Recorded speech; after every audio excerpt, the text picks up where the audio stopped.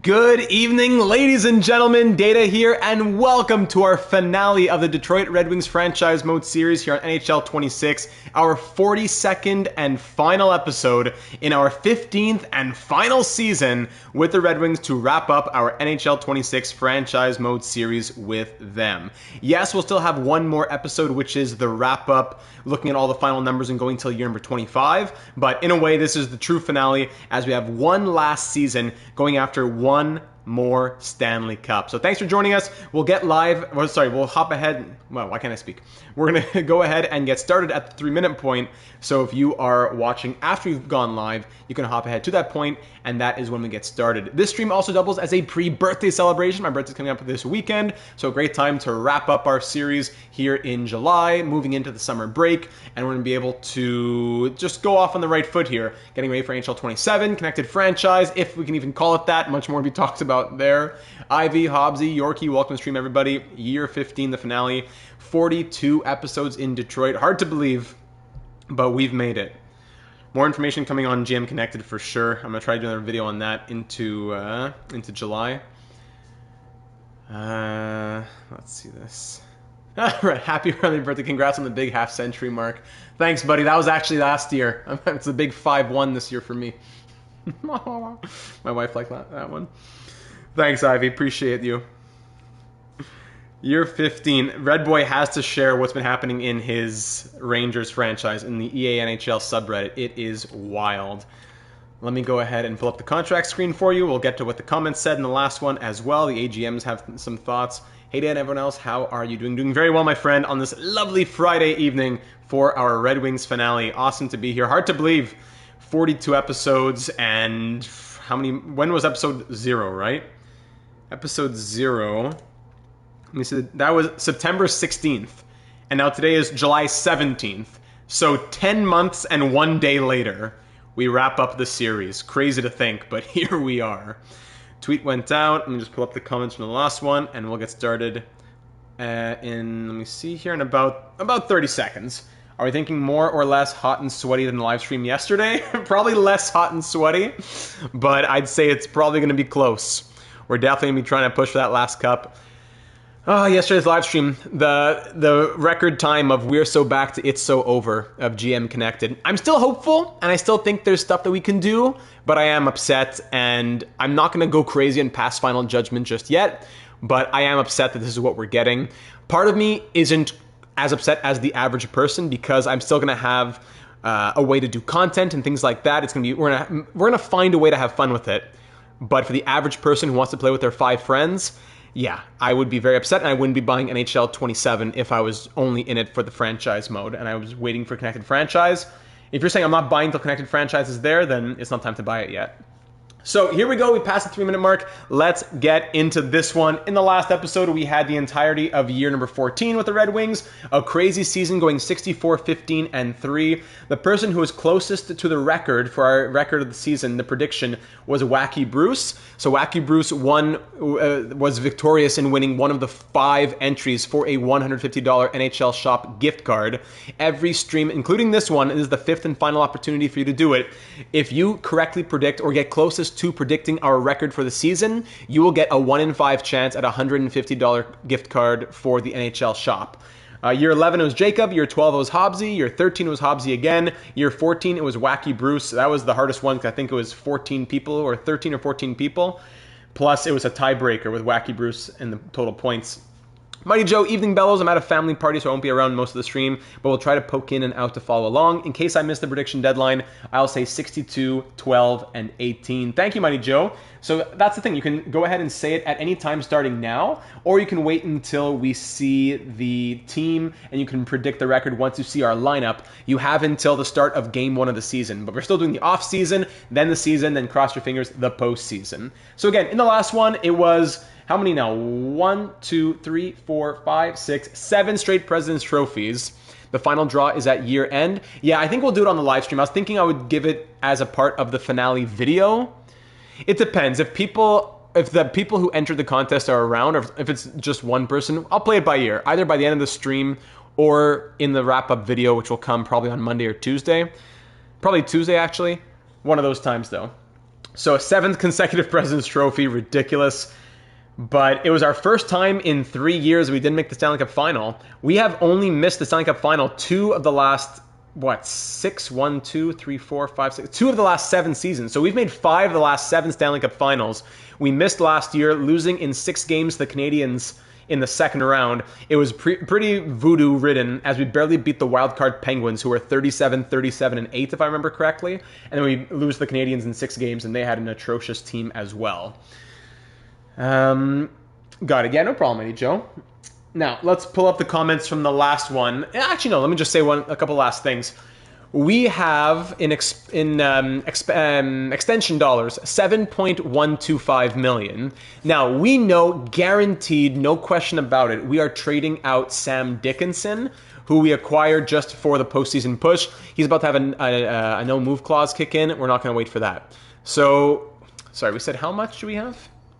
7.125 plus 12.35, which is what his numbers will be starting in 39.40. We'll have 19.475 million. Hey Sam, welcome to stream, buddy.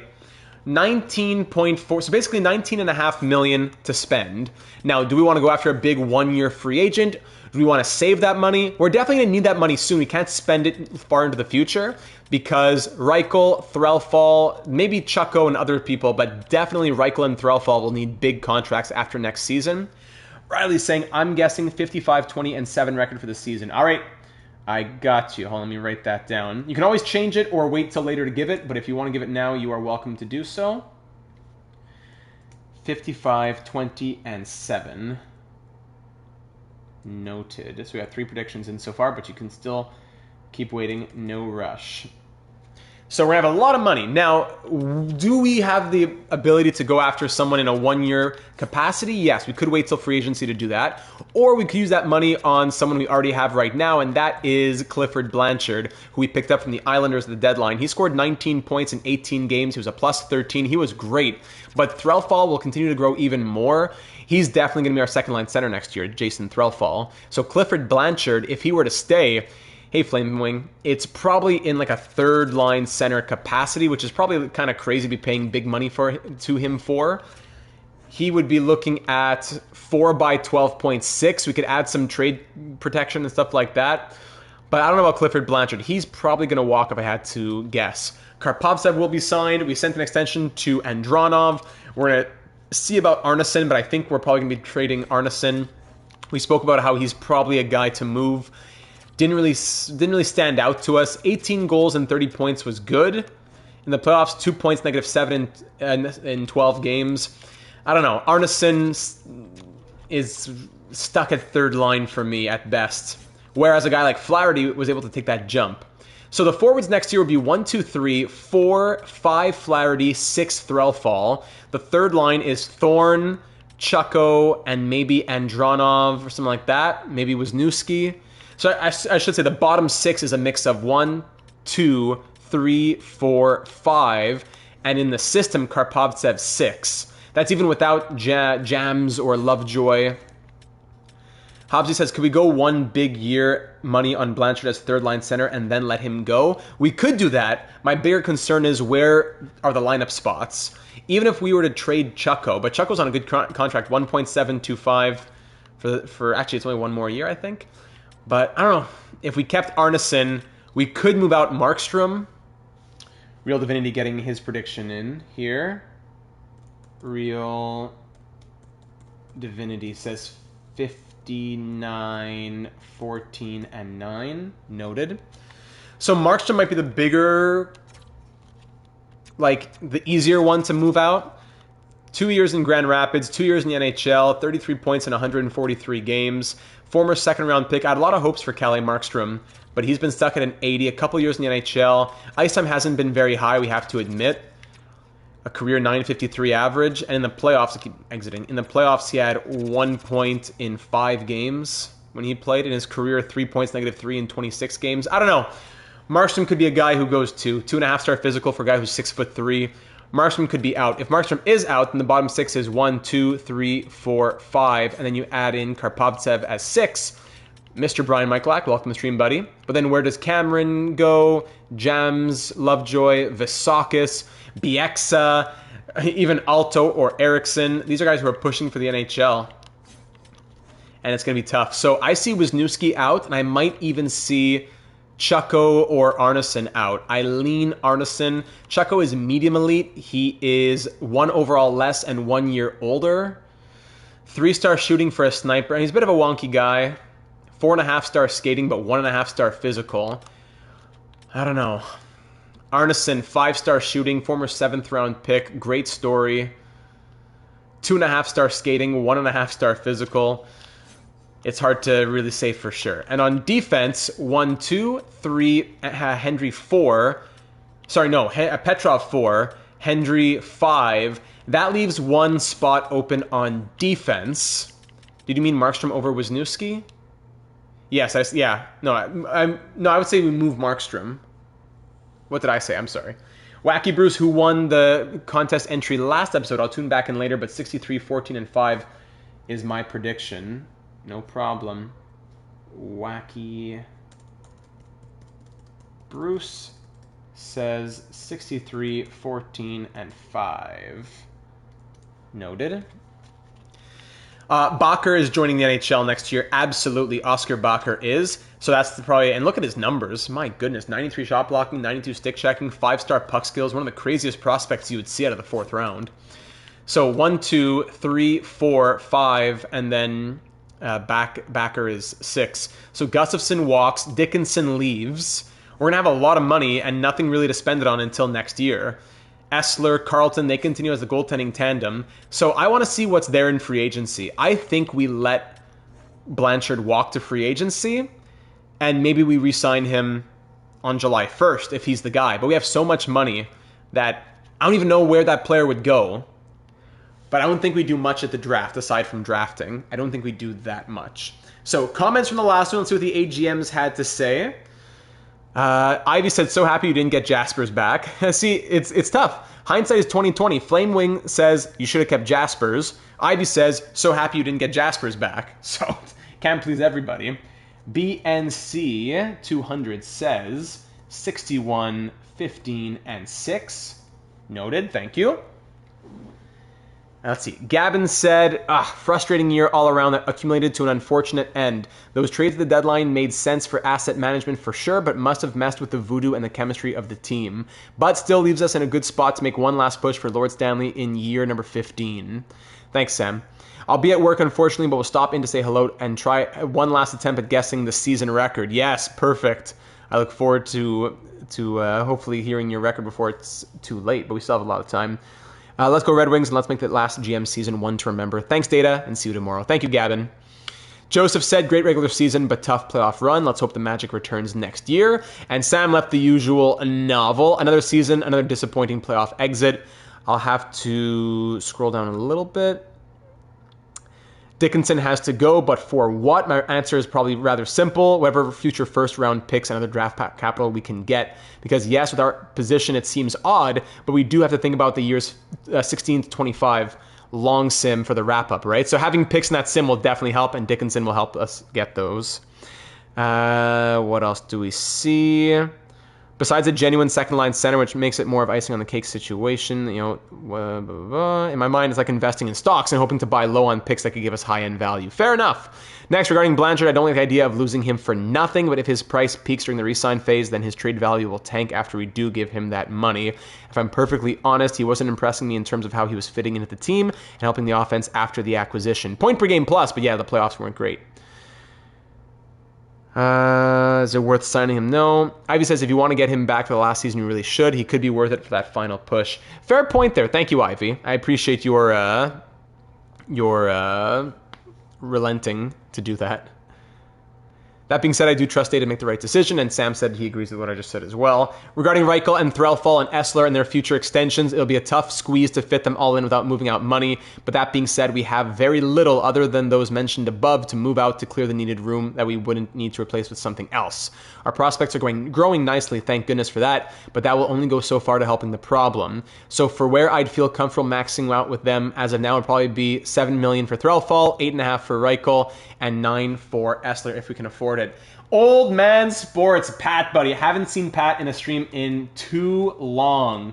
Pat says 67, 13, and 2 as the record, as his entry for the $150 NHL Shop gift card. Appreciate you, brother. Thanks for being in here.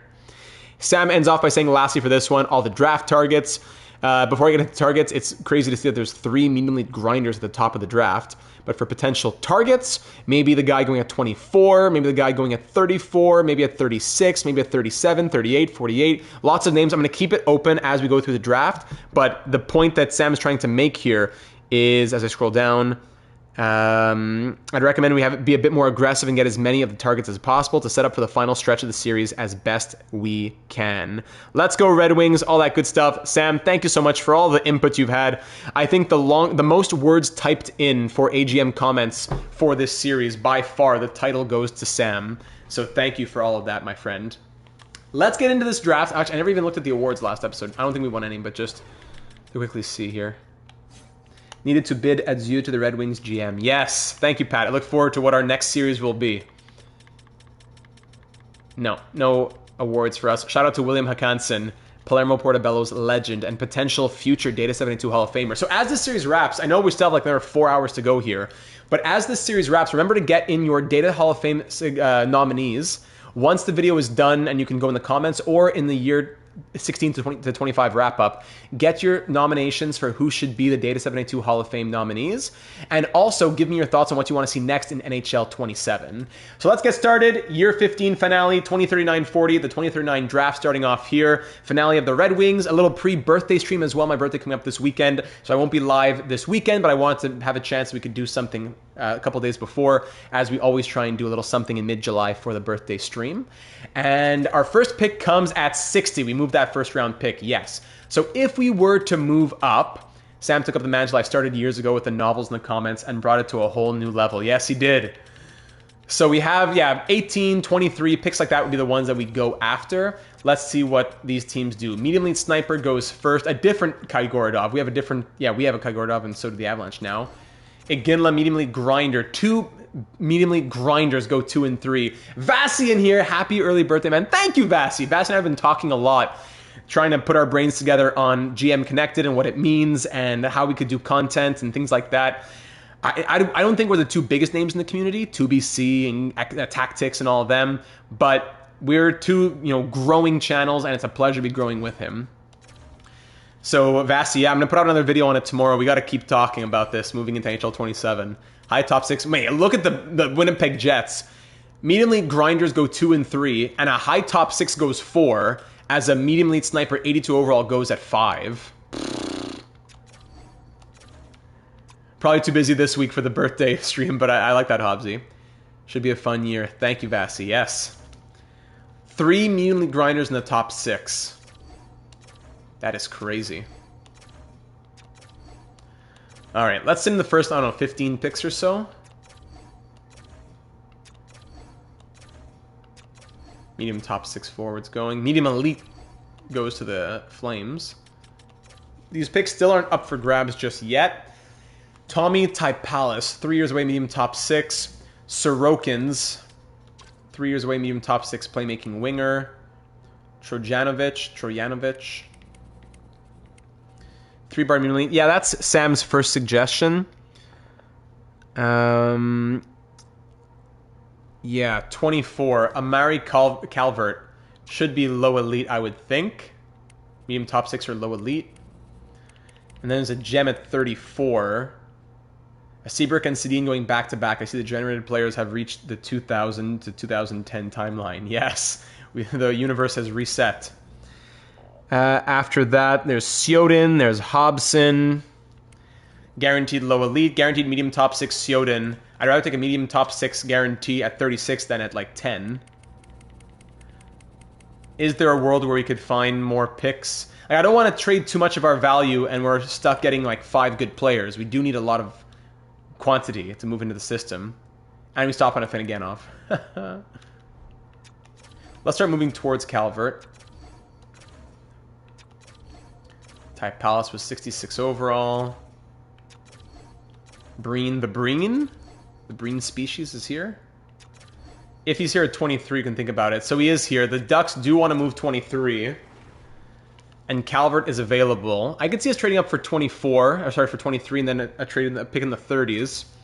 But it would cost us some value. Who are we okay moving, though, you know? We have pick 60. Could we do it without moving any picks? We have 2/3 next year. Without moving any picks this year, I should say. Who do we add to that deal? Do we add a guy like Cameron or Bieksa or even Markstrom? I could see us adding Markstrom to this deal. He has 1 year left at 1 million. Then after that, he's probably going to walk, right? Or it'd just be hard to keep him, I should say. Markstrom and a third, so a former second-round pick and a third next year for the pick that Anaheim wants to move. They want a little bit more.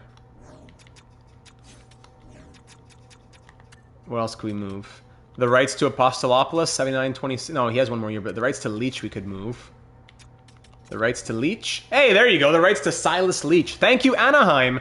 Kalle Markstrom, sad to move on, but we have a lot of other good young players who are pushing. So we're going to move you now. Thanks for the 2 seasons we had with you, and good luck in Anaheim. With the 23rd overall pick, we will now take Amari Calvert, 6'1", hopefully power forward. Yes, 66 overall, low elite power forward. Amari Calvert. Amari Calvert? Amari Calvert. 69 points in 67 games with Moose Jaw in the WHL. I like that pick. Now our next selection, we probably want to go after Sioden, who's a guaranteed medium top 6. Let's send him to the end of the round. Who else went at the end of this round? Let's see. Medium top 6D, top 9 forwards. Ugly. Sheesh. Let's sim here. Markov goes. Defenseman. Sioden's in a couple picks. Feneganov would be interesting. They don't want to move that pick, eh? Iber. 72 overall, medium top 6. Iber. Do we risk that he drops to... You know what? Okay, if he drops to this pick, we'll trade with Colorado. They want to move the pick. I'm not going to break my head to trade with Carolina if they don't want to trade the pick. The Hurricanes, they take Sioden. Wasn't meant to be. But now do we think about getting the defenseman? Sioden was a 66 overall, medium top 6 playmaking winger. Or do we go after the medium top 6 Wengranowski, who's also 3 years away? Or even Hobson, low elite, but I'm thinking just medium top 6s. Joey Hobson. So Wengranowski, Hobson, or a Finneganov. But is he a defensive defenseman? Hard to... 2 years away at 17. A gem who's 2 years away at 17. I'm going to try to trade for the pick, but then once we get it, who do we take? 69-20 Jermaine, no. All for the D-man, says Sam. If I knew he wasn't defensive defenseman, I'd be all in, but... Delorier, 62-21. Pascal Delorier. This guy's never going to grow with this. Oh, but he's offensive defenseman. So rare to have. I guess we'll keep him in the system for another year. Vigilante, 4th round pick. 21-63. Maybe we could move him. Vigilante. We're gonna get another top 6 in exchange here. Vigilante, and I'll give you a 5th in a couple years. I bet that goes through. Can I take back a 7th in this year's draft? Isn't sufficient at all. Take out that. Isn't sufficient at all. Still, really? Is it worth giving a 4th in that same draft?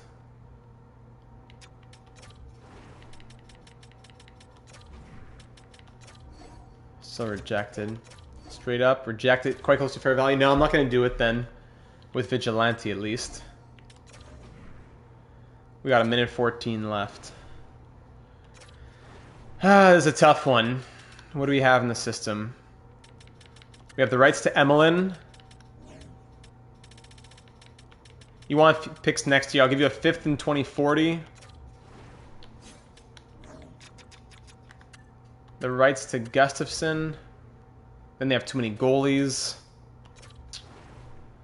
Now I will give you Vigilante.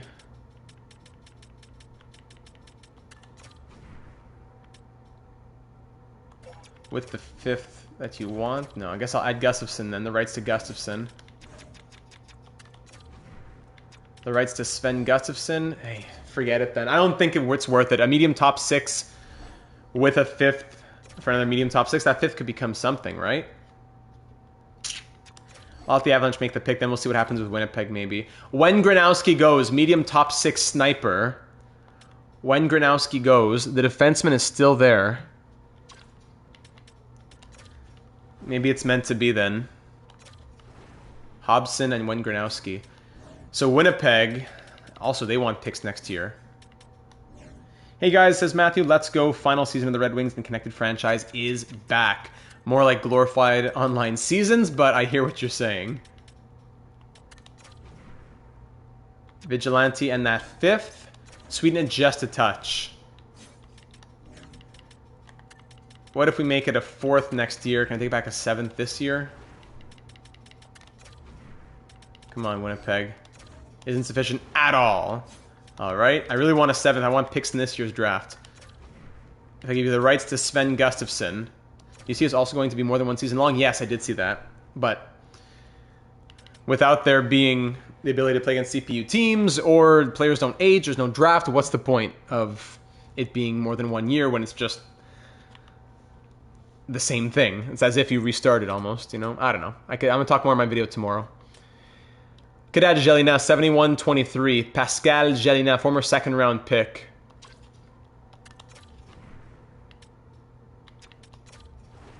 Pascal Jelina. A 7th this year and a 7th next year? No. Alright, just the 7th. A bit low for us.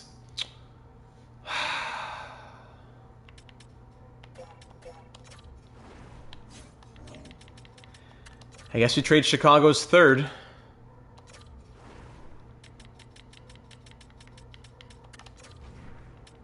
With 2 7ths? Too far off. Alright, forget it. Just do it. Just do it.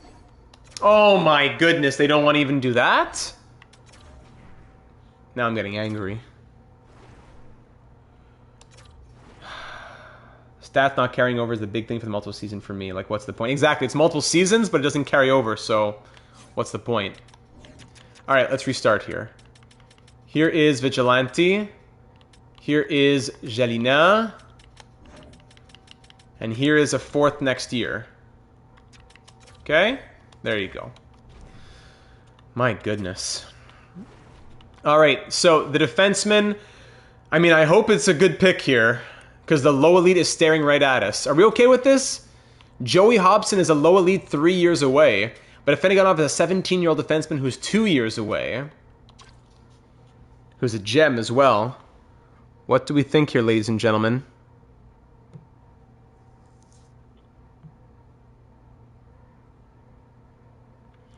Next guy we might be interested in is at 48. But yeah, not a lot of picks out here.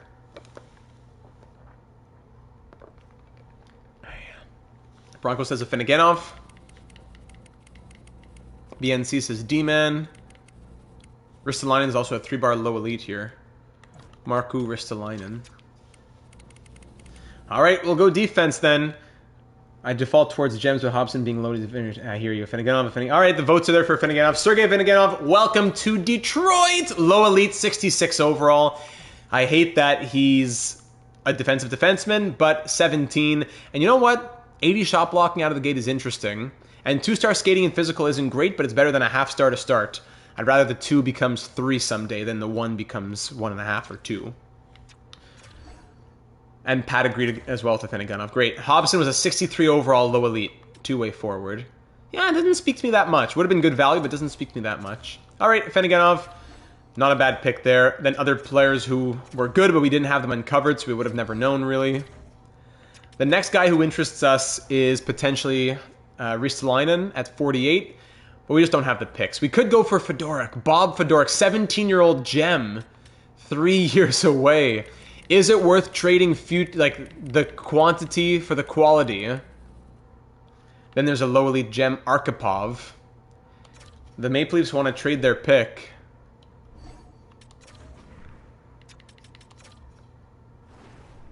Is he next up? Next forward to go.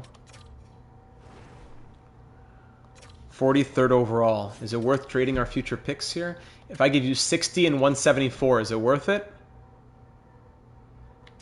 Can I take back the 7th? Second and a 6th for a second and a 7th? No, eh? A second and a 5th? For the second and a 6th? No. Second and a 5th for a second and a 7th? Still no, eh? The second and the 6th straight up for the medium top 6? Quite close to fair value. Alright, we'll add the 5th then. We'll add the 5th. I think it's worth it for the medium top 6 gem. Medium top 6 gem, Bob Fedoruk. Welcome to Detroit. 62 overall, medium top 6, 17 years old. Welcome to the team. All right. Who else might be out there now?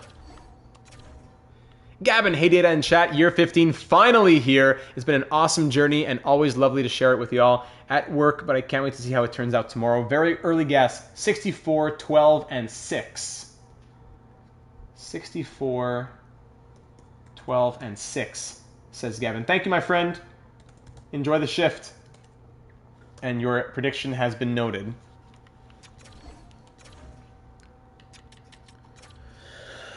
Yeah, okay, so from here, Stutz is still there. Denis Pepin, low elite. Who else did Sam say? 65. Yeah, maybe Arkhipov. Low top 6. Sorry, low top forward, 2-way D gem, Arkhipov. Berg is 3-bar medium elite, but 19, I don't know.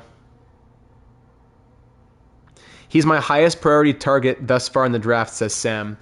So I got to do it for Sam. 64, 2 picks in the mid-60s would be great.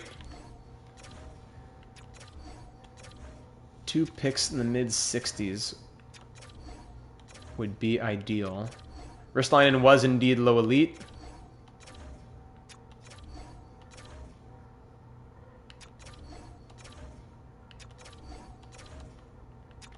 Let's get to pick 60. We just don't have a lot of value. Spats immediately goalie goes. Alright, Denis Pepin goes. Pick 60 now. Pick 60. Scarabelli, low top 6 playmaker. 3 years away. Man, there are some good players in this draft. Scarabelli, Arkhipov. There's a Spezza. It must be done. And Berg. All 3 of those guys would be high priority for me. There might not be many players after that. Moen, 3-bar. There might not be that much that I want after that. Is it worth trading picks now? The rest of the picks now and into the future. McMillan goes. Alright, Pittsburgh, what can we do with you? Pittsburgh, if I give you a 4th and a 6th, does that get me a 2nd? No, I ain't quite close to fair value. A 4th, a 6th, and a 7th. Yeah, sweet proposal on our end. I hope you know what you're doing. Thank you. Chicago. Trade... Oh my goodness. Thank you. Gen Z. Yes. Totally forgot about trading Dickinson. And you know what? We wanted firsts in the future, so that's no problem at all. Yeah, trade Dickinson. Woo! That was almost a disaster. I would have had to redo the draft. All right, so let's just find a team that needs or would want a defenseman. Actually, hold on, let's take some timeouts here.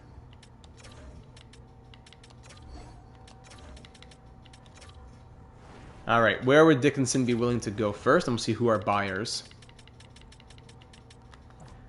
Dickinson, he's willing to go to, let's see, Chicago.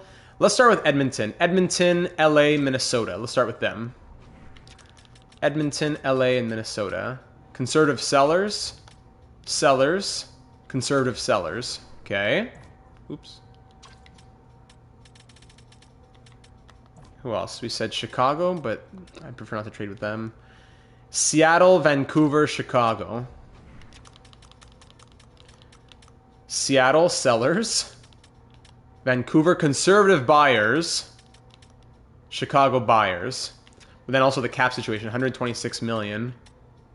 126 million. Okay, we'll start with Vancouver. Thanks, Hobbsy. Vancouver, you have to give us some money here. So, unprotected first in 2040. That probably goes through. And what money do we have to take to help you out here? You're such a poverty franchise without us helping you every step of the way. Does Bystedt do enough? No. Bystedt and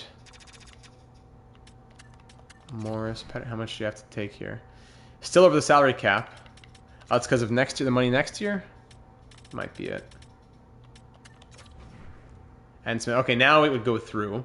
But it's adding a lot of value, sadly. So do we add value to get back the first? I think we do. I'd rather take a first. Or can we get multiple picks, let's say from Chicago, and not have to play those games, where you can just take 1 or 2 big contracts, not like 5 games. Let's see. Wow. John Hughes. Go Red Wings. Also, absolutely need to do a Blackhawk dynasty. John Hughes, who is a big Blackhawks fan himself. Let's see if we can trade with the Blackhawks. John Hughes, welcome to the chat, man. Wow. When's the last time you got in a data stream, eh? Let's go to defense. And let's... Actually, I already went by. Sam Dickinson to the Blackhawks for Mr. Hughes. Yeah, that would definitely be helpful for them. I'll take back a first next year, which doesn't have as much value. We should be able to get more. Now, what's the dollar, the cap situation? Cap situation. You love the man. Have you been in here? You're crazy. Dickinson has a lot of value, so a team might overpay. Hopefully they would. Just teams don't really seem that interested. Aram Olsen is $6 million. Hawks next year could be interesting if we start with the restriction. Bedard misses the first few months, like in IRL. Yeah, that's true. That's true. I wonder, could I retain salary just for 1 year? Could I retain salary for 1 year? I'm not sure if it would. I don't want to risk that being into his extension. Leach, 89. What if I took... Well, I took Camden Price. That gets it done. Now, but they would probably want to keep Aram Olsen. So I won't take such a high overall guy if we can help it. No, we need to do it, sadly. All right, so Aram Olsen, who will let walk, and Caden Price for a first and what? They don't want to move the first. They don't want Dickinson, but they're buyers. They should be interested. Can we take back picks in this draft? A couple fourths? I wonder. Well, they do want Dickinson. There you go! All right. What do you mean I doubt anybody will think they came on the short end of the stick? The value was in our favor. Oh, my goodness. We could have gotten a bit more. Ah, but we get 2 fourths. C'est la vie. We move on. We get 2 fourths. Ah, that's frustrating. But we get 2 fourths. Oh, we should have taken one of the picks that we just needed up next. What's wrong with me? Okay, let me retcon this. Instead of us taking a fourth, we took a second. So let's say... Instead of us taking 2 fourths, it was a second and a seventh. Instead of us taking 2 fourths, it was a second. Okay, instead of us taking 2 fourths, it was just a second then. So it was a first and a second for Sam Dickinson. Unless we keep one of them. Sam Dickinson and a seventh for a first, a second. Sam Dickinson and a sixth. For a first, a second, and a fourth. There you go. That's the trade. Sam Dickinson and a sixth. For a first, a second, and a fourth. All right. So we have 2 picks here. Do we want more than that? Let's see if we'll be greedy. We'll start off with Doug Scarabelli. Welcome to the team. Good name. 64 overall, low top 6 playmaker. And second pick, we will take Arkhipov, low top 4 D gem. Hopefully not defensive defenseman. Yes, 64 overall, 2-way D. 6'4" as well. The Hurricanes then take Frolov. And the last pick in the second round, we could wait on Berg. Let's try to make that third. Hopefully he's still here for the pick here. Yes. Medium Elite Chiodo. Oh, wow. Chiodo was Medium Elite. Now we're going to go for Berg for this pick from Dallas. Let me see what else in Sam's comment after Berg. Yeah. Sam liked Chiodo as well, but Berg was the one he wanted the most, so I had prioritized him. So pick 66 to draft Berg. I'll give you pick 100 and a 5th next year, I guess. A 4th and a 5th next year for a 3rd. I'd rather take a 7th this year than a 7th next year. We need the prospects a bit more now that it's too far off. So a 4th and a 5th for a 3rd. All right, we can do that. A 4th and a 5th for a 3rd. And with that, we take Berg. I hope he's medium elite. Christopher Cavanaugh. Rickard Berg. 6'3". Rickard Berg is a medium top 4D. 66 overall, though. So Chiodo is 53 at 18 medium elite. Berg is 66 at 19 medium top 4. Not a bad pick, but sadly not medium elite. We'll move on. Now there's other guys that Sam likes at 78, at 90, at 77, at 79, at 86, at 116, at 123, at 217, at 184, at 241. But I just don't think we have enough value to keep going for much more. So we have no more picks in this draft. We'll definitely make more picks. But I don't know how many more we can really do. 3-bar medium elite Cantor. We already tried for one of these guys. We're not going to go for Cantor. The next guy we might think about a bit more seriously. Tough miss. I got it. Hey, Sam, you've gotten so many right. That is totally fine. 3-bar medium elite Joseph Moen. We have goalies. We can get guys who are 5 years away later on, probably. Can you trade the UFAs you got from Chicago? Oh, yeah, that'll probably be what we do to get later picks. Yes, exactly. 3-bar low top 6 Dave Devon. 17 and 5 years away. 3-bar low top 6 Serge Deschamps. 4 years away at 19. Low top 4 Burkholz. He's 20. 2-bar low elite. I don't know, anyone standing out to you as I go through these names? 2-bar medium elite Sidu.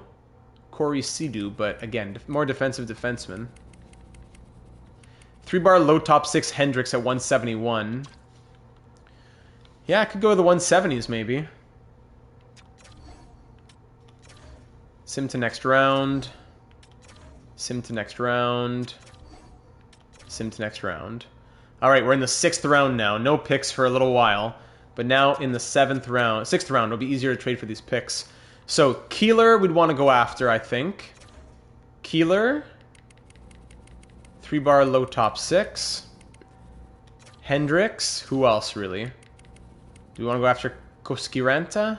He's 20. 171. Yeah, a couple more picks here, probably. I mean, the Avs have 2. Let's try to trade with the Avs for one of these. For 164. Can I give you the rights to Price? How much more? Yeah, it probably takes Price and Aram Olsen. It takes a conversation. Can you please waive your value? No, I am happy where I am. You're not going anywhere, man. Updated list of preferences. Add 2 teams. No, just updated list of preferences. All right. Let's see if Avalanche are on the list now. Still not on the list. Okay. I don't think we can talk to him again, can we? We can? Convincing. Can you add 2 more teams? Nope. I don't mind spamming this because it's just trading his rights. So may as well just say waive the whole thing. I'm shocked you'd consider this. I've never even met you. Even this won't be enough to get the trade done, but at least it gets closer.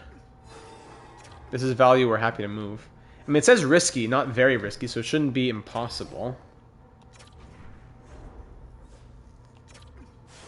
There we go. My trade list wasn't enough. If I can contribute to winning elsewhere, then so be it. Okay. So Aram Olsen and Price. Oh, no, I feel like the right move for us does not fit our team needs. Since when does a team say that? All right, so forget it.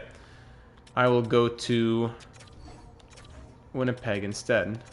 I'm shocked. You've been on the team for 5 minutes, man. You didn't even get notified of the trade, probably. Price and Aram Olsen, they're over the salary cap. Buffalo. They'll be okay. There we go. We can even add Gustafson's rights. Gustafson, Price, and Aram Olsen. More than 45 skaters. Price and Aram Olsen. Can't even. No. Alright. Forget it. Sheesh.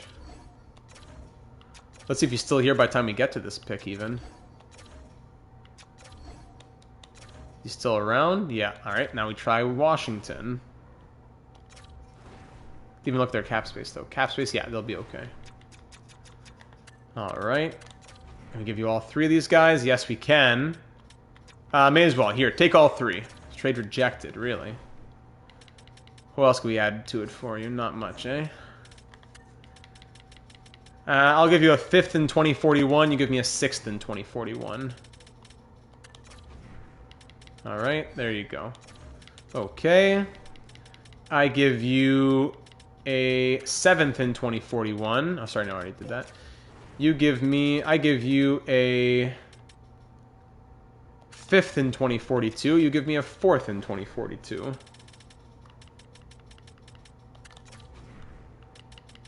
Oh, sorry, no, that's the other way around.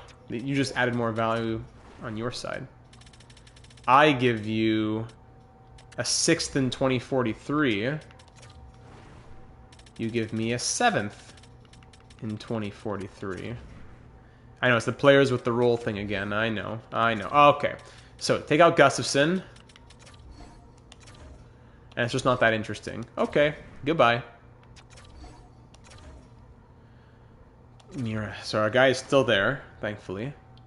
He's only at 171, I think, so thankfully we're still out here. Okay. All 3 of these guys. More than 45 skaters. League approved. Alright. Price and Aram Olsen. Rejected. Price and Aram Olsen. And I'll give you a 6th in 2042. You give me a 7th in 2042.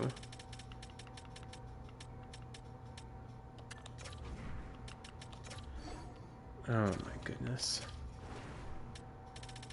Ring around the rosy all night long here. I'll give you a 5th in 2041. You give me a 6th in 2041.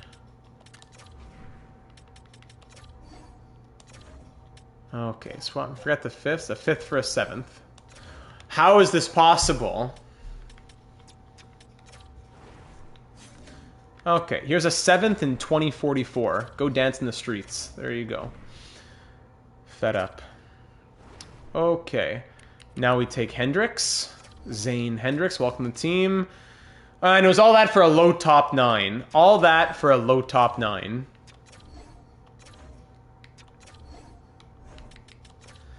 Last guy we want is where? 2 something? 217 for the 3-bar low elite. Hopefully he is. 217. What's it going to take to swap 7ths? I'll give you the rights to Gustafson. Let's go to 200th overall.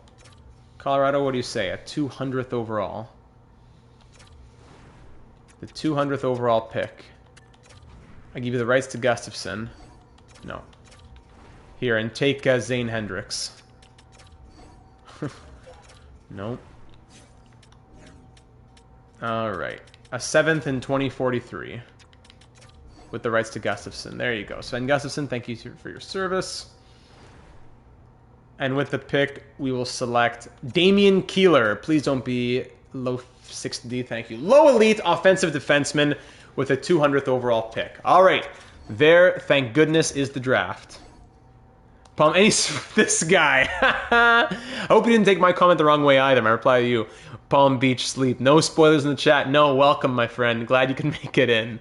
So we have 1, 2, 3, 4, 5, 6 picks in the top 66. Pretty solid. 3 picks in the top 50. We'll take it. Players for the future. All right, now we advance a day. Let's see if Andronov... Oh, Jamie Benn needs a contract. I wonder if Andronov will sign on. Jamie Benn now an A-plus coach. Our budget is 60... What are you saying the budget is 60,000? How is the budget 60,000? Huh? My budget remaining is 10 million. How is this possible? Another glitch. Beautiful. AHL head coach Chandler Falk. 8 years as AHL head coach. McCammond. Steal of a contract. AHL associate. I mean, if that's actually what you want, I'll give you 5 years. But it's not because of that. It's because it's a glitch with the budget, probably. I'll send it to you, but that's a glitch. Lee Hoffman. Thankfully not a big year of re-signing scouts. And last 2. Ludwig Malmström.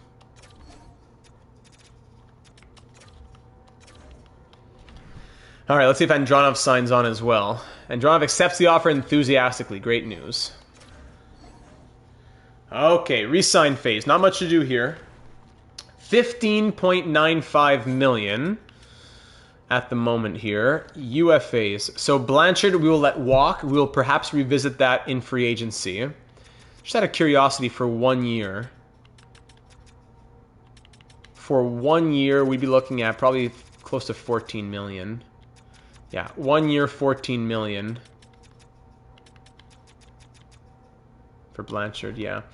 That's tough. So we're going to let him walk for now, unless we give him the longer term. He wants 5 years. If we give him a 5-year deal, but we know we're trading him after 1, we could do 5 years. Oh, pretty low. 5 years at 10.75. That leaves us with 5.2 million after. I don't know. Let's take care of the other guys first. Marcus Karpovtsev. Welcome aboard. 82 overall. Grew like crazy. Ralph Ustorf, sorry. Comrie, medium top 9. Gail Comrie. I don't know. Let's wait and see if we have enough. Just make sure we have enough contract spots. Jürgen Germain. Jürgen the German Germain. He is German, by the way. Okay, all these guys in the system. We have too many guys in the system already. You know what? I already know we have too many guys in the system. Comrie, I'm going to have to let you walk. I'm sorry. RFAs. Arneson will come back to. Markov, they all want 1 year, 1 way. Yeah, so. Oops. I will qualify. Qualify. Qualify. Arneson wants what if we keep him? 3 years at 4 million. That's not too bad. Could always sign and trade. 3 years at 3.95. Could always add some trade protection just for fun. Yeah. 16 team no trade gets it down to 100K. 3, you know, we're going to send this. And I think he's the #1 candidate to be traded. But 3 years at 3.7 is perfectly fine to at least have on board. And then we see what happens after. Goaltending. Emlyn we let walk. Essler and Carlton, and then Forelli and Barnaby in the AHL. Silas Forelli. And Barnaby wants a 1-way deal. Of course he does. Christopher Barnaby. Qualify. Do we somehow get Jaspers back, though? Do we use that money on Jaspers? Do we use that money on something else? I don't know. I do not know. Should we have traded for his rights? Maybe. Happy to join the team. Okay.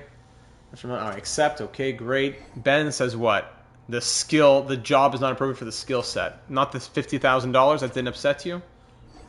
I don't mind that sign and likely trade. Yeah, not even sign and trade. Sign and likely trade. Arneson accepts. Good. Leaves us with 13.225 million.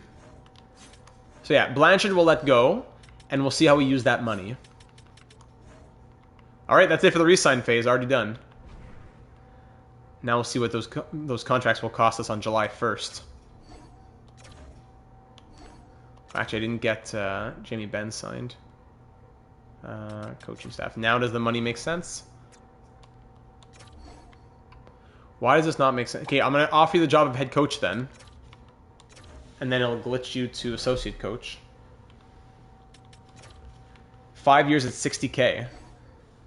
Okay, welcome. Pfft, too bad the money means nothing. Whether it's 60K or $600 million, it's the same thing.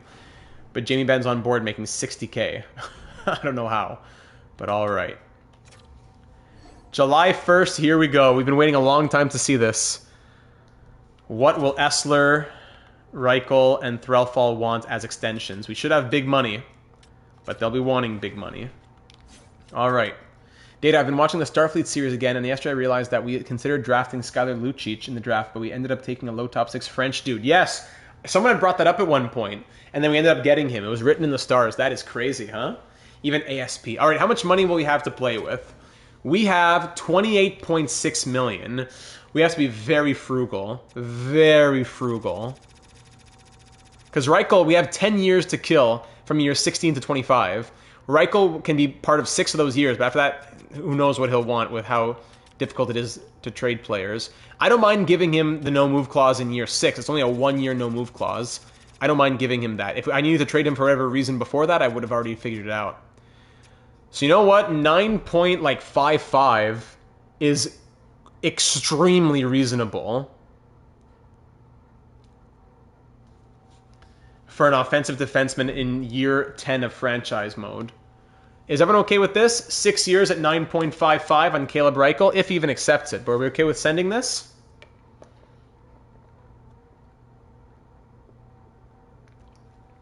Sam says send. Are we sending? Are we waiting? Qualifying? All that good stuff. What does he want for 7 and 8 years? 12.2 or 12.7. So if we did 7 years with a 2-year no-move clause, instead of 9.75, it moves into 10.4. 7 years at 10.4? Or 6 years at 9.55. So an extra 900 or 850K for an extra year. Do we want the 7 years or the 8 years? 7 by 9.55? Sorry, 6 by 9.55? Or 7 by 10.4? Yeah, 6 years probably makes more sense.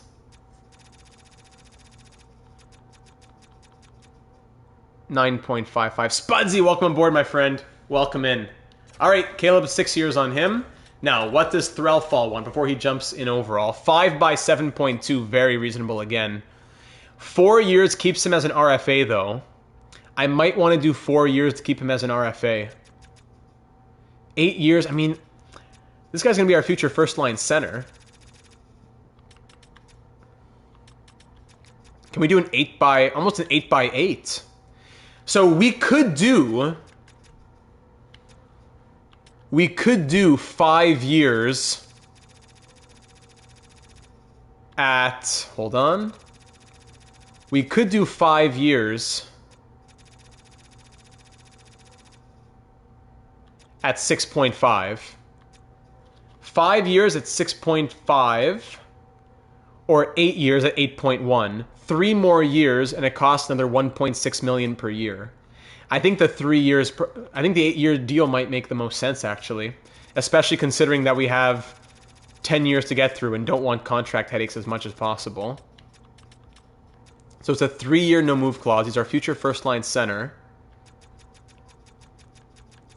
Yeah, I think 8 here makes sense. 8 years at 8.1 is a steal. I don't feel like cheesing it at all because it is into the broken years of franchise mode. Year 16 to 25, it doesn't get more broken than that. BNC says 8. Sam says 8. All right, 8 by 8.1. Let's see what he says to that. And finally, I'm sorry, we need to give a contract to Bakker. Bakker, what do we call him? I don't know. Oscar Bakker. He's on board. Carter Essler will want big money. 8 by 13.3 with a full no move clause. Wow. One of the best goalies in the NHL. Makes sense. 5-time Vezina winner, 5-time Jennings winner, 2-time Vezina winner, 2-time Cup champ. Let's see how low we can get it. First, let's say no clause. We can definitely get it lower, but let's see what he wants.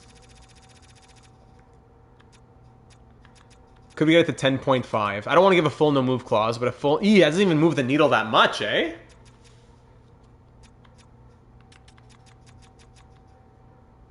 Doesn't move the needle, like, at all. What if it's reduced?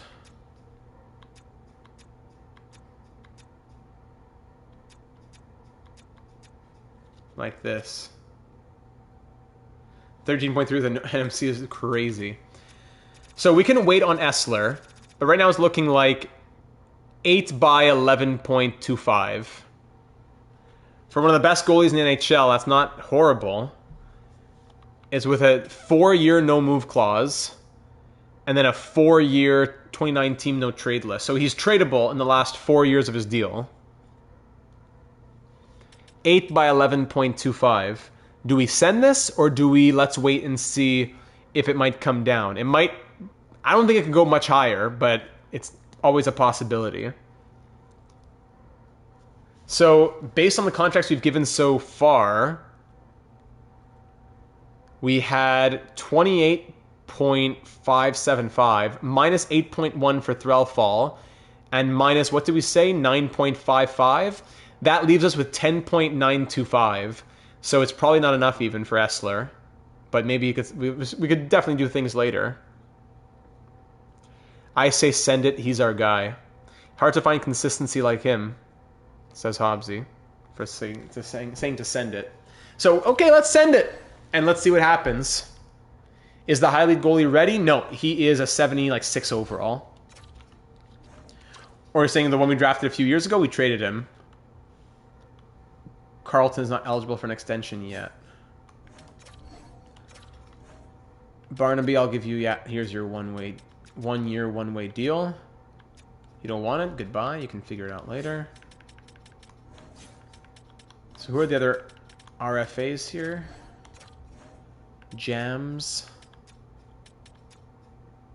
No, you don't want it. Barabal. 2 years, 2-way.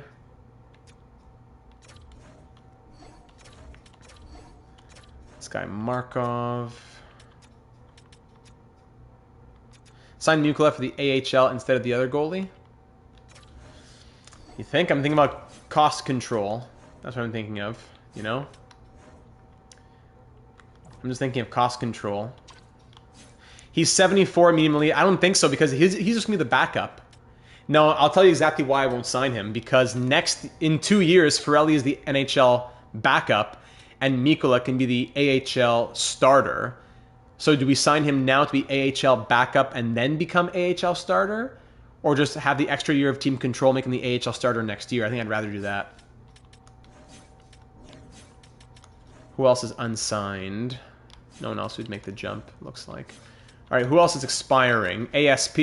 Yeah, so all that. Reichel, Threlfall, Essler, maybe that squeezes in. And then ASP is without a contract. Is this the final year of ASP no matter what?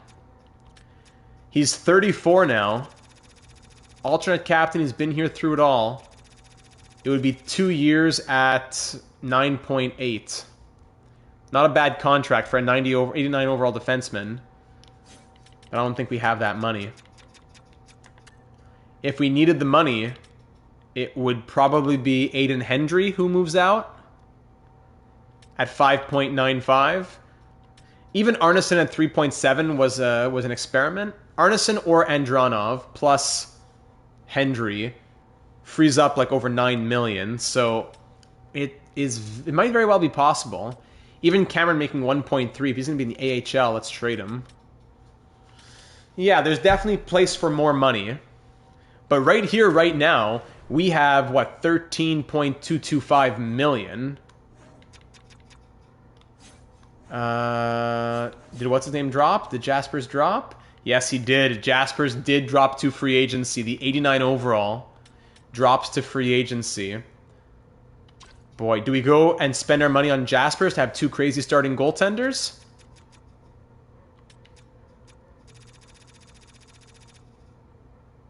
It would be close, eh? We could try to sign Jaspers for 1 year.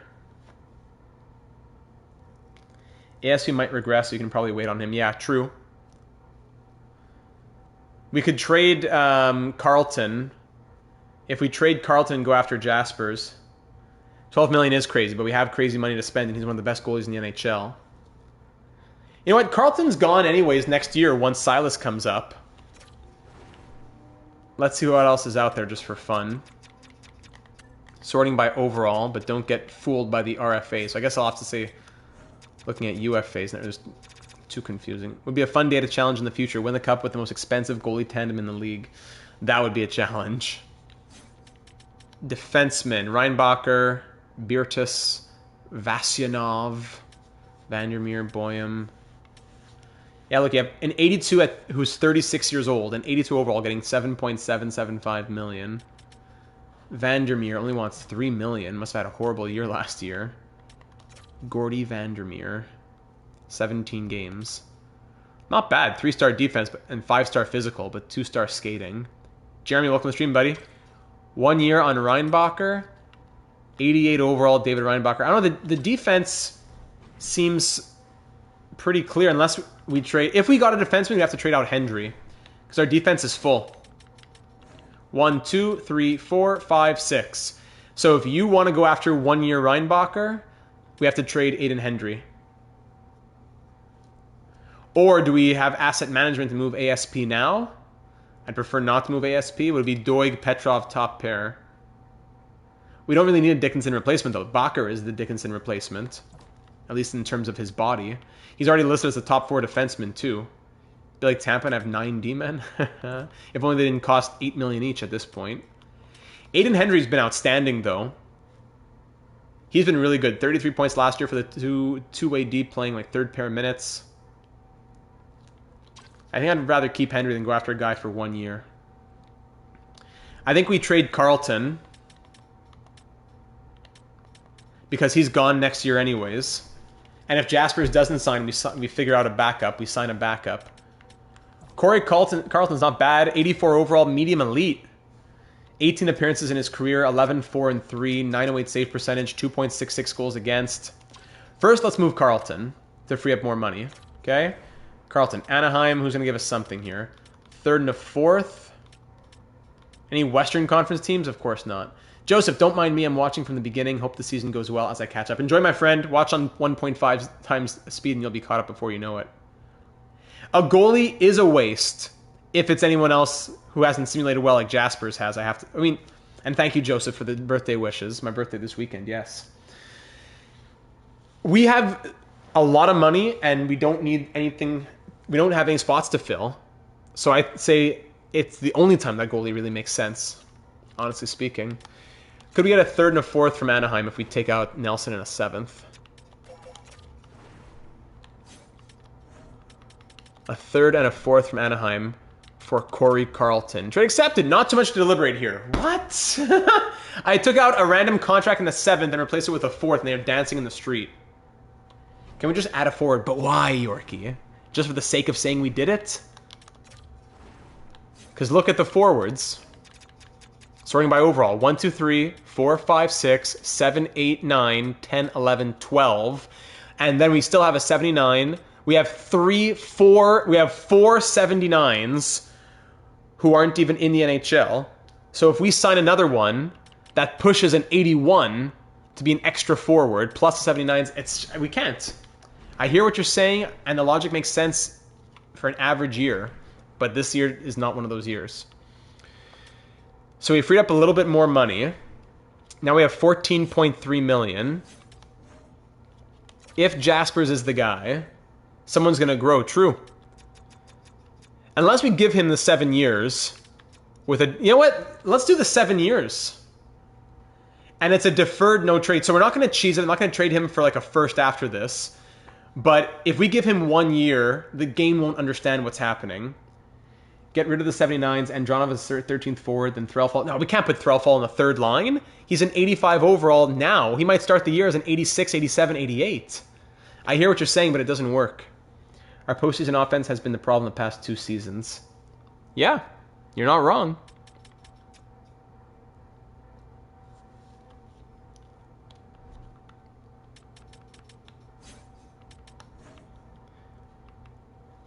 But I don't think getting any of these players rationalizes pushing our 85 overall, medium-elite 19-year-old to stay as third-line center when he's our future first-line center. I think we're just taking a gamble we don't have to take by potentially stunting his growth, all in the name of giving some veteran second-line minutes. I don't think it's the move. Jaspers, I will get you paid, my friend. I will get you paid. 7 by 13. Trade Essler and go Jaspers long term? I don't know. I don't think... Maybe this trade... Alex Thorne is hopefully our third line center. Alex Thorne is growing in his faceoffs. He's probably going to be our third line center, Yorkie. If Jaspers outperforms Essler, maybe he does take over from Essler. But 7 by 13 is tough. I don't think so. I think it's just a 1-year thing, and Essler is our guy. I think it's just a 1-year thing, and Essler is our guy.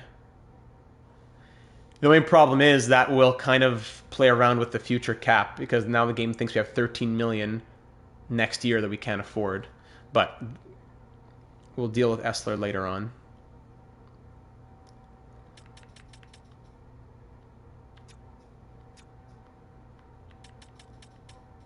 $7 by 13. I mean, bringing it down doesn't seem to change the interest at all. No, the interest isn't changing. Now the interest changes. All right, 7 by 12. 7 by 12, and if he doesn't sign it, he doesn't sign it. All the Jaspers jerseys after the Conn Smythe may be getting dusted off. I sure hope so. 7 by 12 on Tim Jaspers.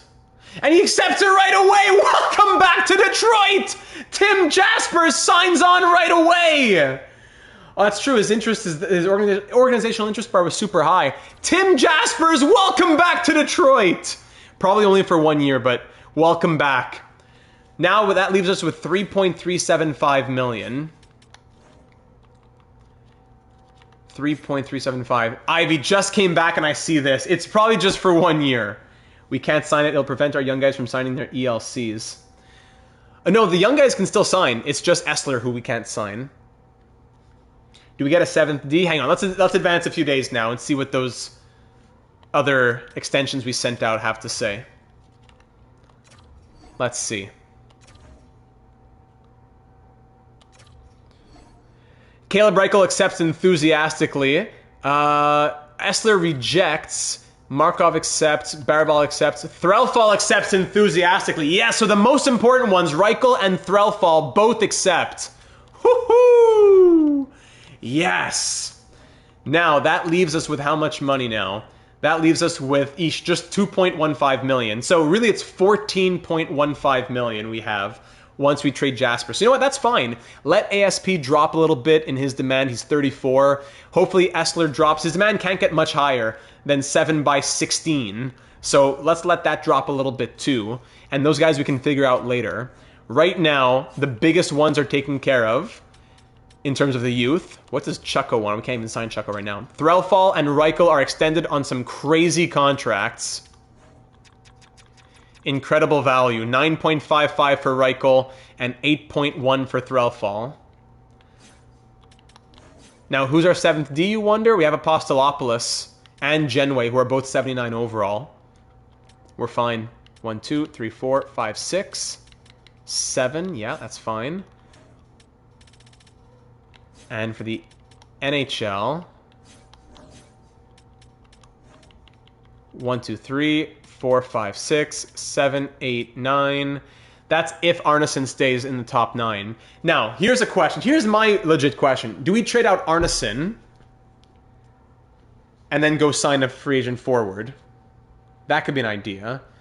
3.375 plus 3.7. We'd have 7 million to get a free agent forward. Suzulev is an 81 wanting 900K. Sure, let's see this. We could trade Arneson and get someone for 7 million. Where did you see Suzdalev?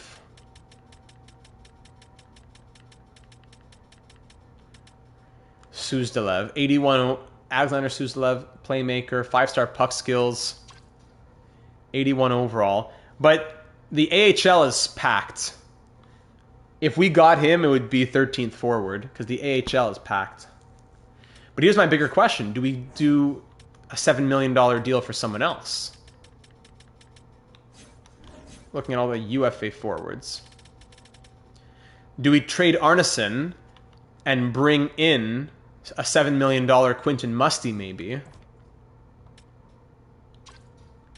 Or an Edward Saleh or a Frank Nazar? Mikey Burchild. I could see that. Frank Nazar, 55-point guy. Center right wing. He could just be nice to have just in case, worst case, we trade him for nothing to retcon. But just in case what? Because the AHL is packed. I can appreciate your efforts here, Yorkie, but the AHL is overcrowded already. 1, 2, 3, 4, 5, 6, 7, 8, 9, 10, 11, 12, 13. 13 forwards. Plus gems, so we have 14 forwards in the AHL already. Now he wants to sign it. There you go, Elliot. But is it worth it to give him ice time? What's worth more? Suzulev is playing with you? Or someone's not playing at all? Is it worth a medium top 6 forward not playing so that Suzulev can help another player? I'm in disagreement with you here, my friend. I'm sorry to say. So, yeah, it's not much of an upgrade. We could always trade Arneson for somebody else. We don't need to do it through free agency. No one seems totally sold on trading Arneson and upgrading him, so I will not force that right now. But he would be 3.7 million freed up for the near future. All right. Now, Hobbsy, could I count on you for off-season focuses? It's our last time doing off-season focuses, finally. Suze would be 13th or 14th forward. Yes, he would be. New captain this year, we already have Ricky Sierra. He's our new captain. I think Silas probably gets up to a mid-80 by start of next year. He might. We'll see. Off-season growth would be a big one. Let's look at the blocks, but what value do we have to trade? Just Arneson? Okay. Let's see the blocks. Actually, first I want to see what would teams offer us for Arneson. And then after that, we'll do the final off-season focuses of this franchise mode series. Thank goodness. Where'd he go? Arneson. He's not. Yeah, he doesn't have much value at all. I don't hate trading Arneson, but the upgrades aren't too substantial. Maybe we get growth instead. Yeah, so it would be for a 3rd and a 4th, basically, if we traded Arneson. All right, Hobbsy, our last time doing the off-season focuses. All right. McCamey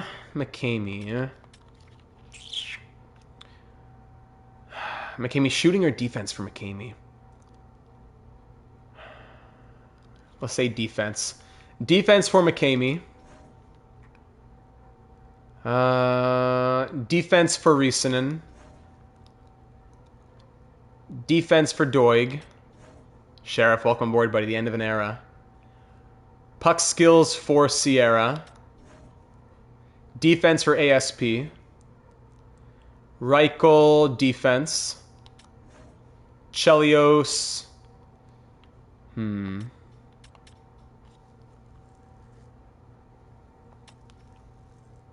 Chelios, defense. Yorkie says, I would rather have a 36-year-old being 13th or 14th forward instead of having a young player who needs ice time around there. Oh, well, if you want Suzdalev to be 13th or 14th forward, that's fine. If you want him to be playing in the AHL, I don't think it's worth giving a spot to him. Defensive awareness is more valuable than blocking and stick checking. I don't know. I'm thinking about, Gen Z, what I'm kind of thinking about is when we go into the simulations to watch. I don't know how much defensive awareness does when you go into a game to watch, you know? And simulation-wise, how much more does defensive awareness mean than shot blocking? It definitely means more for their overall, but does it mean more for how they sim defensively? I think the jury's still out on that. Not certain if you're still taking guesses. Yes, I am, Joseph. But 65, 12, and 5 is my guess for the season record. You got it. 65, 12, and 5 for Joseph. Does it help them like intercept passes? Stick checking and shot blocking. That's my understanding. Sorry, back to this. So Chelios was defense. Sorry, Hobbsy. Flaherty.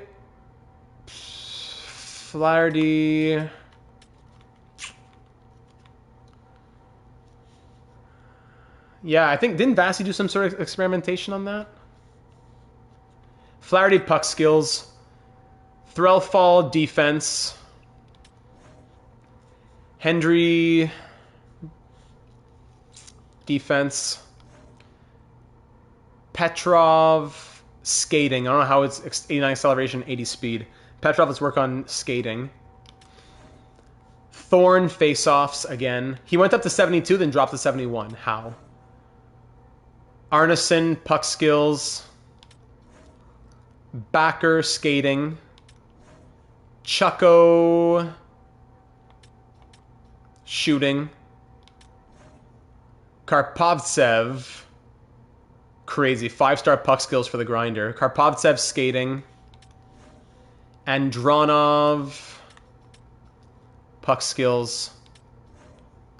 Wisniewski, he's a centerman. He's not really a centerman. It's not worth it to get a +2, 62 to 64.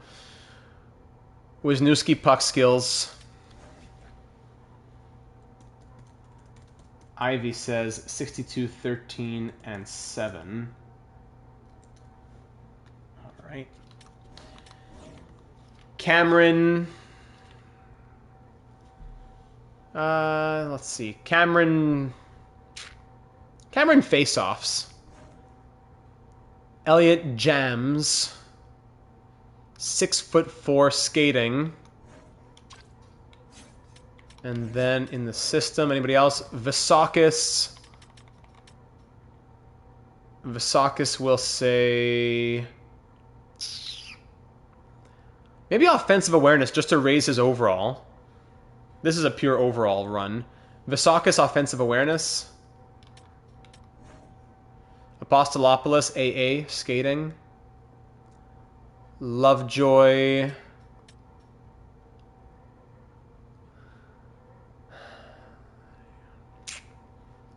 Lovejoy defense.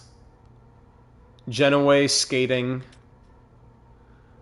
Ustorf skating. Bieksa shooting. Erickson defense. Alto defense. And we'll stop there. And then for the goalies,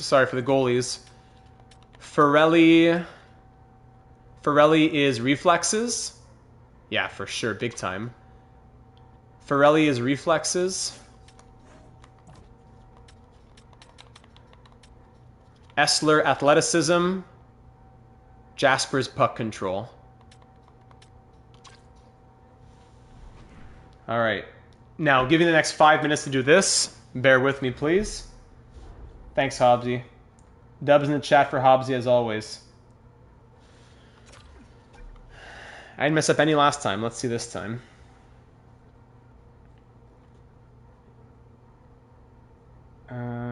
Sorry, just fixing that. All right. So we can have him in the press box, and he can play if we need him, and he gets to chase it for a cup. There you go. We can do that, Yorkie. Remind me, please, when I'm done these off-season focuses. The last time we're doing it. Oh, that's okay, Homsy. This is the last time we're doing it. We're done, ladies and gentlemen. The last offseason focuses of the franchise mode.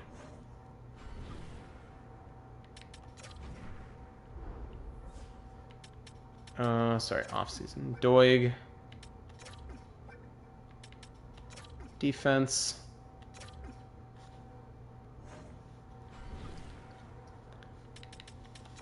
Sierra puck skills. Gotta always remember it's skill training. Skill training. ASP defense.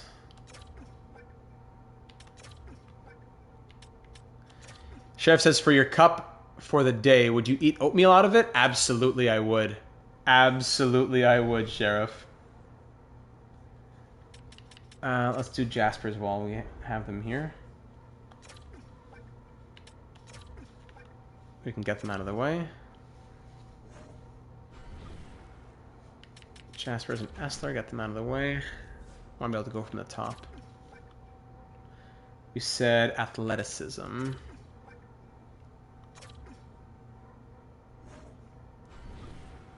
What were your thoughts on the Drysdale contract? I felt like it was like the worst kept secret in hockey. Like we knew this was coming at that dollar amount. It's scary for the Flyers. That term's a little scary, but definitely a nice affordable number. What's everyone else doing? What are you doing with your day with the cup, says Sheriff? Great question while we kill a few minutes to do these off-season focuses. What are you doing with your day with the cup? Eating some oatmeal out of it? Raise awareness for oatmeal and oats? Sounds like a 2-for-1 for me. 4 years is scary term. I mean scary in terms of losing him. Like you'd want to, like he's supposed to be, like maybe it's because they're scared of injury, but he's supposed to be like their main guy of the future. They traded Cutter Gauthier for him. I'd want to get 7 or 8 years while I can. 4, it's scary that you lose him to a free agent. To free agency. Raise awareness for oatmeal is hilarious. The scary term really, I felt like it was reverse. Like they were hesitant with Drysdale, but they weren't hesitant with Forster, who has even like as much of an injury history.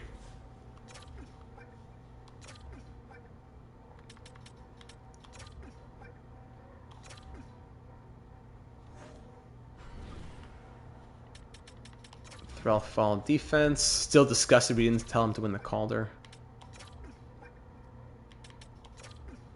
Thrall fall defense.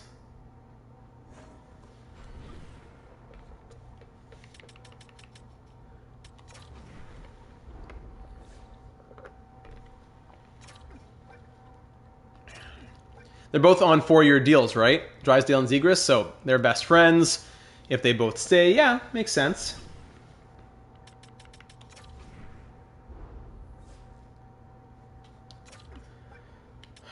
Defense on Hendry.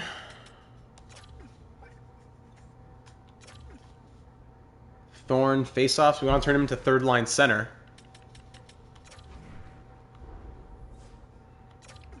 We keep telling him to work on his face-offs. We need to remember to turn him into a playmaker, for goodness sakes. Arneson, puck skills. Come on, GM Data wants... GM Data's birthday wish on the candles is a cup in year 15. Should Anaheim offer sheet Martone? That would be something, eh? Isn't he not eligible for an offer sheet? Or am I thinking of somebody else?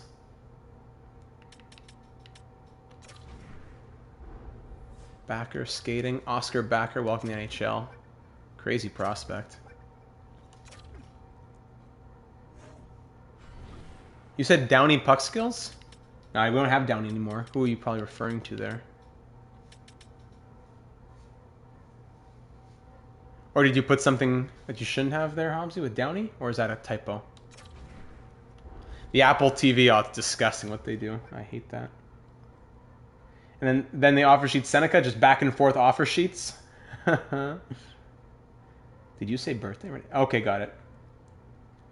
Birthday, yes, Sheriff. This is the birthday stream. Birthday this weekend. So this is indeed the birthday stream. Who do we just do? Chucko? Sorry, no, it is Chucko. Shooting. There you go. Karpovtsev, the grinder with 5-star puck skills.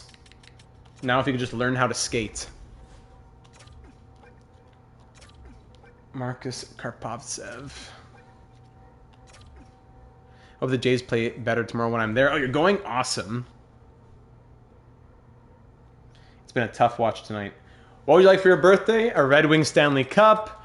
A working GM connected.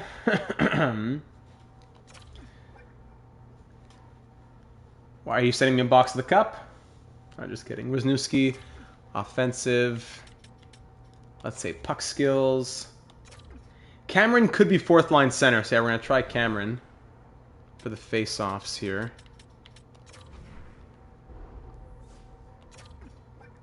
We're almost there. Cameron face-offs. We're in the last little stretch. Most of the AHL guys now. And Dronov was puck skills. I missed him. No Habs Cup. Oh, if we can go deeper into the future, yeah, sure. For my birthday, I will take a Habs Cup next June. Absolutely. Going tomorrow and maybe Sunday, but definitely tomorrow. Whew, awesome, man. It's nice to have baseball close by and at a somewhat affordable price, right? Yeah, I would take the Canadiens Cup gladly as a birthday present. All right, AHL. Genoway was skating.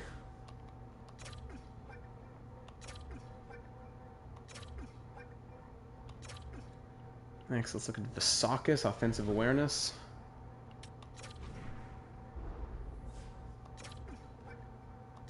Which one is it for offensive awareness?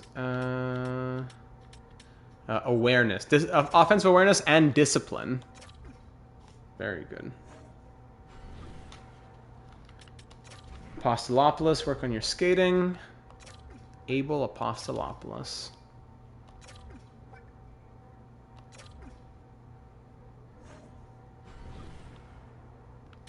Next, Ustorf. Skating.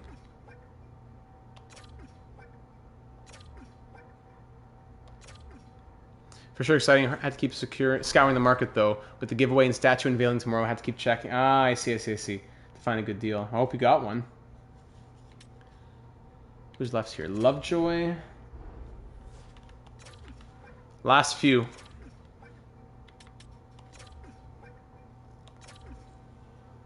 Bieksa, last 3. Bieksa. Work on your shooting.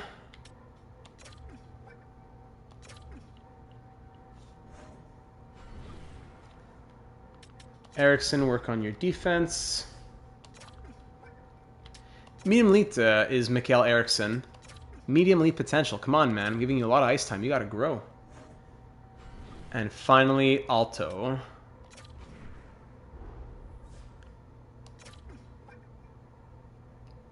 Alto was defense. Oh, we didn't do Forelli, did we? Forelli's the last one. Silas Forelli. Thanks again, Hobbsy. Reflexes on Silas Forelli. I have some of the best reflexes in the league. You haven't even been in the league, man. Okay, sim to next year. Oh, good, almost forgot. Gotta get Suzdalev. Yes, I beat you to it. I remembered.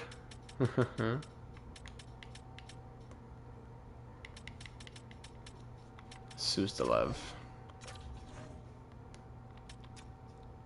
Really wants the 2 years, huh? Here, take the 2 years. Trade you in the future. Alexander Suzdalev, welcome aboard.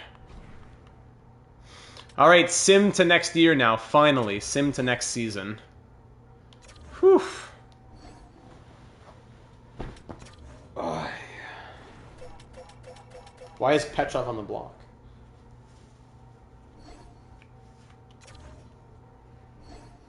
Oh, can breathe for a second here.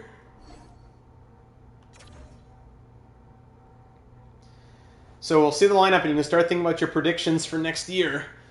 For the record that the team will have. So far, we've received 1, 2, 3, 4, 5, 6, 7, 8, 9, 10 of you have given predictions so far. You have until the season begins. You don't need to do it yet. Wait till you see the lineup if you'd like.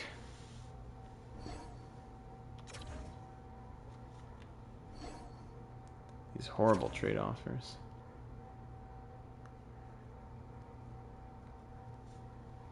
All right, here we go. We'll advance a couple days to lock in any growth. Sim to the first game, talk to Tyson Hayes, blah, blah, blah. There you go. All right. Now let's see how this team looks moving into year number 15, the 2039-40 season.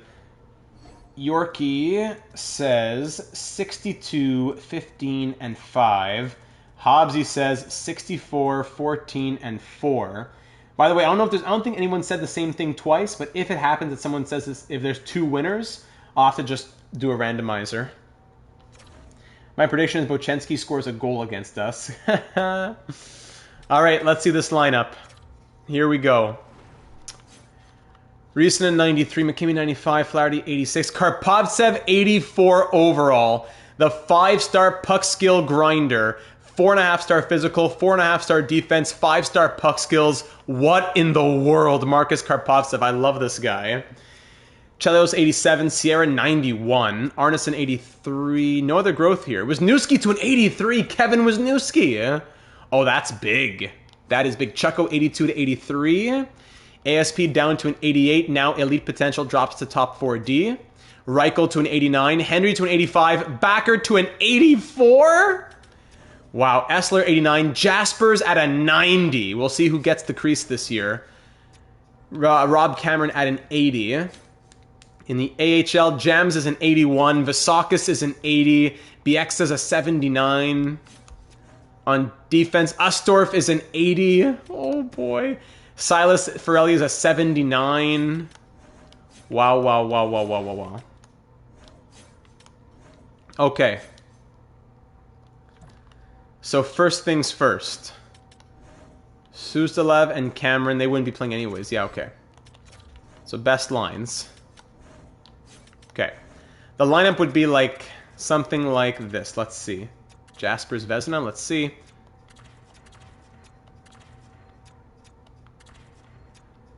Third line. I'd want to see Karpovtsev on that third line. Now, who plays on the fourth line? No centerman really there. Is Hayes the first time we promoted an associate coach to head coach? Excuse me, might be. Wisniewski's a centerman, but he doesn't play center, so I guess maybe he'll grow. I don't know. I don't know. Chucko. Good old Chuckles. Arneson or Chucko? Who's on that third line? We'll start the preseason like this. Then defense would be like this, yes.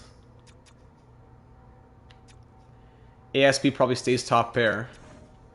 And Jasper's Essler in the goaltending. Jams is listed as a third line scoring forward, and here he is buried in the NHL, in the AHL. Do we give him another year in the AHL with this stacked top 6? Or do we promote him, but then who gets kicked out? If Arneson gets traded and Chucko moves up, that just puts Jams on the fourth line with Wisniewski and Andronov. Would Karpovtsev be better as a playmaker or something? Potentially, but he does have the 4.5-star physical and 4.5-star defense. Might he be better as a playmaker? You might be right. But I don't know if it matters that much. Sam says 64, 12, and 6. Gavin also said that, by the way, Sam, just so you know. 64, 12, and 6 for Sam. Does Jams over Andronov make sense? It might. Andronov has always been a good goal scorer. 49 goals and 22 assists. He's always a goal-first guy. 49 goals in 207 games as like a fourth liner all the time. Meanwhile, Jams, what kind of player is he in simulation? They're both 81. You save a couple mil. It's true. All right, Sam. 2 full years in the AHL. 48 points last year. Playing big minutes.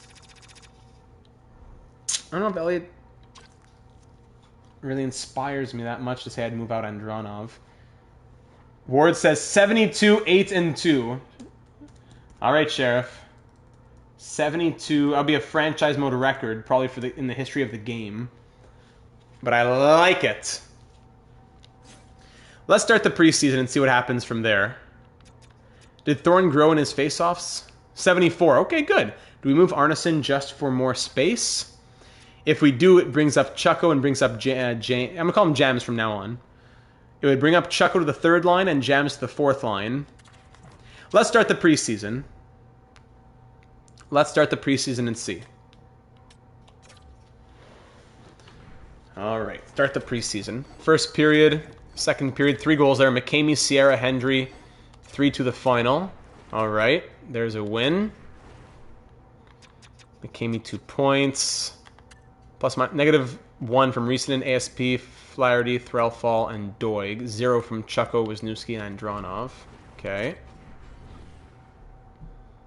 Good win for Jaspers. Essler will start this game against the Canadiens. Rematch in the 2nd round last year.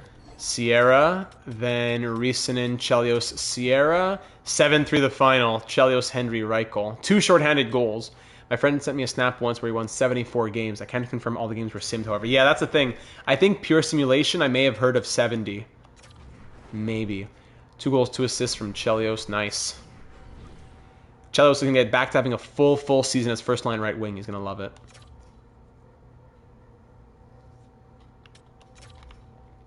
Let's do one more game with this lineup. ASP and Arneson, Riesinen and Riesinen, Reichel, Arneson, McCamey. Arneson looking good. 2 goals from Riesinen, 2 goals from Arneson, 3 assists from Ricky.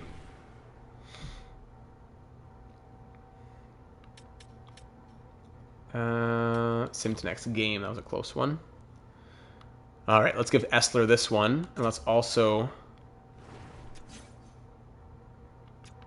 see Chucko on the 3rd line. So Arneson, 3 games, 0s, 0s, and then a 2-goal night. So I'm going to try him 2nd line with Threlfall and Flaherty. Riesinen will come out of the lineup. I'm going to call up Jams to give him a chance on the 4th line. Even Visakis and Ustorf would want to be up there, right? But there's just no room right now.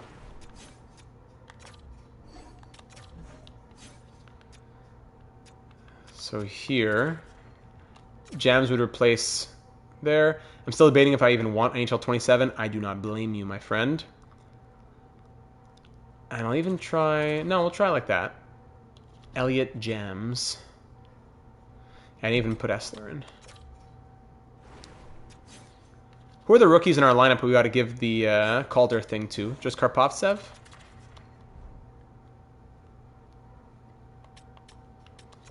All right, Essler starting this one. First period, 2-0, Backer and Sierra. Second period, nothing. Third period, 4-0, Thorne and Andronov. Wow, Jasper's 30 save shutout, 2 assists from Karpovtsev. All right, I see you. I see you. But didn't Essler start... Wait, hold on. Essler was starting the game, wasn't he?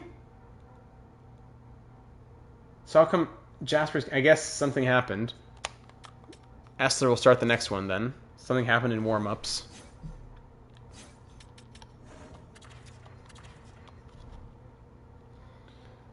All right. Here we go at Little Caesars. First period, 3-2 Flaherty, Chelios, and Reichel, another shorthanded goal. Arneson with another goal there. 6-3 the final. Sierra and Arneson with an empty netter. Another 2-goal night from Arneson, although one was an empty net goal. Arneson, man, he's fighting for it. Jasper's Centennial jersey would go crazy. How can I times 2 speed? Am I behind? If you're behind, click on the gear at the bottom and click on playback speed. Jaspers will start this one again here against the Sens. 0-0, 1-1. Arneson again, 4-1 the final. Wisniewski, Arneson. What? Arneson? A hat trick from Arneson saying, do not trade me. 2 of his goals have been empty netters, but still. All right, last game of the preseason. We're 6-0, just like last year. 1 more game to Essler. Jams, what's up, man? 3 games, nothing going for you. Chucko, 2 assists. Let's swap Chucko and Arneson and see if that does anything. And Essler starts 1 more. And you know what, just for fun as well? Let's try... yeah, Reichel and Doig, ASB, and Petrov. 1 game like that.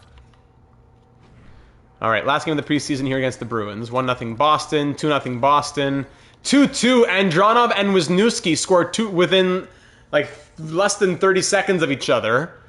And now we head to overtime where we win. Sierra, wow, from down 2-0, we win 3-2.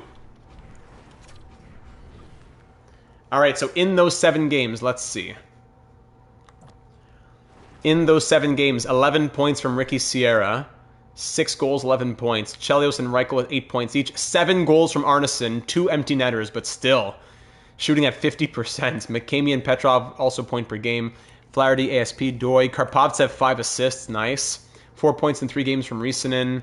Threlfall, 4 points plus 7, same for Hendry. Andronov, 3 points plus 2. Playing just 10 minutes of ice time per night.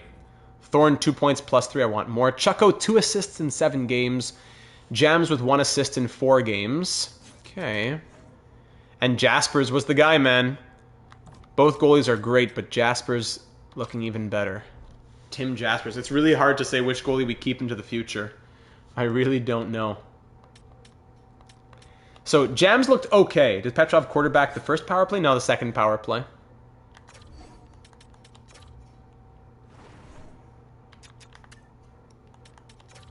Jams will go back down.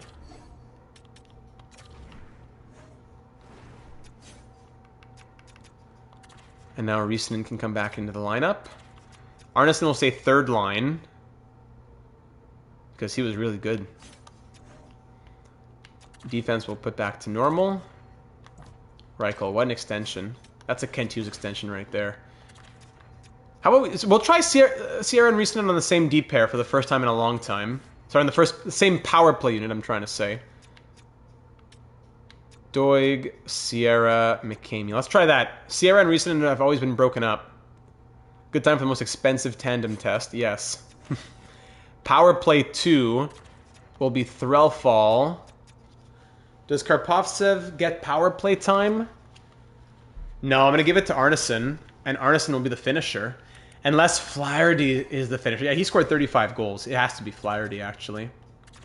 And I can't take off Reichel or Petrov. I'm sorry, no power play time for Arneson. Finisher is Flaherty. Puck carrier is Threlfall. And then I usually let the game do what it wants for the rest of the power play lines. Penalty kill, McCamey and Thorne.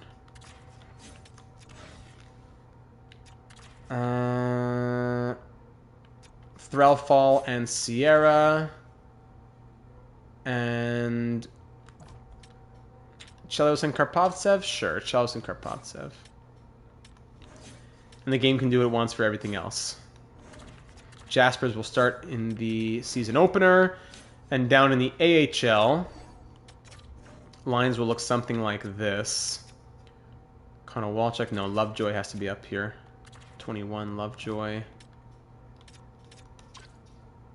Barabal goes here. Lilia goes here. Now, Alto should be here. Rogalski, Lilia, and Iverson. Okay. Anybody scratch who shouldn't be scratched? Probably. Sadly. And defense, Genoway, Ustorf. AA dropped to low top 6D now. So I'm going to put him in 3rd pair. Actually, just swap these pairs, actually. Yeah, Markov, Coupland, and Apostolopoulos with Pospisil. Yeah. with Silas backed up by Barnaby. There you go, ladies and gentlemen. There are the NHL and AHL lines. Last chance to get in your prediction for what our record will be in year number 15. Whoever's closest will get the 5th and final entry for the raffle for a $150 USD, $210 Canadian NHL Shop gift card, which will be given away either at the end of this episode or in the wrap-up episode. I'm not sure yet, but in the next few days will be given away. It's your last chance to enter. The closest person to get the record correct. How many people have given a guess here in year 15? 1, 2, 3, 4, 5, 6, 7, 8, 9, 10, 11, 12, 13, 14. And there's 22 of you watching, so there's a few of you who haven't done it yet. Your chance is now. Let's get to the first game of the season. Here we go at Little Caesars Arena. Jams is fully healthy. Very good. And down in the contracts. Sorry, not here. In the contracts, just look at one last time what the extension asks might be. ASP must have come down a little bit. Now he wants 2 years at 9.3. Okay, that'd probably be doable. 2 years at 9.3. And Esser wanted 7 by 16. Now he wants 1 year at 5.5.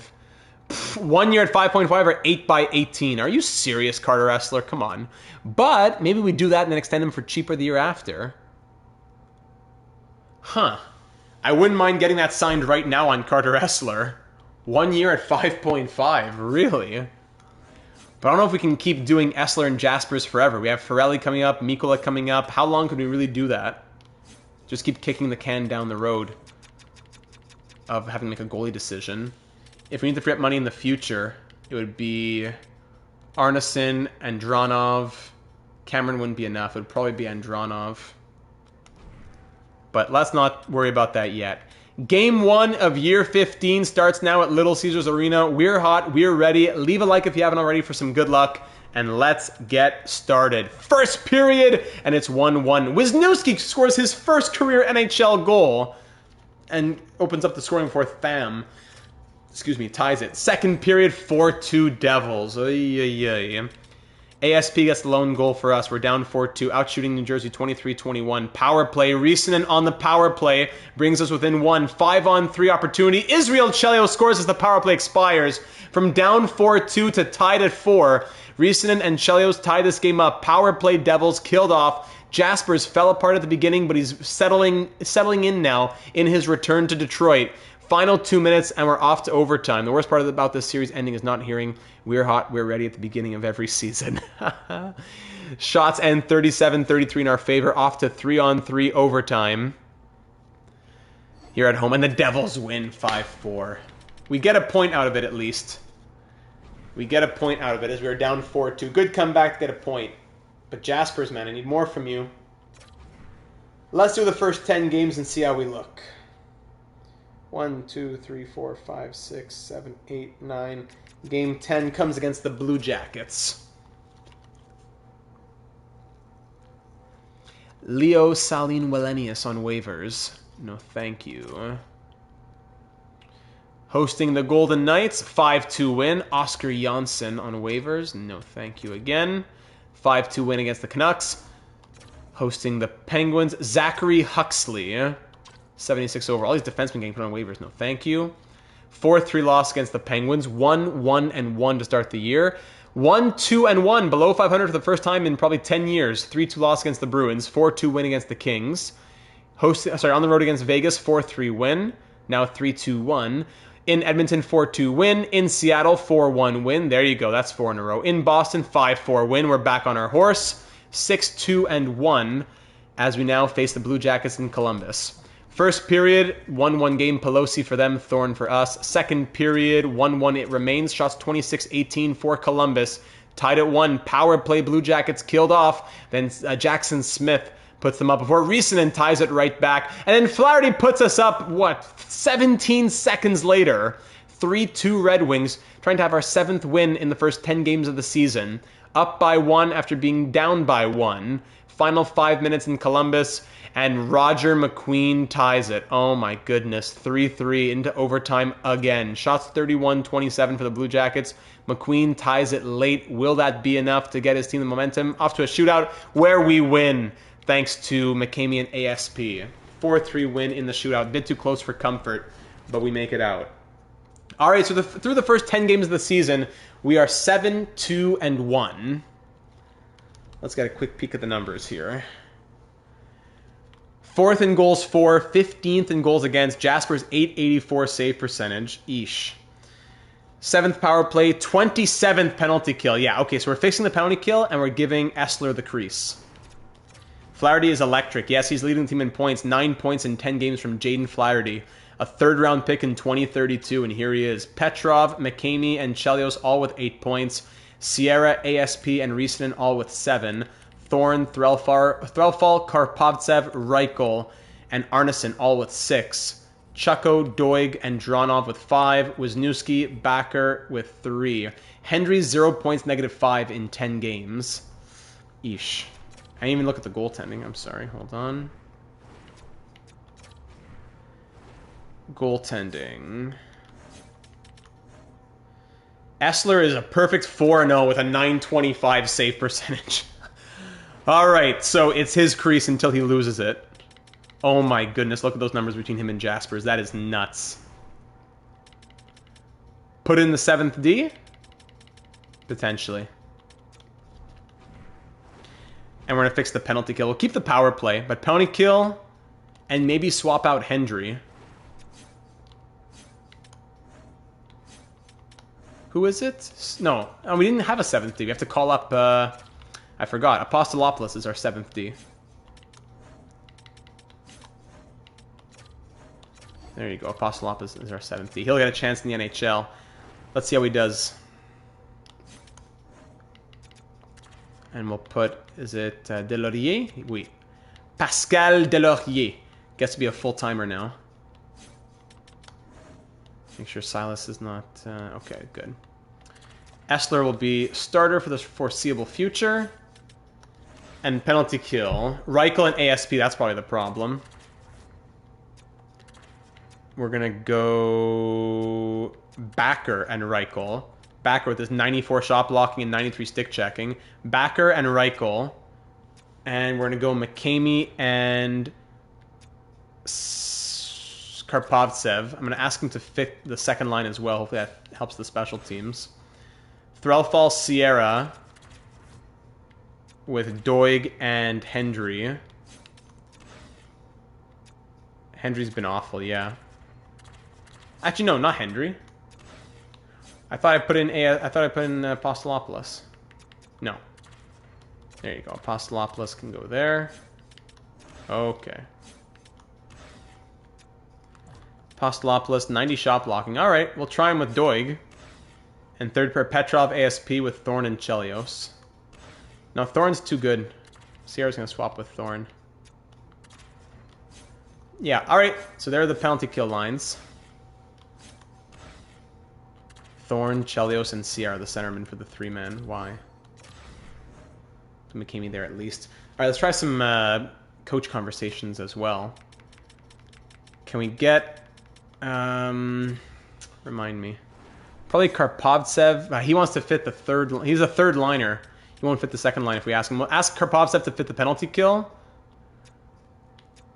And Threlfall to fit the second line.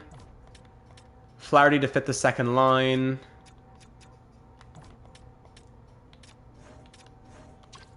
That's probably it. Doig to fit the first D pair, maybe? Reichel's a top 2D now. And Thorn to be a playmaker, yes.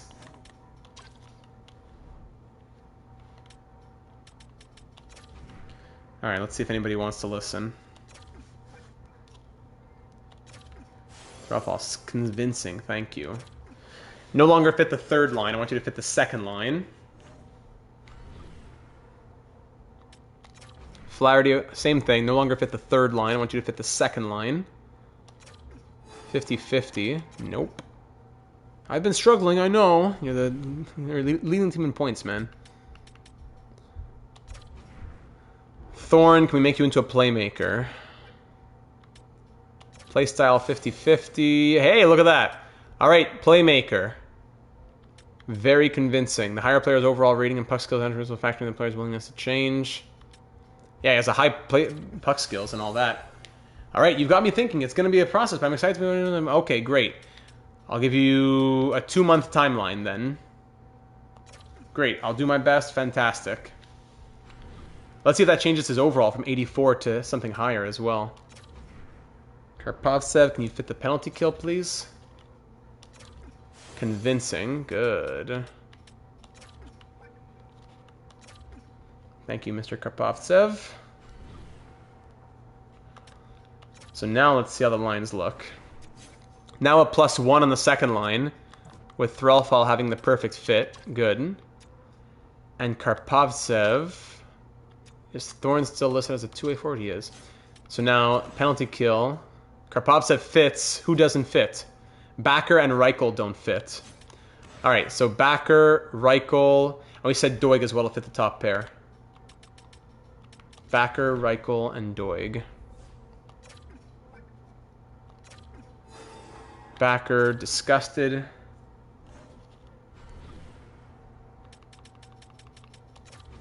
Reichel. Disgusted. And Doig. Are we going to go 3 for 3 on disgust? Yes, we will. It says convincing, and then it fails 3 times in a row. Like a 20%, 25% chance of it failing, and it happens 3 times in a row. Okay, we'll come back to that. Back to the calendar through 10 games now. Made some changes. Let's see how that works. Third pair D, the penalty kill, and what else changed? The starting goaltending. Yeah, Essler's going to start the next 1, 2, 3, 4 games. Here we go. Hosting the Flames. 3-1 win for Carter Essler. 1-0 loss against the Oilers. 4-3 win. And a 4-1 win. Here's the problem. If Essler does too well for too long, he's going to want more and more money to extend. Essler now with a .944 save percentage. Now he wants 7/14. That's doable. I think we got to trade Jaspers right now. Jaspers, he came back. He didn't do well. We got to sign Essler. We got to sign Essler. Jaspers, almost no trade value for these elite goalies. Only the Penguins want him. All right, the Penguins need a goalie. We send him to Pittsburgh. They're sellers, but they want a goalie. I said we wouldn't take a lot.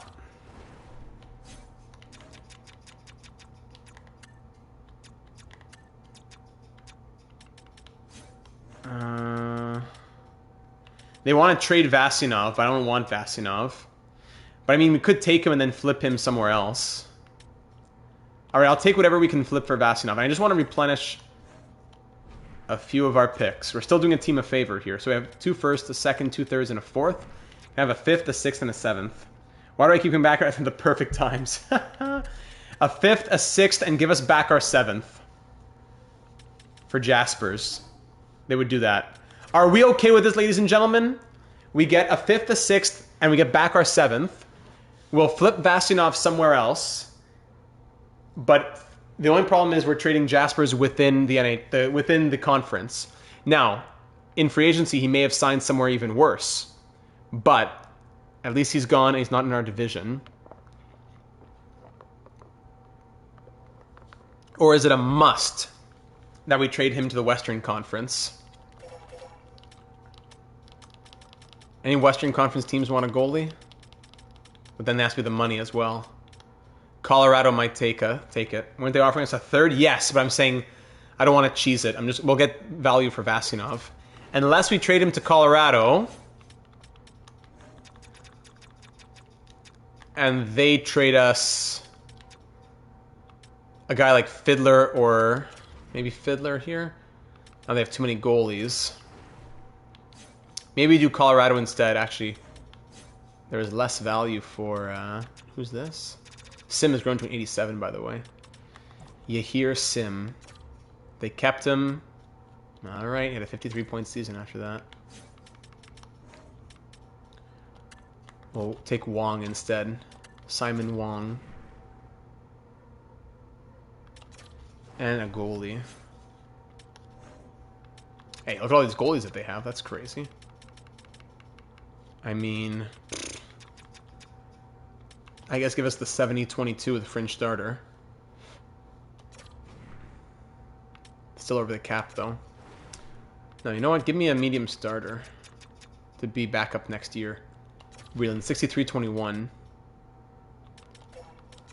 Still over the salary cap.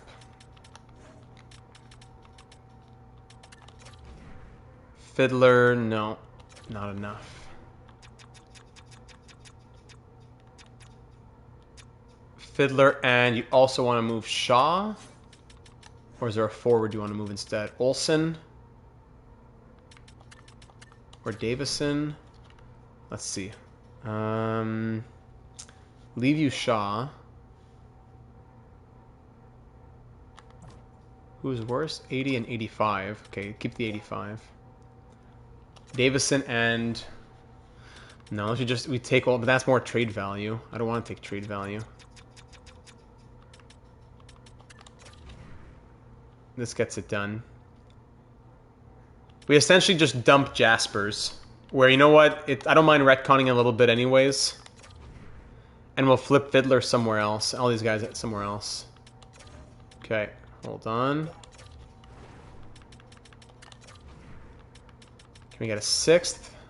Okay, I'd rather do it with Colorado to keep him out of the conference. Does it work with a 5th? It does. Even a 5th. How about that? So I want to get more value than we really should, kind of. Okay, Okay, a 4th is fair. We could get maybe even more than that, but we're going to flip Fiddler and Davison and Cover somewhere else, or Cover somewhere too. All right, let's do that. Thank you very much, Colorado. Tim Jaspers, good luck with the Avalanche. Now, can I go back and make trades? No, it won't let me make trades, right? I have to fix my roster before I can make trades. What a joke. So, Cover's going to move down. If he gets claimed, so be it. No, he doesn't. That's great. Same for Davison. Is it? Yeah, if he gets claimed, whatever. He doesn't. Pfft, great. Buy Jaspers for like the 3rd time. And Breland goes down. No, I can't just do it yet. I can't do it yet. We'll sign a goalie in free agency. We still have one too many skaters. All right, Suslov won't get claimed. We'll call him back up in a minute. Put the jerseys back in the closet, everyone. I know. Wasn't meant to be. So now... We'll take... Who do we just get? We will take... Davison, Cover, whatever his name is. And who was the last one?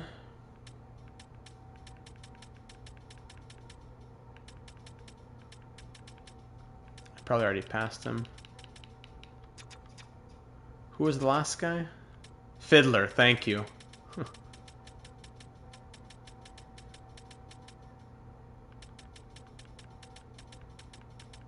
Where is he? Ah, he's all the way up here, that's why. Davison, Cover, and Fiddler. A team that wants all 3 of them and has the money for them. The Canadians. Beautiful. Just a 6th and a 7th, Montreal. That's all you need. There you go. Absolute no-brainer for us. Thank you. That gives us now 2 firsts. Because of the Dickinson trade. Yeah, 2 firsts, a 2nd, 2 thirds, 2 fourths, a 6th, and a 7th. GM Data has restocked the cupboards. So now, new free agent goalie. Our backup will be this guy, Byer. 80 overall, Jeffrey Byer, former 3rd-round pick of St. Louis. Decent numbers in the NHL and AHL, yeah. Sure. Jeffrey Byer gets signed to be our new backup goalie. If things really aren't working out, we could always trade for one, but let's start with just getting a rando. And now...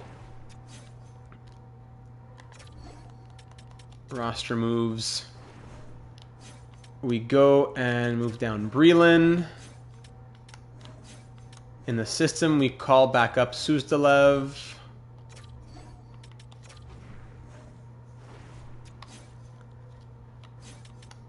That's back to normal. No, we have one too many? Are we allowed to have that? Oh no, we don't have one too many because Bayer was in play. So we have 3 scratches, yes. And in the AHL, 73 medium elite or 63 medium starter. Probably more stock in Breland. Barnaby's done. 73 at 25, he's not going to be medium elite. Not going to grow to be elite, I mean. Alright, so that's done, all in the name of Carter Estler's contract. So let's turn auto rotate back on so that Estler won't get burned out. And now we can finally give Carter Estler his contract to be our long-term starter of the future. He's already been our starter for so long, but now truly no more competition. Carter Estler. 7 by 14 is what he wants, but we can definitely get him down. I don't know if I want to do the full no move on a goalie, but let's see how much he really wants it. Yeah, he really wants it. Even no move and no trade is a big difference. Yeah. Yes, we did trade Jaspers.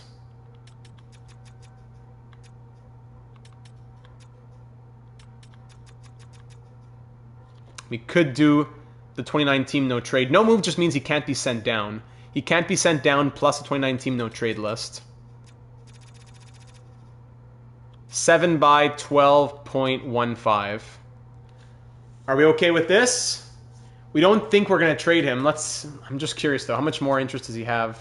Not that much more. Okay, so it works. Can we defer it even? No, so we reduce it.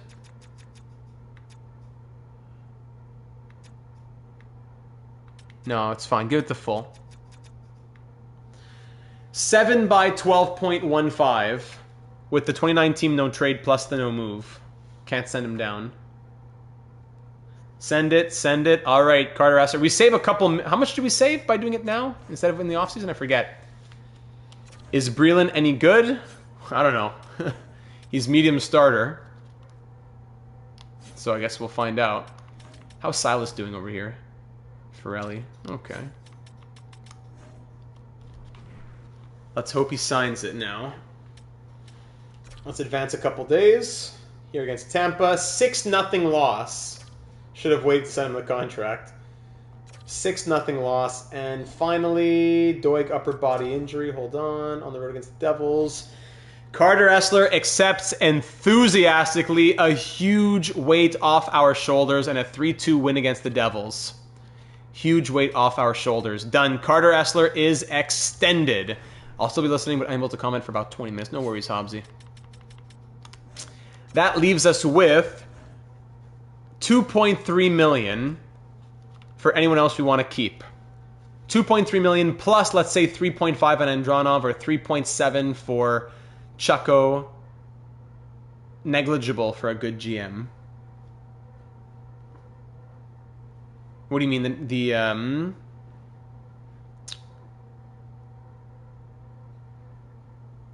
I'm not sure if I understood what you're saying there. I was trying to connect the dots in my head. I didn't connect them.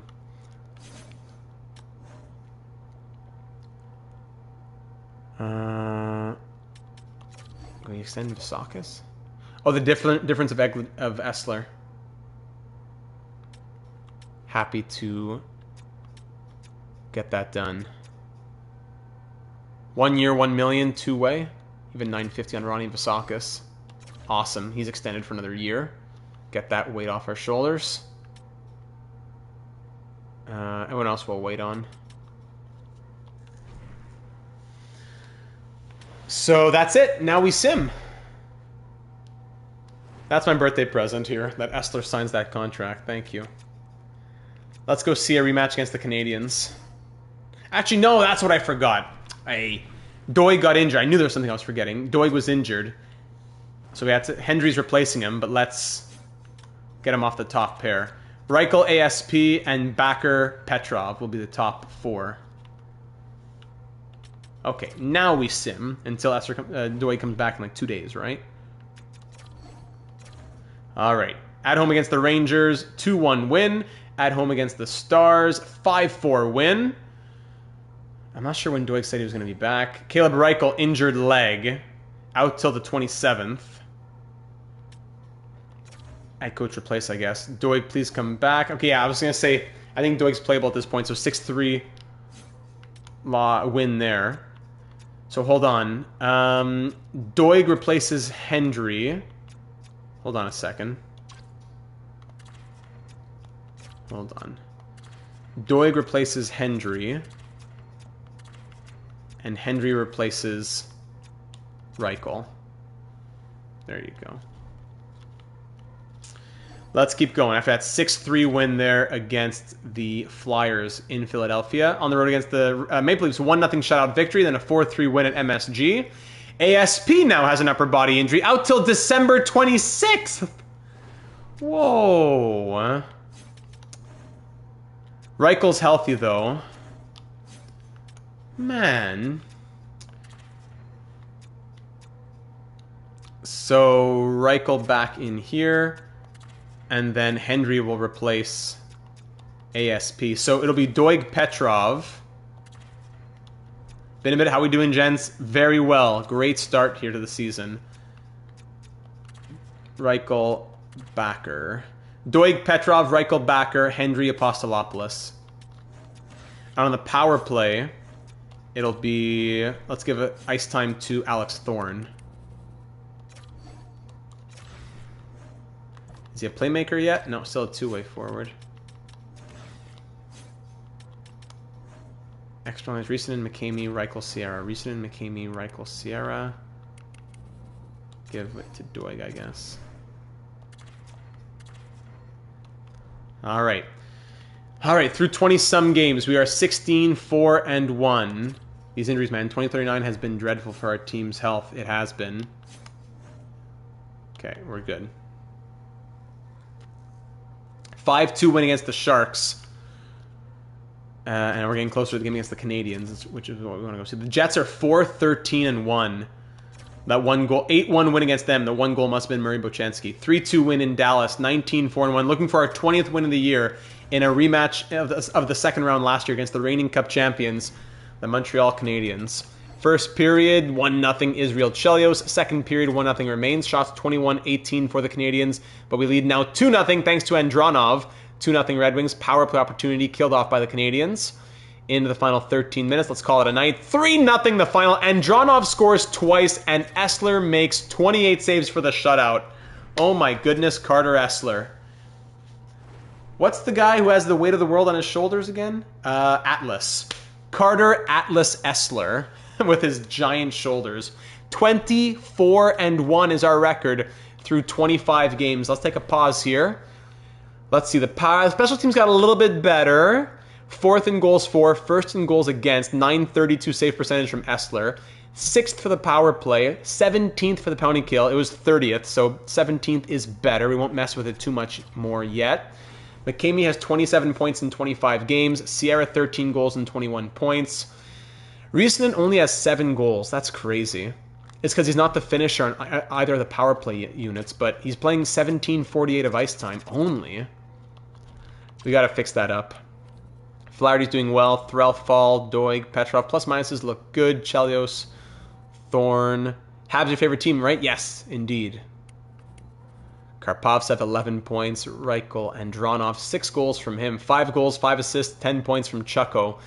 10 points from Arneson. Same as Chucko and Andronov, but they have way less ice time. Hendry now 6 points and a +6 since he's gotten back in the lineup. Apostolopoulos, 0 points, but a +14, so I'll say thank you very much. And Essler is 15-2-0, 2 shutouts, 932 save percentage, and 1.88 goals against average. His career numbers continue to impress. 1 win away from his 300th win. He's about to have 300 wins in 426 appearances. What? 299, 82 and 16, 37 shutouts, 923 save percentage, 2.32 goals against average. Otherworldly. But I got a custom jersey for when I go to the Heritage Classic that says Ole Ole Ole on the back. Oh, I love that. Nice, Ivy. That's really cool. Oh my goodness, I didn't tell Kai Gordov to win the Calder. I'm gonna snap. Don't tell me he's leading. He's gonna win the Calder. He's going to win the Calder, and it's all my fault.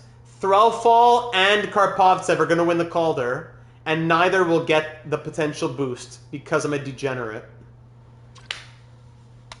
Why am I the way that I am? Why am I the way that I am? Corey Carlton, starting 87 overall. He plays 20 games in Anaheim and jumps from an 84 to an 87. What? Or is it over the offseason that he grew? But still, 87 overall, Corey Carlton in Anaheim.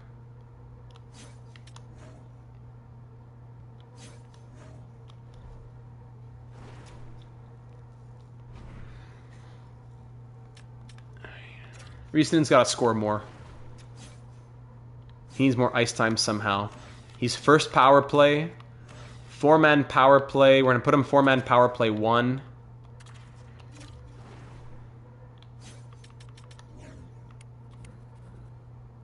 We never win the Calder, but now we win it the years that I forget.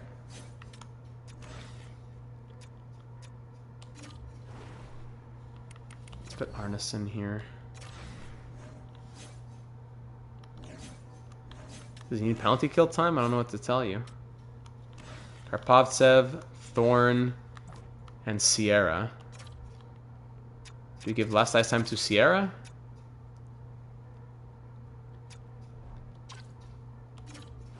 And put Riesinen on that unit? I mean, his defense is okay, 4.5 stars. I suppose we try that. Extra lines, 4-on-4-1, it's him. In overtime, 3-on-3 overtime, it's him. I'll put Reichel right now. While ASP is in here to put Reichel there. Alright. Continuing on.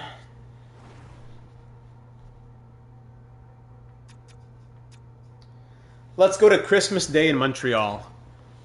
Wow, Christmas Day in Montreal. What a day for a game. Hosting Utah, 4-3 loss. In Minnesota, 4-2 loss. Back-to-back L's for the first time this season. 9-2 win against the Rangers, right? I think so. Chelsea, okay, good. 4-1 win against the Islanders. 3-2 overtime win against the Lightning. Back on the horse here in the saddle. 6-2 win, 5-1 win, 4-2 win, and ASP is back. I think Hendry can go back to playing full time. Hendry, yeah, 9 points and a +3. He's gotten back to normal. Apostolopoulos was great. He showed that he can be an NHL defenseman. But we're going to put the right people back in here. So, actually, Hendry goes here. Backer goes here. And Petrov goes here. Petrov at 18 points and a +8, playing some big minutes. Nice. What's his usual ice time like? Petrov, yeah, getting a lot of ice time. Good. Signed on only for 1 more year, huh? It's going to be hard to keep him. But that's why I don't know if we can give ASP longer than like a 1-year extension. Let's just make sure on the power play. Sorry, now this goes back to being ASP on the power play. And on the 3-on-3 lines,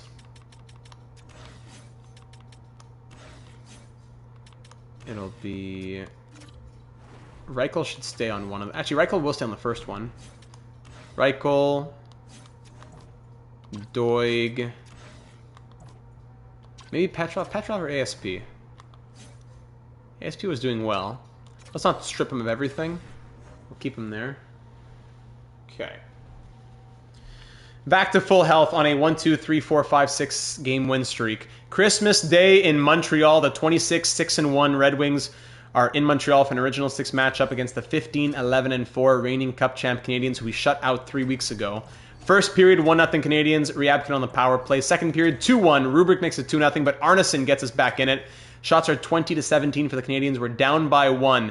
Arneson with that third line goal. Here in the third period now, it's Thorne with a shorthanded marker to tie this game at 2. Alex Thorne, another power play for the Canadiens, though, and Davison, who we flipped to Montreal to facilitate the Jaspers trade.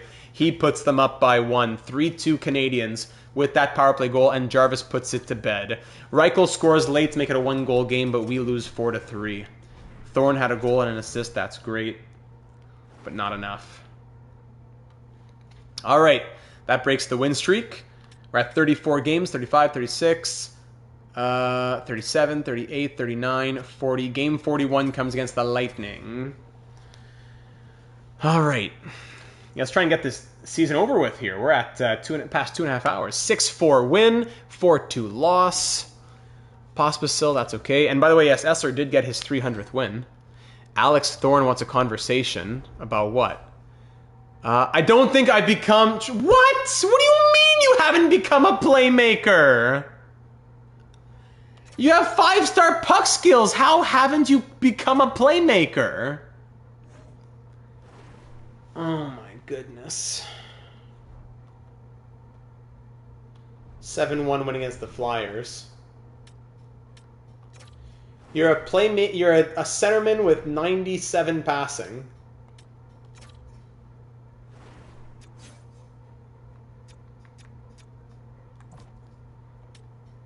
Oh my goodness. So he stays as a two-way forward for now then. Okay.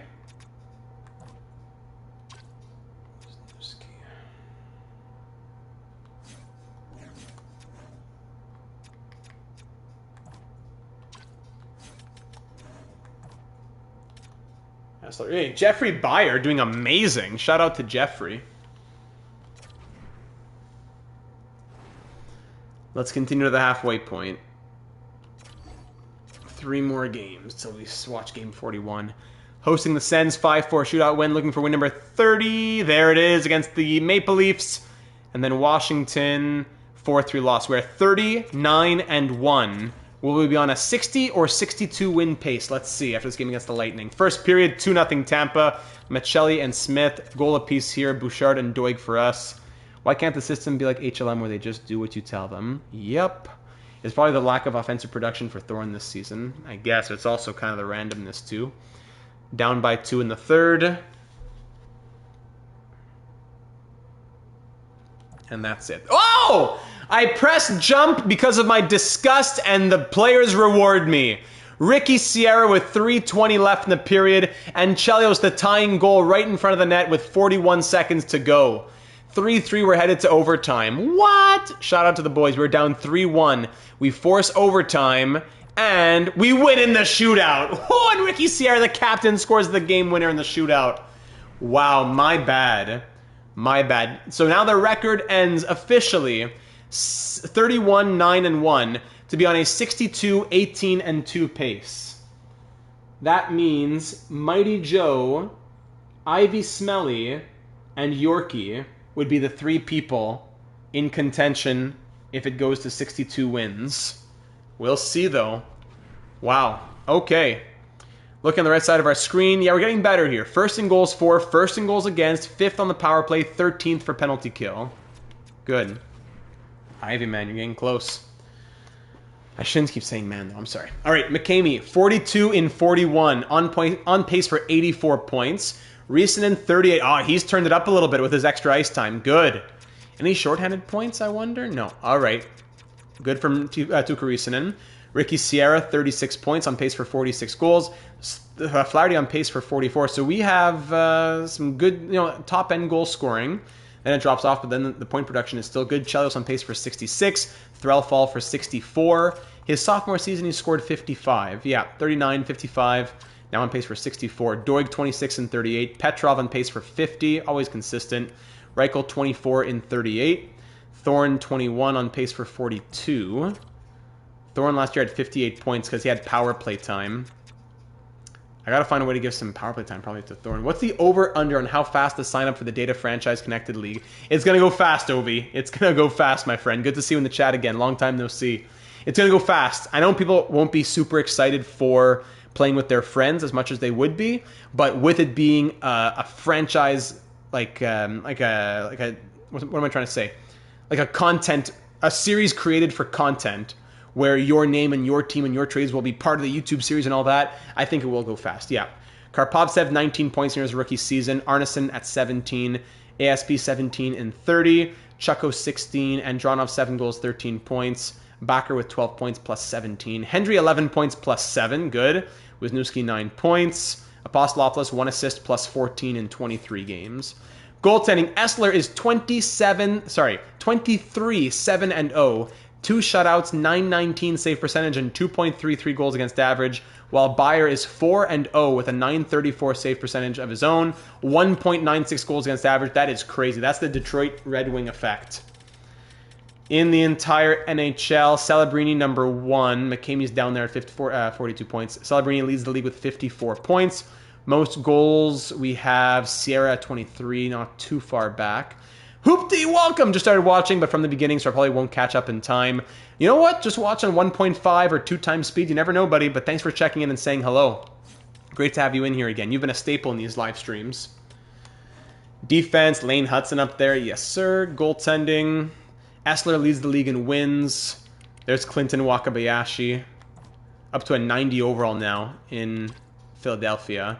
Ponikarovsky, all former goalies of ours. Essler, Wakabayashi, Ponikarovsky, and Carlton all used to play with us. Who else used to play with us? There's Jaspers. What's he doing over in Colorado? 90 overall. He's 13, 10, and 1. 1 shutout, 901 save percentage, 3.25 goals against. Tough, man. Poor guy. And rookie skaters, of course, it's Karpovtsev. Of course, it's Karpovtsev!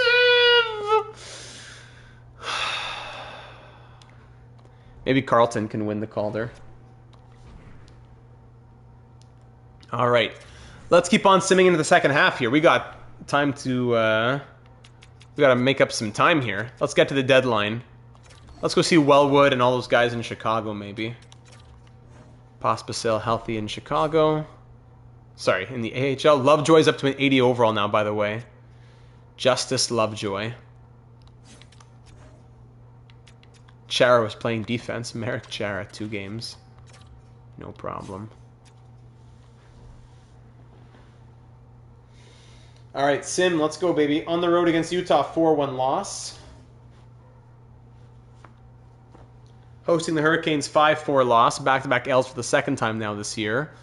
In Nashville for a 4-3 shootout win. Berg for a 3rd and 4th. No, thank you. 5-2 loss in Chicago. 5-2 win against the Flames. In Winnipeg, 3-2 win against one of the worst teams in the league. Jets have fired their head coach. Is it too late to stop against the Avalanche? Probably is. Yeah, I want to go see the Avalanche. 2-1 win against Jaspers and the Avalanche. Let's go see Carlton and the Ducks. These horrible trade offers. In Seattle, 6-3 loss against the Kraken. We're falling apart here. 35-13-3. Those of you who said 60 wins-ish might be, interesting for you. First period 0-0. Second period 3-0 Anaheim. Yeah, shots 26-11. And we're losing 3-0. 3-2 as Sierra and Wisniewski score in the 3rd period, but we lose again. What's our record in our last 10 here? Come on. In our last 10 games, we are 5-5. Yeah, that is not the norm for us. 5-5 in our last 10 games. Let's keep going here. Hosting the Capitals. 5-1 win to bounce back. Last game before the All-Star break. 3-0 shutout victory against the Wild. Back-to-back games where we allow 1 goal or less. Very nice. 37-14-1 at the All-Star break. Not at our usual 40 wins by now, but I'll take 37-14-1. In Florida, post-All-Star break for a 7-2 win. How do you do? Into the last month before the trade deadline. In St. Louis, 7-1 win. In Vancouver, 4-3 overtime win. There's our 40th. In Anaheim, 3-1 loss. Carlton gets the dub. In San Jose, for a 2-1 shootout win. Back-to-back games here, Kings and then the Islanders on the road. A lot of travel here. From LA, 5-4 shootout win to Long Island, where it's a 4-3 overtime win. And then the Preds, 5-4 win. We're 44-15-1, taking on Dylan Wellwood and the 31-24-2 Blackhawks, as well as Sam Dickinson and Wellwood. First period, 2-0, Alger East and Bedard. Okay, second period, 4-1. Bedard, then Sierra, and then now Darby. Down by 3 in the 3rd. The slow sim's been killing us and killing Essler. Down by 3 in the 3rd. Power play Red Wings. Killed off. Call it a night. 4-1 the final. Sheesh. Let's get closer to the trade deadline. 2 more games before the deadline. Panthers and then Lightning.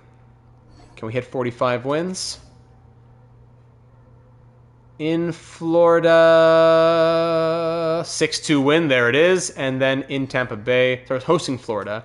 Apostolopoulos will replace Hendry in Tampa for a 5-2 win. We are 46, 16, and 1 here at the deadline. I don't know if there's much to change here, ladies and gentlemen. First for goals for, first for goals against, second for the power play, fifth for the penalty kill. 68 points in 63 games from McCamey. Point per game from Ricky, who was on pace for 46 goals, was he not? Or was that 44? Ricky Sierra, man. What's he doing his last 10 games? 13 goals and 15 points in his last 10 games.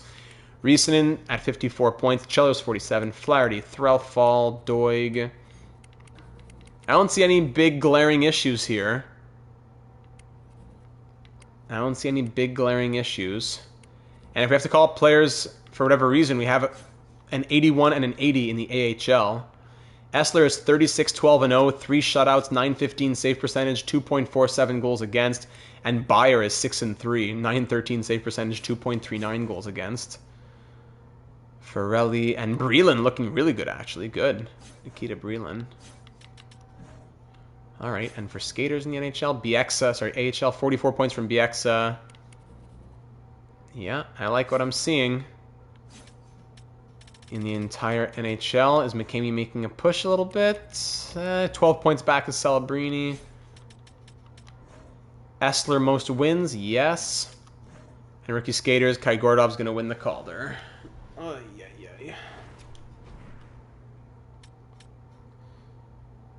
Yeah, I don't think there's anything to do. We'll look at the trade blocks just to do our due diligence. But I don't think there would be anything out there. Let's get Jaspers back since we missed the finals without him last year. All right, sorting by overall. Look at the contracts as well. I don't think there's anything to be done. I don't want to mess with a good thing. We messed with a good thing last season, and it seemed to do okay, but then it didn't work out in the playoffs. So I don't know if we do anything here. McTavish, Stankoven.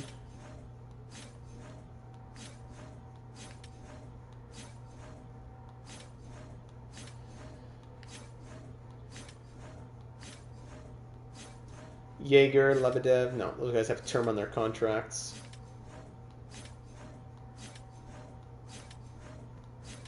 Vasinov, yeah.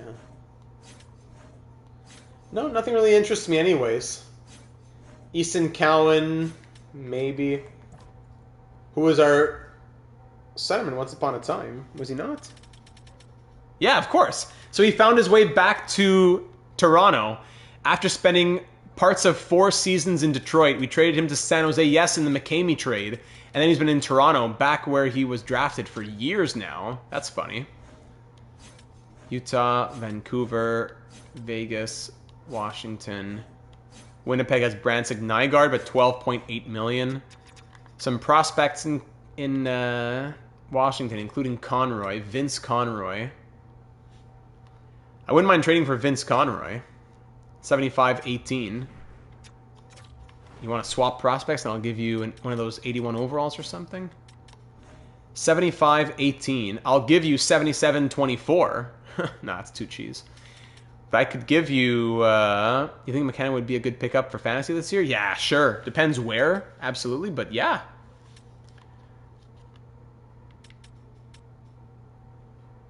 $71-21. Or do I swap you? No. Maybe Visakis and Germain. And they have more than 50 skaters. Kicks the can down the road a little bit. Ronnie Visakis has been good, but no room in the NHL. 5-star shooting. Former first-round pick, Ronnie Visakis. Or do we trade Justice Lovejoy instead? 80-22. Playmaker. Might be more of an NHL kind of guy.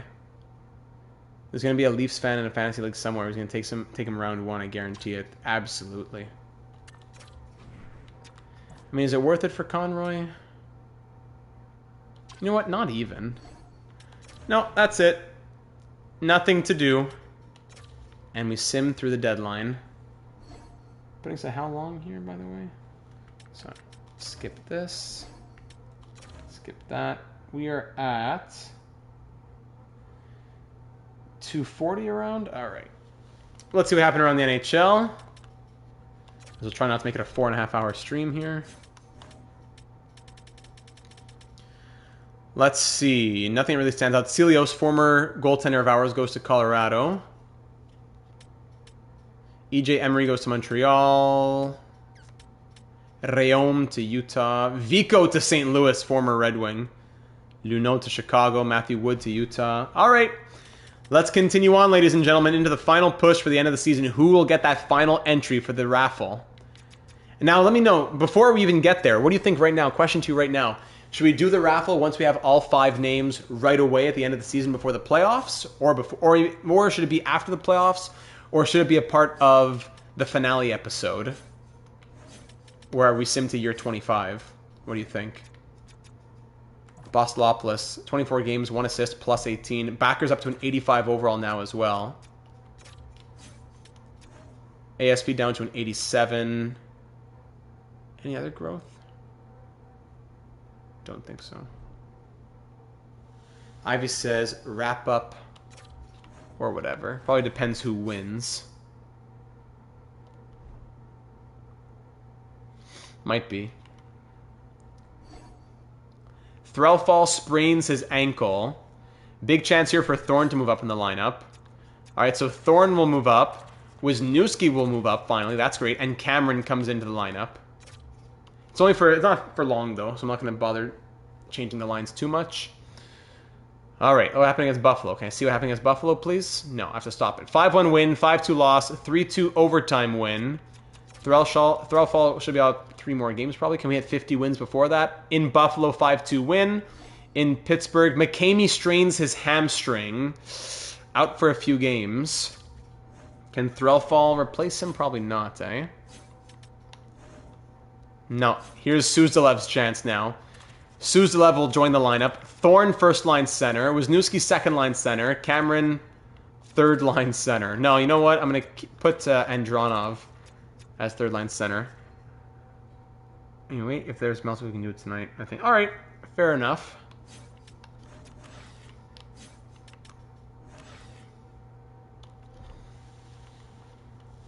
It's not going to be for long. 4-0 shutout in Pittsburgh. In Montreal, 4-3 win. And the injury toll of so many long playoff runs in a row. Yeah. Let's wait till everybody's healthy. One more game. Everyone's healthy after this one.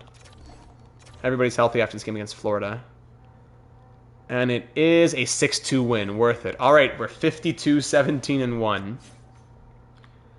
How did Thorne enjoy those games as first-line center? Game log. 2 assists against Pittsburgh. And a goal against Buffalo. Okay. And, sorry, not Chelios. Wisniewski. How'd you like second-line center? He got an assist. All right. So, Cameron was Threlfall, and Suzdalev was McCamey. Yes.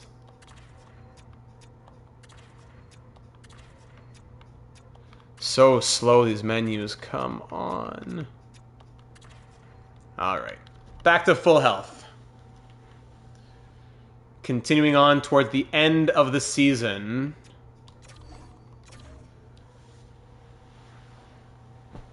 A few of you are out in your predictions by this point, probably. 6-3 win against the Senators. Every prediction was like 62 wins or more, except for Riley, who said 55. 4-2 win against the Blues. 4-3 win against the Caps. Here's 55. 5-4 loss against the Blue Jackets. 5-4 shootout win against the Flyers. But Riley's not done yet if we end somewhere in the high 50s. 6-3 loss against the Avalanche. Petrov's sore shoulder. Apostolopoulos will come back in. And Backer will move up. What did these guys do when they came in scratched as well? Cameron, 5 games, 2 goals, and Suzev, 2 games, -1. All right.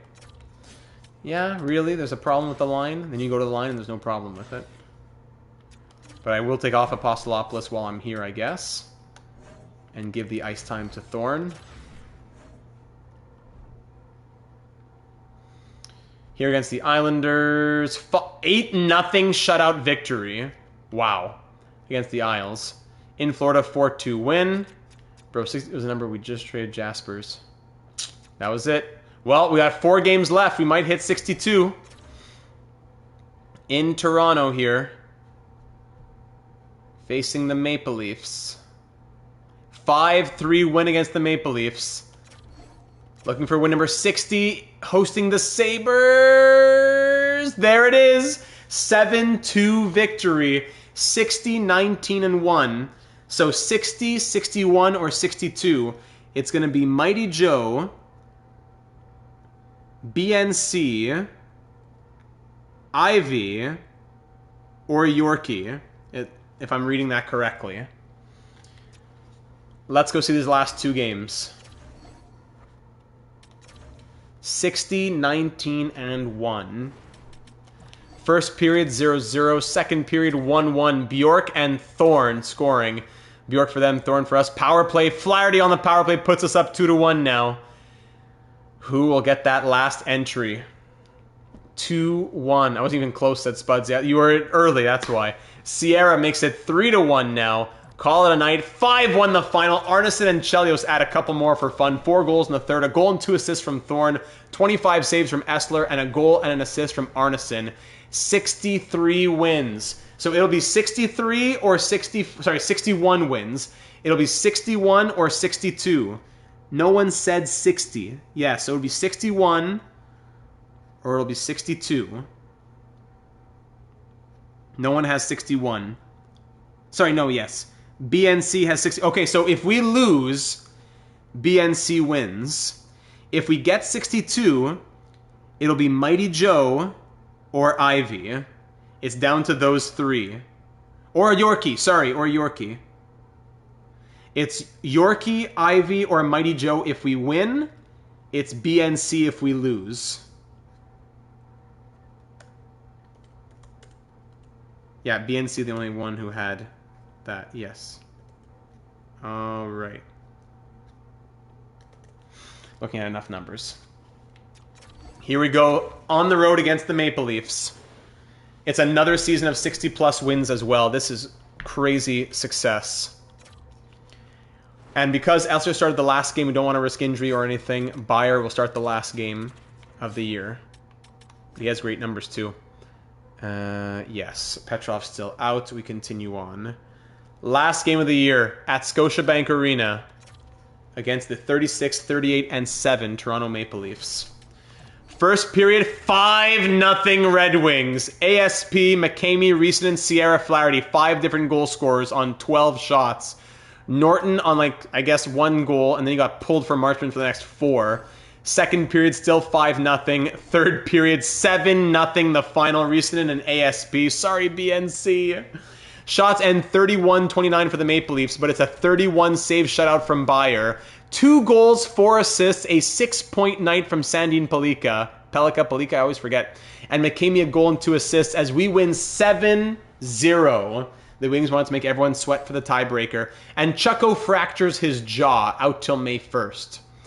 All right, so the official record is 62, 19, and 1. Let me get the calculator here. 62 times 2 plus 1, so 125 points. So, Mighty Joe said 62, 12, and 8. That's 132 points. Ivy said 62, 12, and 7, 131 points. And Yorkie said 62, 15, and 5, 129 points.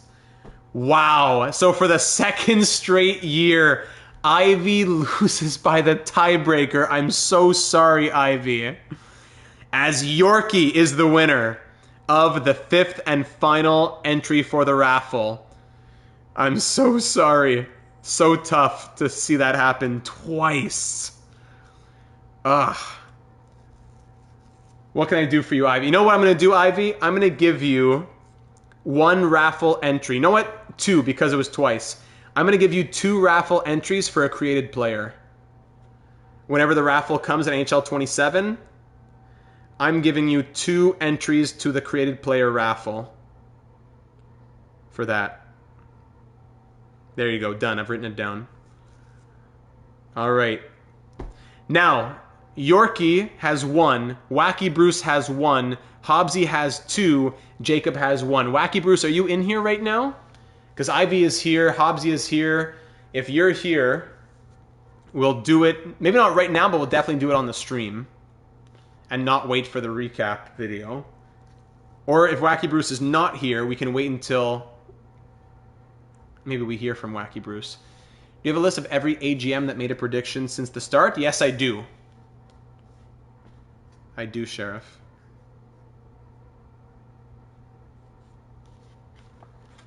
$25 gift card each? Just kidding. Is that everybody? 82 games? Yes.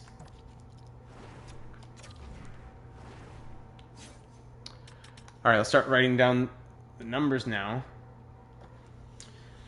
So, 62, 19, and 1. This is now 1, 2, 3, 4, 5, 6 straight years of winning 62 games or more. And I would assume an 8th consecutive President's Trophy. Yes, actually, I wasn't looking at the screen. 11 more wins than anybody else. 3.94 goals for per game, leading the NHL. 2.55 goals against. All right, thank you, Sheriff. Leading the NHL again, 2.55. Power play of 24.2%, leading the NHL. And penalty kill of 86.1.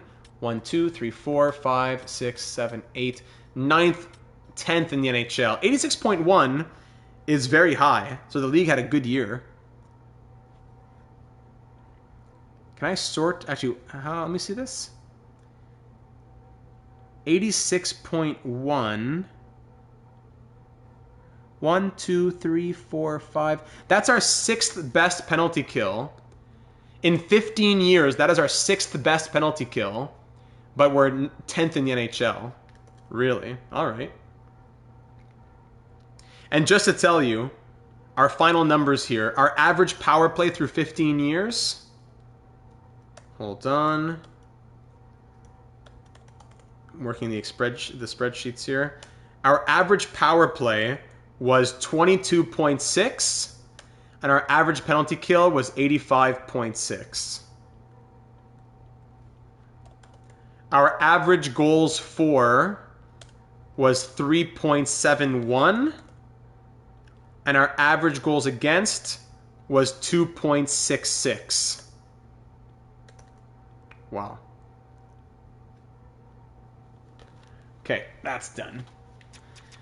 28, 12, and 1 at home. Again, monsters on the roads. 34, 7, and 0 on the road. 8, 2, and 0 in our last 10 games to end the season. Let's see the point totals. No one was on pace to get higher than, what, 86 or something like that? Ricky Sierra ends with 65 goals and 93 points? The 3-time Rocket Richard winner is back to his old self. After scoring 67 and 82, he goes down to 55, then down to 45, and then a huge resurgence to a 65-goal season, a career low in assists pretty much. Wacky Bruce just tuned back in. Wacky, you ready to get that raffle going? We're ready when you are, I think.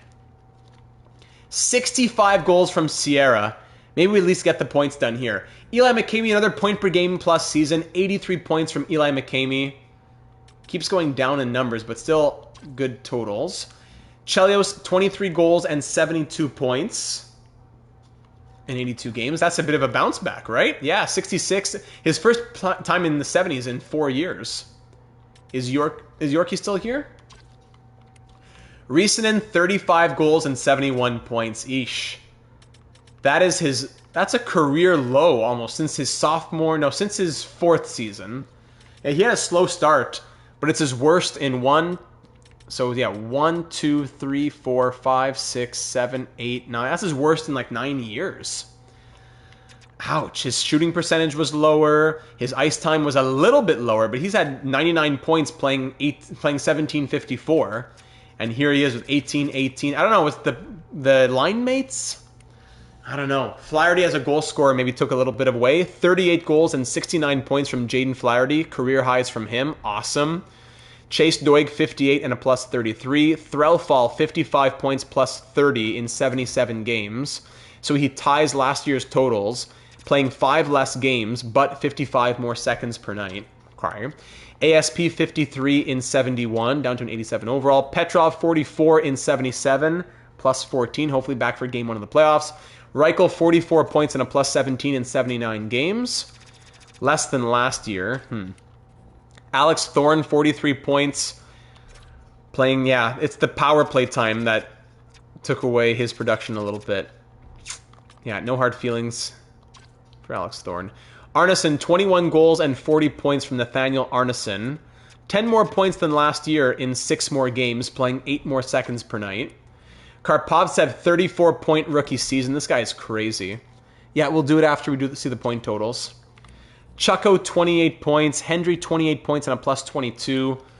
Andronov, 23 points and a plus 12. Backer, 21 points plus 26. Wisniewski, 19 points plus 7. Cameron, 2 points in 5 games. Apostolopoulos, 2 points plus 27 in 29 games. And Suzdalev, a negative 1.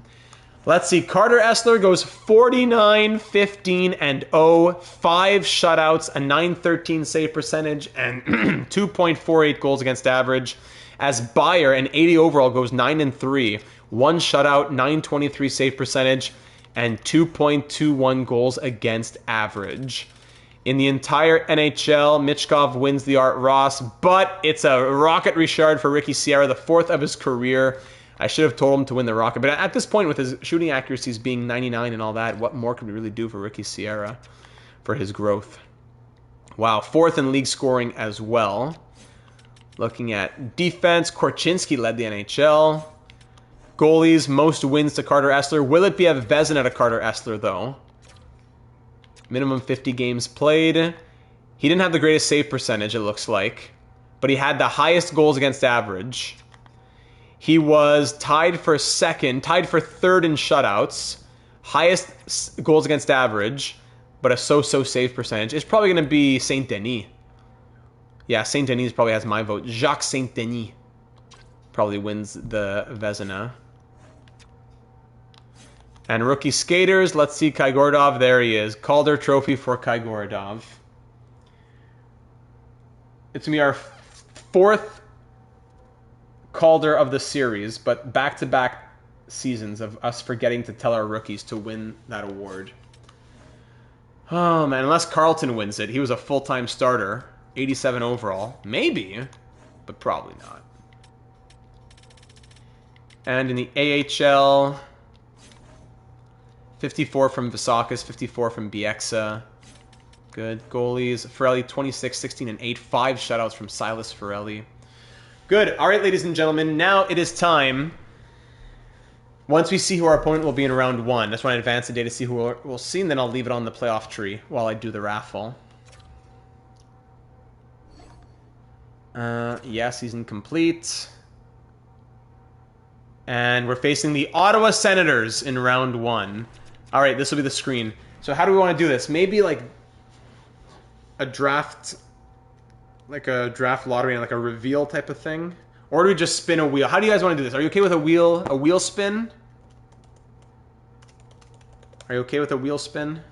Or do you want to do something like a revealing the 5th and 4th and 3rd and 2nd? It comes down to these 2 people. That's what I want to do. That is what I want to do. It comes down to the last 2 people and all that. Okay, so it will now be Draft Lottery Simulator.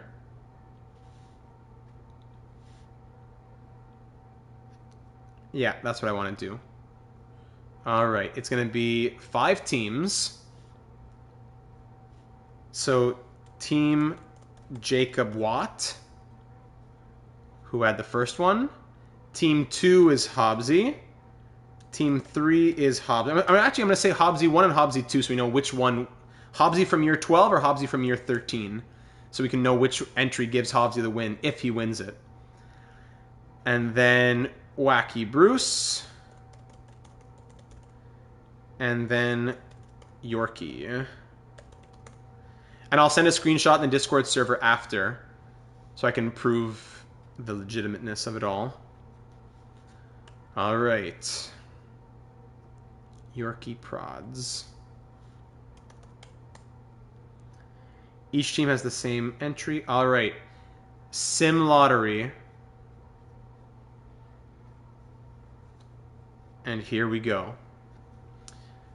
Or it doesn't show a fancy reveal, eh? Hobbsy will be donating oats to the Ottawa Senators training staff if he wins. I love it. Donate the oats. Can it be like a reveal? Like click the button to reveal? Is there a way that you can add the fancy reveal?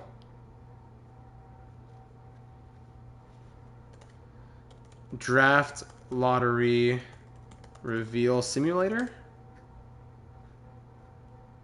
I'm not going to take too much of your time here. Just give me another, like, 30 seconds. If we can't find it, we can't find it. No, it's too complicated, probably. All right. I'm going to click simulate what? I'm going to click it 15 times, okay? The one from our Dynasty League. I am using that one, but it doesn't show it. It just, you click the button and it tells you, right? Am I right in saying that? All right, so 1, 2, 3, 4, 5, 6, 15 because it's year 15. 7, 8, 9, 10, 11, 12, 13, 14, 15, 16. What's wrong with me? Restart. 1, 2, 3, 4, 5, 6, 7, 8, 9, 10, 11, 12, 13, 14, 15. All right. I have the results. In 5th place, Yorkie Productions. In 4th place, Jacob Watt. In 3rd place, Hobbsy year number 12. And now it comes down to Hobbsy number 13 versus Wacky Bruce. You'll need to tell us who won the infamous number 16 after. Oh, I didn't even look, honestly. I promise I didn't look because I was just clicking on my computer without looking at it. I didn't want to spoil it anyways. And the winner of the $150 USD NHL Shop gift card, thanks for being a part of these live streams, and I'm sure there will be more giveaways to come, is Wacky Bruce TV, one of our channel members winning the lottery with the year 14 prediction that came true. Wacky Bruce wins the gift card, and I'll put a screenshot even in the Discord server just to make sure everyone sees it. Wacky Bruce wins the gift card. I don't know if Wacky Bruce is in it. So, Wacky Bruce, if you're not in the Discord server, please join so that Sheriff can contact you to get you the gift card, or maybe email or something, but I'm not sure if you're in it already. Woohoo, watch the reveal live with my GF, and she's going nuts. Yes, let's go. I love it. 150. Oh, that's amazing. I'm so glad that we were able to create a moment here. And it was by a tiebreaker as well. All right, let's get excited for the postseason now, ladies and gentlemen, where we're facing the Ottawa Senators, a team that we've faced twice in years 8 and 9. We beat them in 5 games in round 1 in year 8, and we beat them in 6 games in round 1 in year 9. Both times we went on to lose in the Stanley Cup final. So here we are facing them again in year 15. Wow, big congrats to Wacky Bruce. Watch the reveal live with my GF and she's going nuts. I love it. That's amazing. Get her to subscribe to the channel too. Needed Hobbsy 2 to show up first. Can't trust the 13. Hobbsy 2. Hobbsy 12 and Hobbsy 13. Who knows what would have happened in all this? You gotta choose one of them, right? Was it simulation 17 or 20, whatever? Or what? No, I just had to restart, get a 15. I promise in my heart of hearts, I never looked once. I was just clicking the button and keeping my eyes off the screen. I didn't want to look until I knew who the winner was. And there you go, Wacky wins it. So let's see the tail of the tape here. On the right side of your screen, goals for first versus 25th against the Senators. Goals against first versus 16th. Power play first versus 24th. And penalty kill, they're third, we're 10th. She said she will sub. It's the least she could do. Let's go. Awesome. Thank you. Wacky Bruce TV girlfriend can be Wacky Bruce GF. Instead of Wacky Bruce TV, it's Wacky Bruce GF. There you go. Welcome to the Dataverse. A pleasure, a true pleasure to have you. Thank you. Your boyfriend is a gem and a longtime channel member and a valued member of the community. You got a really good one there. All right, let's see the Senators lineup with those ridiculous numbers. Wacky Bruce GF on board. All right, Ottawa has Tristan Spooner at 89 overall, Vigo Bjork at 89 overall, and Riker Lee at an 83. Okay, Macaulay 80 overall on the second line with Carter Bear and Tim Sexsmith, former Red Wing Carter Bear. Third line, Theo Donald, former Red Wing as well. Nathan Amidovsky and Brendan Goalie. Fourth line, Nick Lardis, Tim Stutzla, and Dimitri McGillney. So Donald and Bear, two former Red Wings. Aside from the 289 overalls, everyone else 79 to 87. And minus 87, everyone else is 79 to 84. Spooner had a 61-point season. Arthur Spooner. And Vigo Bjork had a 62-point season. Okay. Defense, Demetrius Straight, former Red Wing as well. Demetrius Straight, yes. So three former Red Wings here. Straight and Yakimchuk on the top pair. Redmond and Karki on the second. Kettles and Bonk on the third. Goaltending, it's Oleg Vorobyov, who had a .914 save percentage with 34 wins on the year. Crazy playoff numbers in his career. Backed up by Raimo Puka. Scratches, Nestrasil, Moore, and Ilya Protas. So there's the lineup in Ottawa. All right, here we go, ladies and gentlemen. Game 1, round 1 of the final postseason, year 18. Let's get going. Voodoo Alarm is on red alert right now. All you Red Wings out there, if you want to give GM Data a nice birthday present, you're going to not lose to this voodoo-infested team in round 1. I've seen Kettles score 70 points as an 83 overall. I'm sure you have, Yorkie. That's crazy. All right, Game 1, Round 1, the 15th and final year of the GM Data era. 2040 playoffs start now. Leave a like if you haven't already. Let's get into it. First period, 0-0 in the first, 22-10 the shots in our favor. Second period, 1-0 Senators. Redmond on the power play. We're outshooting Ottawa 36-19, and we're down 1-0 after 40 minutes. Thank you, Eli McCamey, who ties this game before we start sweating too much. Shots are 43-23. Power play Ottawa, they lose it. Power play Detroit, opportunity here for the Red Wings, killed off 1-1 into the final 5 minutes. The Voodoo Alarm's at red alert. Oh my goodness, final 2 minutes, 14 seconds off to overtime in game 1. Shots are 49-29, and we're tied at 1. Next player, hold on, power play Detroit, and the Red Wings win it. It's Chase Doig in overtime. Thank goodness, as the shots end 52-29, and Doig wins it in overtime. 50 saves from Vorobyov, 28 saves from Essler, and a goal and an assist from Chase Doig. Wow. Whew, barely survived that one. And Petrov is healthy as well. Oh, that's great news.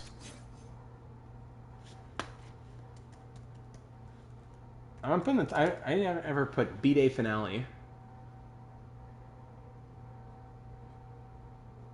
I never put in the title. Maybe that'll add some voodoo for us. B-Day finale. Maybe I'll change it back after, but while we're live, I'll keep it.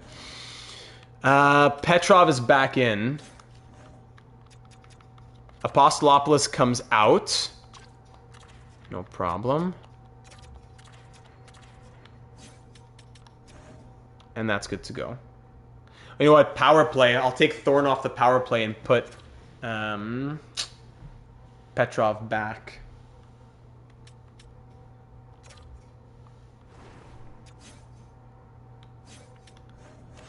Power play. Petrov will go here. All right, back to business. Game 2 in Detroit. Hot and ready for a second dub. Let's do it. Both goalies were hot and ready in Game 1.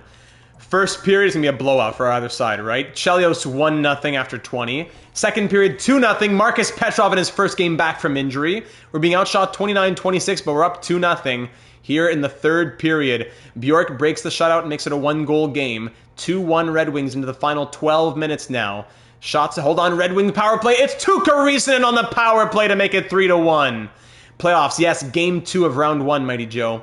3-1 Red Wings, and that'll be all she wrote. 4-1 the final as Chelios adds one more. Shots and what? 30, oh, I saw it. 39-33 for Ottawa. 38 saves from Carter Essler. 4 assists from Eli McCamey. And 2 goals from Israel Chelios as the Red Wings win both games at home. Just a reminder now, plus those 2 games now, Carter Essler's career playoff numbers. Just to throw them out there. And also look at his career season numbers. Carter Essler is now .333, 95 and 16, 40 shutouts, 922 save percentage, 2.36 goals against average in his career. What? In the playoffs, he's 54, 21 and 8, 6 shutouts, 915 save percentage, 2.6 goals against average. McCamey gets local apple orchard named in his honor. That's great. Yes. All right, next game. We outscore Ottawa 6-2 in those 2 games. Down in the AHL, we're into the playoffs as we had a record of 39, 23, and 10. Here we go, Game 3 at the Canadian Tire Center. First period, 1-0 Sens. Demetrius Straight, former Red Wings defensive defenseman, or two-way, or whatever, scoring shorthanded. Second period, no scoring. Shots 23-20 in our favor. We're down 1-0. Thank you, Jaden Flaherty, tying this game early in the third. Lots of, hiccups. Hockey left to be played. Power play goal, Tuukka Riisanen, his second in as many games. 10 minutes to go now. Threlfall makes it a 2-goal cushion. From down 1-0, we score 3 unanswered and have a 3-1 lead. Is that enough to take a stranglehold on the series here in Ottawa? Yes, it is. Thank you very much. Shots end 39-29, 28 saves from Essler, a goal and an assist from both Riisanen and Threlfall, and we win 3-1 to have a 3-0 stranglehold on this series. We haven't had a sweep in a little while here. Come on, let's get it. No one in Ottawa has more than 1 point. We've held Ottawa to 1 goal every game here. Okay, Game 4 at the Canadian Tire Center. Poor Vorobyov, he's been doing well. First period, 3-2 Red Wings. Donald for Ottawa, Riisanen for us, McGillney for them, Riisanen again for us. And Riisanen scores with 42 seconds left, and then ASP scores with 2 seconds left. 3 goals in this game in the final minute and 3 seconds. 2 goals on 6 shots for Ottawa. Second period, 6-2 Red Wings. Thorne, Flaherty power play, and Riisanen completes the hat trick. Call it a night, boys. 8-3 the final. Backer on the power play. Spooner for Ottawa. Chelios for us. 3 goals on 16 shots, which is kind of worrying, but we score 8, so it's okay. Shots end 42-16. 3 goals and an assist from Riisanen. A goal and assist from former Red Wing Theo Donald. 8-3 win, and we sweep the Senators. We've faced the Senators 3 times. Ooh, Reichel, hold on. We've faced the Senators 3 times in round 1, beating them in 5, beating them in 6, and now beating them in 4 as we're through to the second round. Again, after losing in the first round for 4 straight years, 1, 2, 3, 4, 5, 6, 7, 8 straight years of making it out of round 1. 8-3 final. We advance. Caleb Reichel is out until May 25th, which is a little lengthy, actually, with an upper body injury. Backer will move up, and Apostolopoulos will come in, which is okay, even strength, but that's tough on the power play and all that. Another tough injury loss. Yes, thankfully it's not a top line forward, but still a top 4 defenseman. Perfect timing, Mighty Joe. Lovely. I just don't want Apostolopoulos really on power play here so much. Let's put Backer here. Enjoy it. Shootout, could make it anybody, doesn't matter. Karpovtsev can go.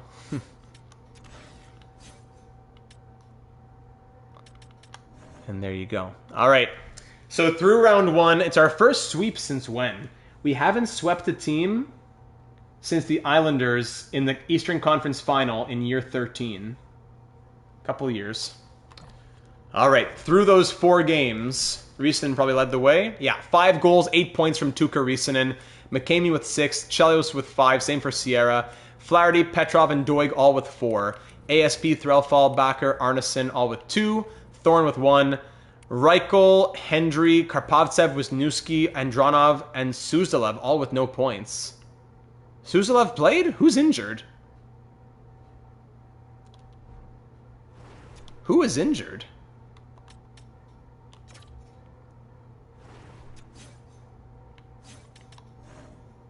Chuckles. Good old Chuckles. You know what, maybe I'll put... Cameron's an actual centerman. Wisniewski's not even... doesn't even have good face-offs. So Rob Cameron can go center. He has some experience as well. I forgot how long Chucko's even out for. Chucko fractured jaw, May 1st. So he might be back for... Yeah, he'll be back like game 2 of round 2 or something. All right, let's get some good rest here. As I get a sip of water.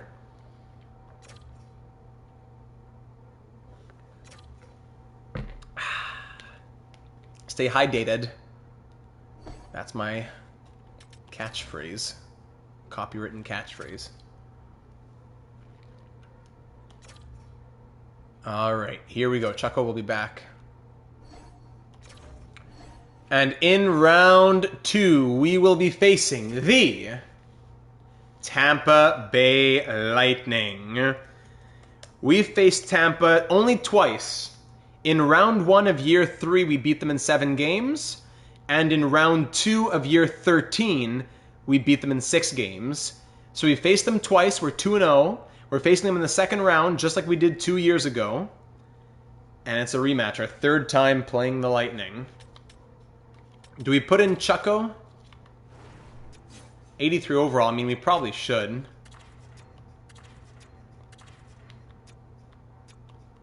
Tristan Chucko will return there.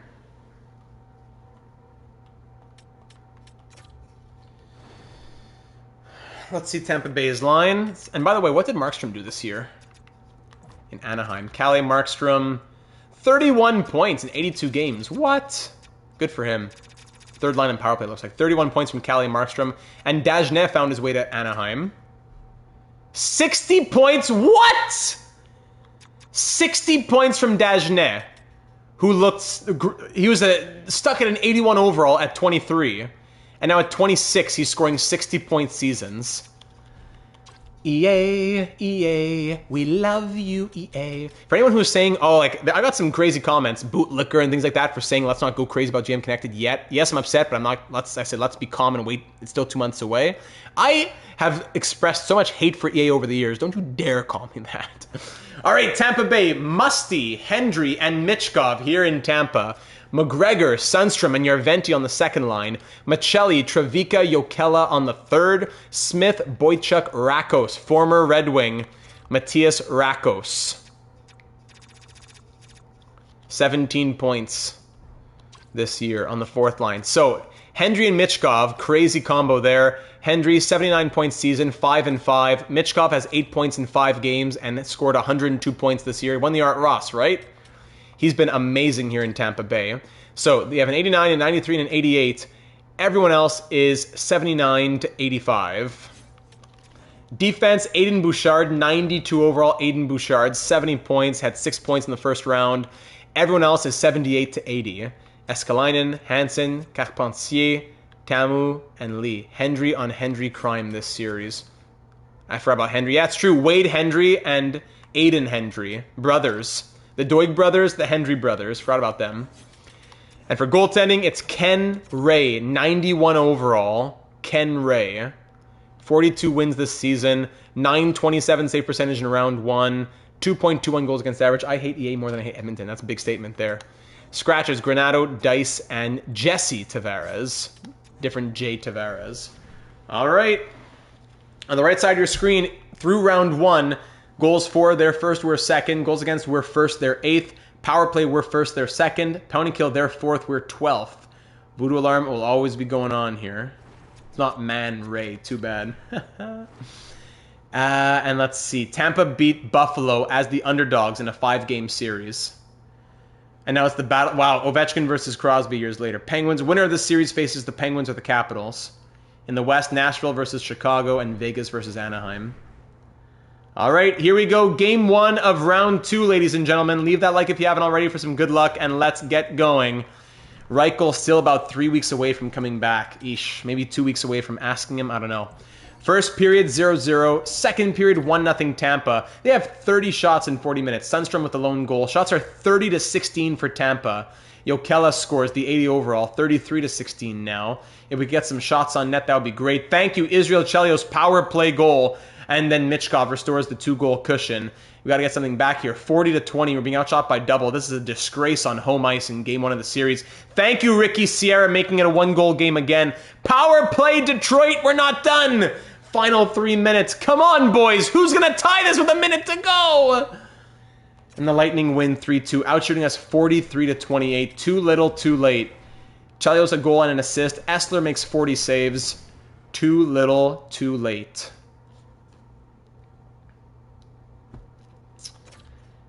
As we move ahead to Game 2. Shake it off. Look at these two goalies. 942 and 927 save percentages. Game 2, before we start thinking about lineup changes. Here we go. First period, 2-1. All right, Riessen opens it up. Rakos ties it. Sierra on the power play. His first 2 goals of the playoffs coming this series here. Second period, 5-2. Trevica opens it up to make it 2-1 Tampa, or sorry, 2-2. But then Chucko, Sierra, and Threlfall put us up 5-2. 3 goals in 2 games from Ricky. Third period, up by 3. Tuukka Riessen scores. Somehow that's not a shorthanded goal. Looked like it. How is that not a shorthanded goal? Penalty was 8. Oh, because it was 4-on-4 at the moment. All right. 10 seconds into 4-on-4. 6-2. That's more like it. Yes, exactly, Bruce. 6-2. Let's call it a night. Shots end 41-21. Our turn to double. 2 goals, 2 assists from Riessen, 2 goals from Sierra, 3 assists from ASP, and we win 6-2. Very nice. That's what we were looking for. All right, 1-1 series, a best of 5 now headed to Tampa. We're first in goals for and first in goals against. First on the power play as well at 41.2%. Let's keep it up. Game 3. First period, 2-0 Red Wings. Chelios and Thorne. Shots were 16-1 in that period. They're now 30-5. We're multiplying the shots by 6. We're sextupling the shots through 40 minutes. 30-5. ASP made it 3-0. Eskalainen scores on their 6th shot. Of course they do. 3-1 Maple Leafs. What's wrong with my brain? 3-1 Red Wings. Power play Tampa killed off. They're coming back in the shots, but we're still way ahead. That is insane. Bury them. There's Riessen with the final nail in the coffin. And Hendry adds 1 more against his brother's team. Shots and what? Sorry, I missed it. 40-22. Again, 40-22. Same as the last 3 games. 1 for Tampa, 2 for us. Thorne a goal and assist. Hendry a goal and assist. ASP a goal and assist. I've never seen that big of a discrepancy, says Hobbsy. I don't think I have either. And it's now a .939 save percentage for Carter Essler. Up 2-1 in the series. Playing like the 2026 postseason Habs in the first 2 periods. First period, 1-1. Hendry for them. Sierra for us on the power play. Second period, 2-1. Alex Thorne. Man, Gabin's prediction on Thorne being a real piece, a real solid piece, is coming true more and more every year. Flaherty on the power play, 3-1. Michkov makes it 3-2. We keep getting so many power play goals. Thank you. 4-2 as ASP makes it a 2-goal game. Power play Red Wings, 5-on-3 killed off, but the 5-on-3 killed off, but the 5-on-4 is not, as Ricky Sierra gets another power play goal. The power play has been our savior this series as we win 5-2, outshooting Tampa 37-31, a little closer this time. A goal and assist for Hendry and Michkov. 2 goals from Ricky Sierra. And we are now what on the power play? From 45.5, we are now still 45.5% on the power play. What? Up 3-1 with a chance to complete the gentleman's sweep and go to another Eastern Conference final. First period, 1-0 Red Wings. Threlfall shorthanded. Our special teams has been nuts. Second period, 2-1. Chelios on the power play. Where else? and Michelli gets one for Tampa. Shots are 32-14 for Detroit, more than doubling in our favor. Power play Red Wings. Rakos on the fourth line scores as our power play expires. Power play again, killed off a second time. Tampa power play killed off as well. 2-2 with 10 minutes to go. Tampa trying to hang on for dear life, but Oscar Backer scores his first career playoff goal. 3-2 Red Wings. 5 minutes to go. Is that enough? Ladies and gentlemen, we're back in the Eastern Conference Final. Gentlemen's sweep complete. Shots end 44-27, and we're through to the Final Four. Threlfall a goal and 2 assists. Thorne 2 assists. Backer with a goal. And we take down Tampa in a 5-game series. Let me write this down. To move on to the Eastern Conference Final. 1, 2, 3, 4, 5, 6. For the 7th time in 8 years, we're through to the Eastern Conference Final. And for the 8th time of the GM Data era, we're through the Eastern Conference Final, right? 1, 2, 3, 4, 5, 6, 7. 8th time of the GM Data era. And for the 7th time in the last 8 years, we're through to the Eastern Conference Final. Wow, wow, wow. To face the Penguins, who swept the Capitals, by the way. The Penguins beat the Rangers in 6 and the Caps in 4. Blackhawks are through. Now it's Ducks and Golden Knights we're waiting on. Player stats. Through those 9 games, 8 goals and 15 points from Tuukka Riisanen, who would love to add a Conn Smythe to his trophy shelf. Chelios McCamey with 11. Sierra had 5 goals just in those 5 games. 10 points in 9 games now in the postseason. ASP and Threlfall, point per game with 9. Flaherty, Thorne, Doig all with 7. Arneson 5. Petrov 4 points in 8 games. -2 though. Backer with 3. Sorry, so that wasn't his first career playoff goal. Sorry, he already had one. Hendry with 3 points and now getting the best of his brother. Chucko 1 goal in 5 games. Karpovtsev 1 assist in 9 games. Wisniewski same thing. Reichel, Suzdalev, Apostolopoulos 6 games plus 5. Andronov 9 games, 0 points, -1. So Andronov likes to score in the season, but all-time numbers in the playoffs, I don't know, 16 points in 54 games. Not very different from what he does per season. Yeah. And Carter Essler is 8-1 with a .937 save percentage and 1.77 goals against average. Career playoff numbers, 60, 22, and 8 for the 31-year-old who has that extension kicking in next season. Wow. Any other extensions? What does ASP want now?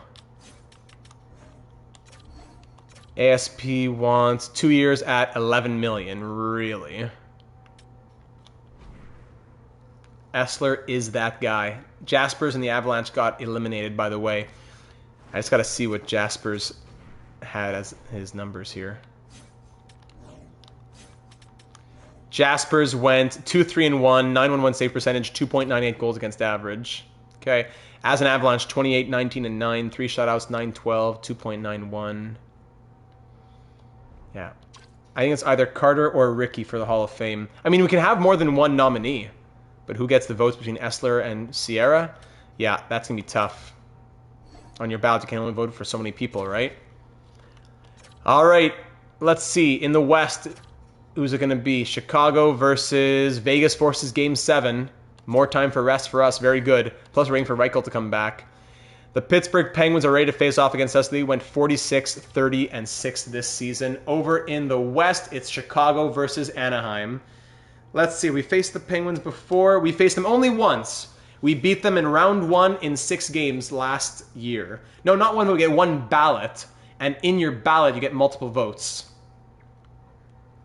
So we beat Pittsburgh last year in 6 games in round 1, and now we face them a year later in the Eastern Conference Final.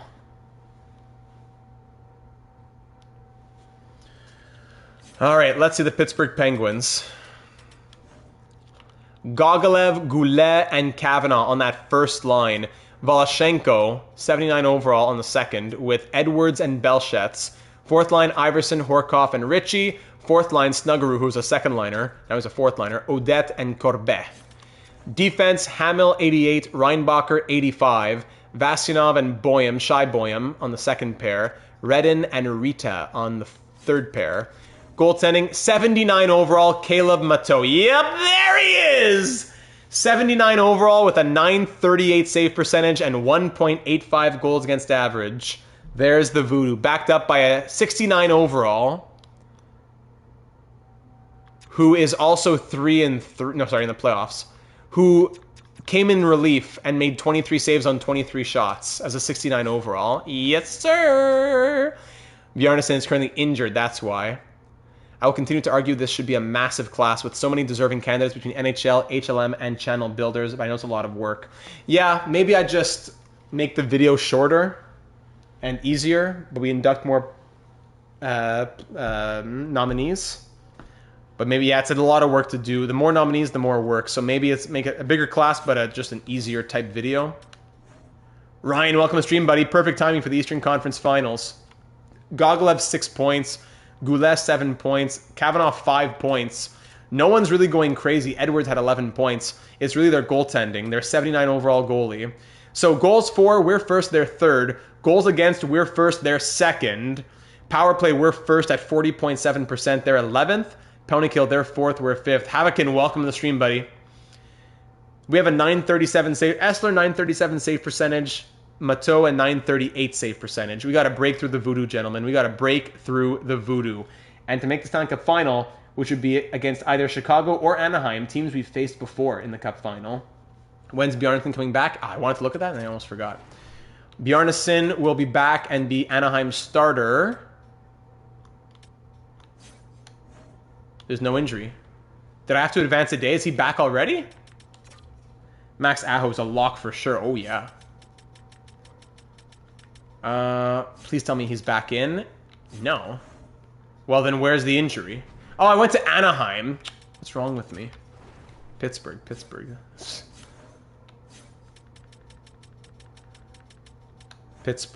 3rd. So no, it will be the 79 overall backup the whole series. Here we go, ladies and gentlemen. Reichel will probably be back for like game 6 or something. Game 1, round 3, our 7th Eastern Conference final in the last 8 years. Leave a like if you haven't already for some good luck, and let's get going. First period, 1-1 after 20. Shots are 22-9. Goulet for Pittsburgh and Hendry shorthanded for us. Second period, 2-2, goal apiece again. Backer with his third playoff goal, third goal of the playoffs, and Vasilyev getting one for the Penguins. Shots are 33-19 for Pittsburgh. For us. And we're tied with Pittsburgh 2-2 here in the third period. Next goal might be the winner in a game like this. Both goalies standing tall. Power play Red Wings at 40% efficiency, but Belchetz scores as our power play expires. He has 12 points now. And then a power play goal from Will Horkoff. Yeah, we're going to get 2 on 45. They'll get 4 on 25. Yeah, very good. And we lose game 1 4-2. Outshooting Pittsburgh 44-31. Yep, 42 saves from the 79 overall. Who now has a 940 save percentage for a 79 overall. Yeah, we've been on the good side and on the bad side of the Voodoo before. Let's see if we can break through Caleb Mateau, because we need to. First period, 2-1. Thank you. Kavanaugh opens up, then Sierra on the power play, and Riesen in even strength. Second period, no scoring. Shots 26-24 Detroit, and we lead by 1. We got to break the Voodoo. We have to break through the Voodoo. Voodoo Mama Juju, do what you gotta do. Up by 1 in the third period. Getting late. Do you use the Bassey roster? No, he's on Xbox. I'm on PlayStation. I use my own. Ricky Sierra extends our lead to 2. They switched goalies. Good catch. They have Connor in. They switched goalies for some reason. Shots end 37-34. Bars. Shots end 37-34, and we win to tie the series at 1. Essler makes 33 saves, Riesen in a goal and an assist, and Sierra with 2 goals. Is Mateau injured? If it was real life, I wouldn't wish harm, but in this virtual world, I hope he's out for a month. No, Mateau is still starting. Got pulled for whatever reason. Yes, I did make my own roster. I used some other rosters and some ideas and blah, blah, blah. It's aggregate ideas. But yes, I do have my own roster on PlayStation 5, which is up to date as of the trade deadline.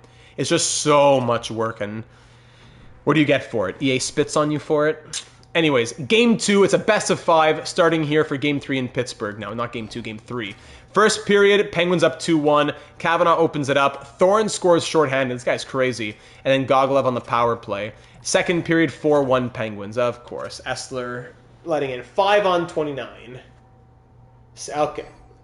8-2 loss. Essler allows 8 goals on 40 shots, and Thorn scores twice. Okay, shake that one off. Allowing 8 goals. Okay. Do we do anything at this point? I don't know, maybe the defense pairs? Let's check the plus minuses here. We need some line changes. All right. Sierra's doing great. McCamey's playmaking like a machine. Chelos looks pretty good. How long did it take you? Oh. The first, like, hours and hours and hours of creating players and doing roster updates and doing, like, edits to player types and positions. Then from there, maybe a half hour or an hour every couple of weeks to keep it updated. But at first, yeah, it takes a few days. Have to tinker a little at least, I agree. Threlfall's been okay. Flaherty only 3 goals, but he's been okay too. Arneson hasn't scored. Come on. Thorn's been great. All right, Thorn's moving up. Who can play third line center? Let's play around with this. Who can play center?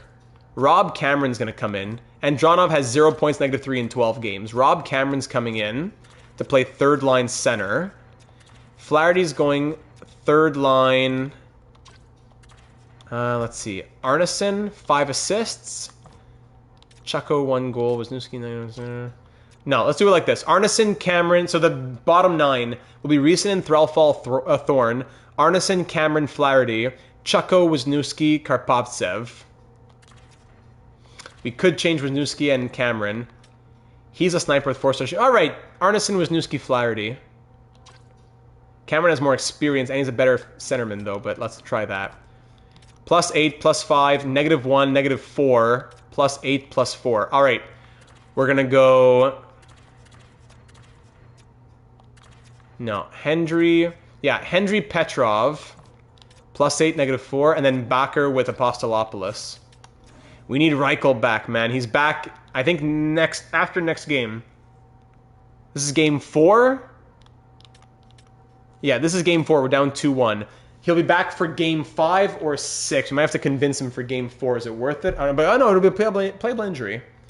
We'll see how things go here in game 4, down 2-1 in Pittsburgh. First period, 1-1. Voloshenko opens it up. Tuukka Riisanen on that second line ties it. Second period, 3-3. Snuggerud answered by Threlfall. Then Iverson answered by Sierra. Shots are 26-20 for the Penguins, and we're tied at 3. Israel Chelios puts us up 47 seconds into the third period. 4-3 Red Wings, please be enough. Power play Penguins. Who's taking penalties? Iverson, that's like their second power play goal of the game.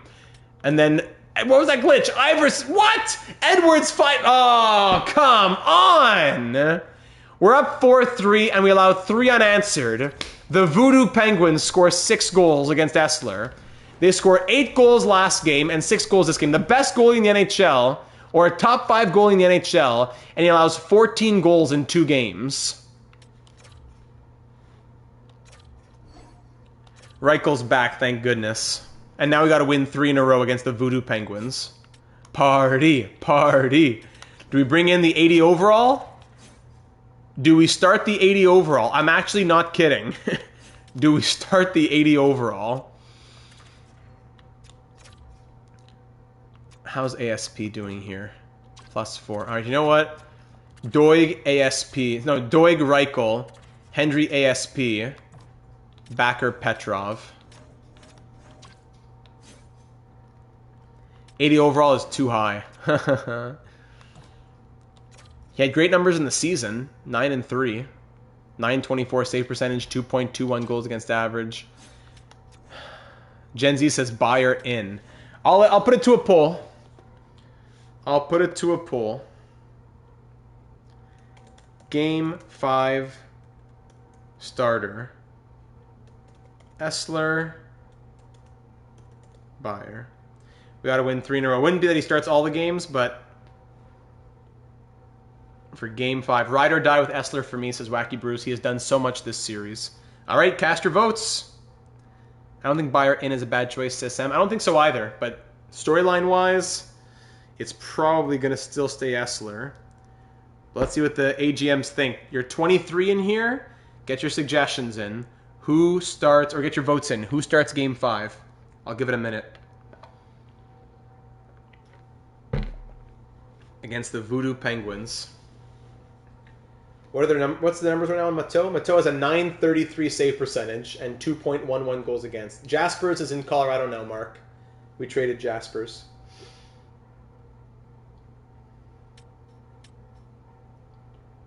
Where is the passion, gentlemen? All right, I'll give it 10 more seconds.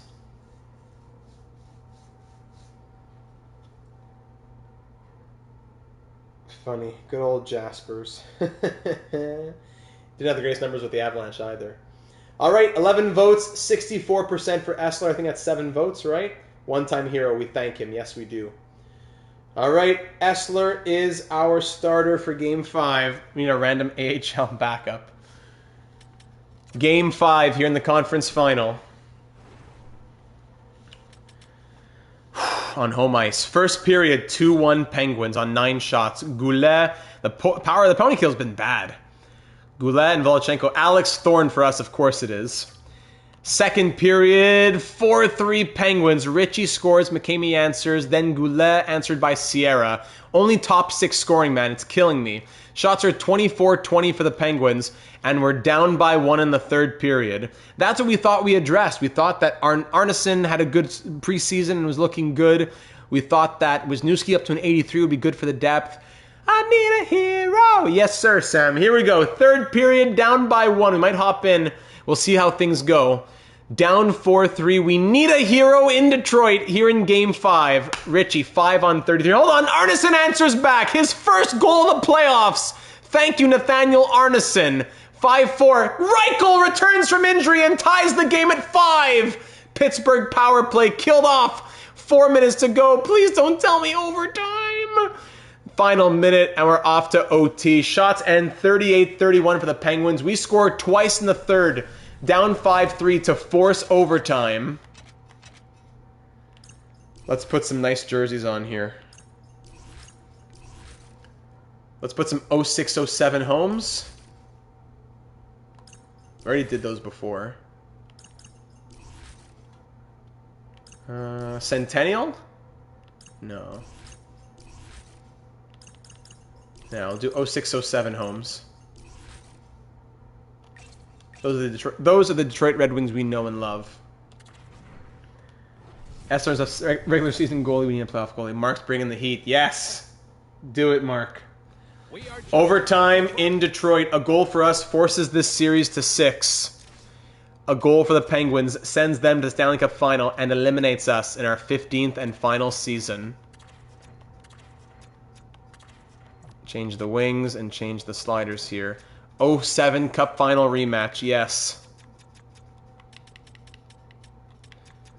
These teams only face each other 4 times, I think. 07, 08, and then 2039 and 2040. Could it be? I don't think... Did they face each other before 07? And here we go. Turn the volume down a little bit here. In Detroit at Little Caesars Arena, get your predictions in. Well, since when can you change the sliders? Only when you're in game. Yes, it's only when you jump in. Only when you jump in. Because why would you be able to do it when you're trying to edit your lines? Chelios finds some space. Israel. Keep skating. Okay. And Gogol just comes and picks it up and says thank you. Mark says Ricky 6-7. Gogolev to Goulet. Can't get through Doig. Now he does. Whoa, where are you going? Oh my god. Almost tucks it in. Flaherty up to Sierra. It's so hard to watch, but it's better than gambling on the slow sim. Game would be over if we kept that Jaspers guy. Yeah, you're our biggest hater though. Oh, big save. Chelios in tight. McCamey scores! We'll see you in Game 6. Eli McCamey wins it in overtime.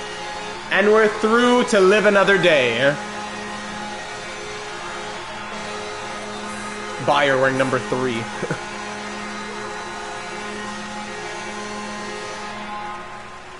We live. Oh, game would be over if we had kept Jaspers in a bad way. Oh, I see what you're saying. Shots and 39-33 for the Penguins. So we kept Essler. He allowed 5 on 39. Are we still keeping him? Yes, sir. Mighty Joe would have said McCamey, I'm sure. But yeah, that's true. McCamey was predicted 3 times by Mighty Joe last time, and never came true, but this time it does. Whether it's better than gambling on slow sim might be debatable, lol. You know what? You're right. It's just I'm talking about our recent history. Not our most recent history. Last episode we were horrible, but I feel like the last few weeks between the Red Wings and the Bruins, we had some really good in-game luck. But last episode it was horrible. I know. But yeah, debatable. Agreed. All right, Game 6. Are we keeping Essler with his .908 save percentage now for Game 6? I'll put a poll again. Game 6 starter. We kept Essler. He allowed 5 on 30 or some shots. If we didn't score 6, we can't always score 6 every game here. Do we keep Essler or go to Bayer for Game 6? Get your votes in.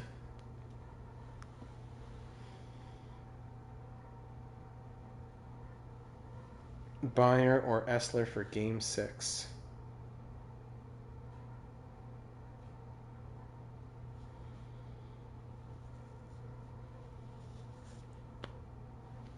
If we didn't score 6, we would have been cooked, you know?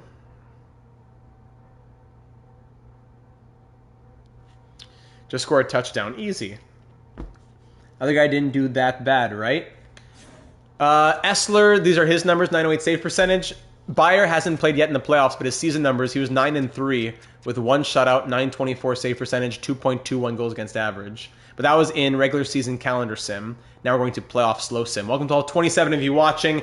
Leave a like if you haven't already. Subscribe for continued NHL 27 GM connected content. More stuff coming over the course of the summer into NHL 27. You won't want to miss it, especially an NHL 27 update on GM connected coming your way tomorrow that I'll be uploading. Then we have the finale of the Red Wings in a few days, and then that does it for NHL 26 content. 11 votes and 55% say Essler. Does he have any AHL playoff experience? He does. In the NHL, 0-1. In the AHL, 2-1-2.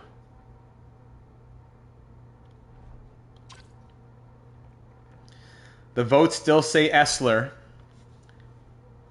So we'll go with Essler. Game 6. I'm putting it on the AGMs a little bit here. AGMs say Essler. I lean Bayer 51-49. But AGMs say Essler. 12 votes, 58% say Essler, same as last time. All right. Game 6 in Pittsburgh. Must win to force Game 7. We need a 60 overall guy, yeah, literally. Here we go. First period, 1-1. Chucko opens it up, and Snuggeroo gets one for Penguins. Second period, 4-1 Red Wings! Chucko his second, and Riisanen scores twice on the power play. 2 from Chucko, 2 from Riisanen, and we're up by 3 in the third. Might we be able to force 7? Power play goal from Flaherty. Believe! You must believe! 6-1 Ricky Sierra. Put it to bed, we'll see you for Game 7. Ricky says, here's the 6, I'll see you in 7. That's funny. Ricky 6-7 Sierra scores the 6th goal. He says, here's number 6, I'll see you in 7. Shots end 34-30 for the Penguins. Huge 33 save game from Essler. 2 goals and an assist from Riisanen. 2 goals from Chucko. The Red Wings win 6-1, and we're off to Game 7 of the Eastern Conference Final. Can we come back from down 3-1? We win Game 5. We win Game 6. And now Bjarnason. Yes! Were we scoring against Bjarnason last game too? Their goalie is back. He was injured. Matteau. We score 6 goals against Matteau in back-to-back games. But he had incredible numbers. And now Bjarnason, back from injury, is their starter. Bro, you should be a poet. Absolute way with words. Thank you, my friend. You're very kind. Thank you. Our PK is ranked 13th. Yeah, let's fix that right now. Let's fix that right now. McCamey. Backer. Let's put Doig here. McCamey with... Karpovtsev has decent... We're going to put him on the second unit. No, put him on the third. Riisanen off. Yeah, first unit, Riisanen out here. Sorting by defense, Hendry. Arneson, I forgot he has 5-star defense, Arneson does, but it's just because of the 95 defensive awareness. The 2.5-star skating wants me to keep him off. Wisniewski, 3-star skating. Yeah, you know what? Wisniewski should go on the penalty kill. Data's Chell 26 content and the World Cup ending in the same week is heartbreaking. Oh my goodness, so true, eh? So true. Nice little birthday present for the World Cup to be on my birthday on Sunday. That'll be fun. But yeah, heartbreaking. I know, that's going to be my summer break, and then we're back to it in August and September. End of August into September. McCamey, Wisniewski, Doig, Backer would change the unit like that. Threlfall, Thorn, Reichel, Hendry. Then Petrov, ASP, Chelios, Karpovtsev. Data, who do you have winning tomorrow? England or France? For the third place game, I think England. Sorry, what am I saying? I think France for sure. England should make it a good game, but I think France. Well-earned vacation, though. Thank you, my friend. And there you have it. These are the lines for Game 7, ladies and gentlemen. These are the lines for Game 7. Bjarnason, their goalie. Will that be helpful for us? The Ducks are through. They're waiting to see who will they face in the Cup final. Pittsburgh or Detroit. Can we win a third game in a row and force our way to the Stanley Cup final? Game 7 at Little Caesars Arena. Ladies and gentlemen, do not go gentle into that good night. First period in Game 7, 3-1 Penguins. Who do you have winning on Sunday? It's hard to not say Argentina, but I'm going for Spain. I wouldn't mind either team, but I'm going for Spain. Edwards and Kavanaugh open it up early. Sierra gets one on Bjarnason, but Horkoff gets another. 3 on 12 already for the Penguins. Second period, goal apiece. Sierra on the power play, and then Odette with 37 seconds left in the period is a backbreaker. Shots are 25-24 in our favor. We're down by 2. We might have to hop in early. Down by 2. Just 1 would be huge here. 1 would be huge here. Believe! Power play Penguins killed off. Believe, boys! Power play Penguins again. I hate you. Believe! Hendry makes it 4-3. Reichel 4-4. Yes! Believe, boys! Believe! Who wants it? Final minute. Oh my goodness, we're off to overtime. Hendry and Reichel, 2 defensemen, score 33 seconds apart. And we're off to Game 7 overtime. It doesn't get more dramatic than this. Game 7 overtime, and we're going back to the 06-07 home jerseys. 06-07 home jerseys. Locked on to the coach. Can you bring the oats before we start? The oats are upstairs. I'm going to try no oats. Because last time was because I was starving. I'm not hungry now. I don't like eating between meals, even if it's just some oats. And oats are very good for you. I'm not saying it's bad for me to eat. I'm just trying to be fasting between meals. But if we need to, I might. I'm going to keep it for the Cup final, if it's necessary. Look at this. 84, 81, 79 for the Penguins. 95, 92, 89 for us on the rankings. Game 7 overtime. 2 goals in the third period to force OT. Swap the wings for Sierra and Risanen. And turn those shooting sliders up. All the way up. You and your oats. Big Oats, they have me in their pocket. Big Oat has me in their pockets. Alright, here we go. Game 7 overtime. Next player to score puts his team through to the Stanley Cup final to face Anaheim. Here's McCamey. Oh my goodness, okay. Amène la coupe à la maison. Oui, monsieur. Amène le chez nous. Wheels for this guy coming down Kavanaugh all the way. Yeah, broken up. All right, Reichel to Sierra. Ricky 6-7. Sierra to Chelios. Oh, top a leg. Already better chances than all of last episode combined. Kavanaugh dumps that in and takes a hit. All right, into Reichel. Now Chelios. The last Chelios to wear the 06-07 jerseys would be Chris Chelios. Ricky for Conn Smythe. Maybe Risanen even though for Conn Smythe right now. Kavanaugh. First we got to get there. Kavanaugh with the wheels again. Gets stopped up along the boards. Reichel. Flaherty. Good. Over to Sierra. Defense pairs change. Sierra to Threlfall. Threlfall on net. Alright, at least there's that. In the corner. Fighting. Kicked out to the point. Sandin Pelika regains possession. Sierra's shot is blocked. Sierra down low to Risanen. Sierra and Risanen both on the ice here. Reinbacher takes a hit. Sierra, Risanen, one-timer from the point, hits off a leg and goes into the crowd. Whew.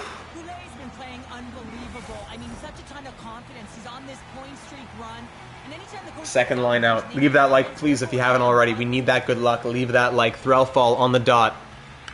Oh, Risanen! I think he lost. Did he win the faceoff? I don't even know, but Threlfall, or someone got the puck to Risanen, and he took a shot right away from the hash mark. Big save there from Bjarnason. Hart skipped a beat on that one, yes. Boy, and broken up by ASP. Now comes Risanen the other way. On net at least. Good. Who's there for the rebound? Let's do it, boys. Yes, Sam. Not too gentle. Volchenko off the boards. Up to Belshets. Islanders legend. Belshets to Edwards. Poked. Yes. ASP to Thorne now. Skate Thorne with your 5-star puck skills. Thorne. Yes. He's smooth. Oh my goodness. Thorne. Oh, what a save from Bjarnason. Oh, he was smooth with it as well. Thorne's still there. Oh, why did you get that, Risanen? Hendry to Risanen. Change up. Dumped in. Vasilov to Belshets. Volchenko. Nice hit there. Stop up. Petrov to Wisniewski. Kevin Wisniewski will dump it in. Third line's out.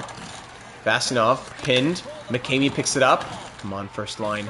Boyum. What a series winner that would have been, huh? Yes, we've had some crazy series winners in the past. I'll never forget Seth Jones in our NHL 20 Ducks series going between the legs in overtime to win a playoff game. I don't know if it was the series, but it was a playoff game. Odette. Oh, how did he get through that? Hamel to Corbet. Big hit, but no one goes after the puck. He delivers that hit and skates to the blue line. Foligno has the best, probably. Yeah, that's true. Nick Foligno has the best all time. McCamey can't get all the way to the net. Odette takes a huge hit. No charging, thankfully.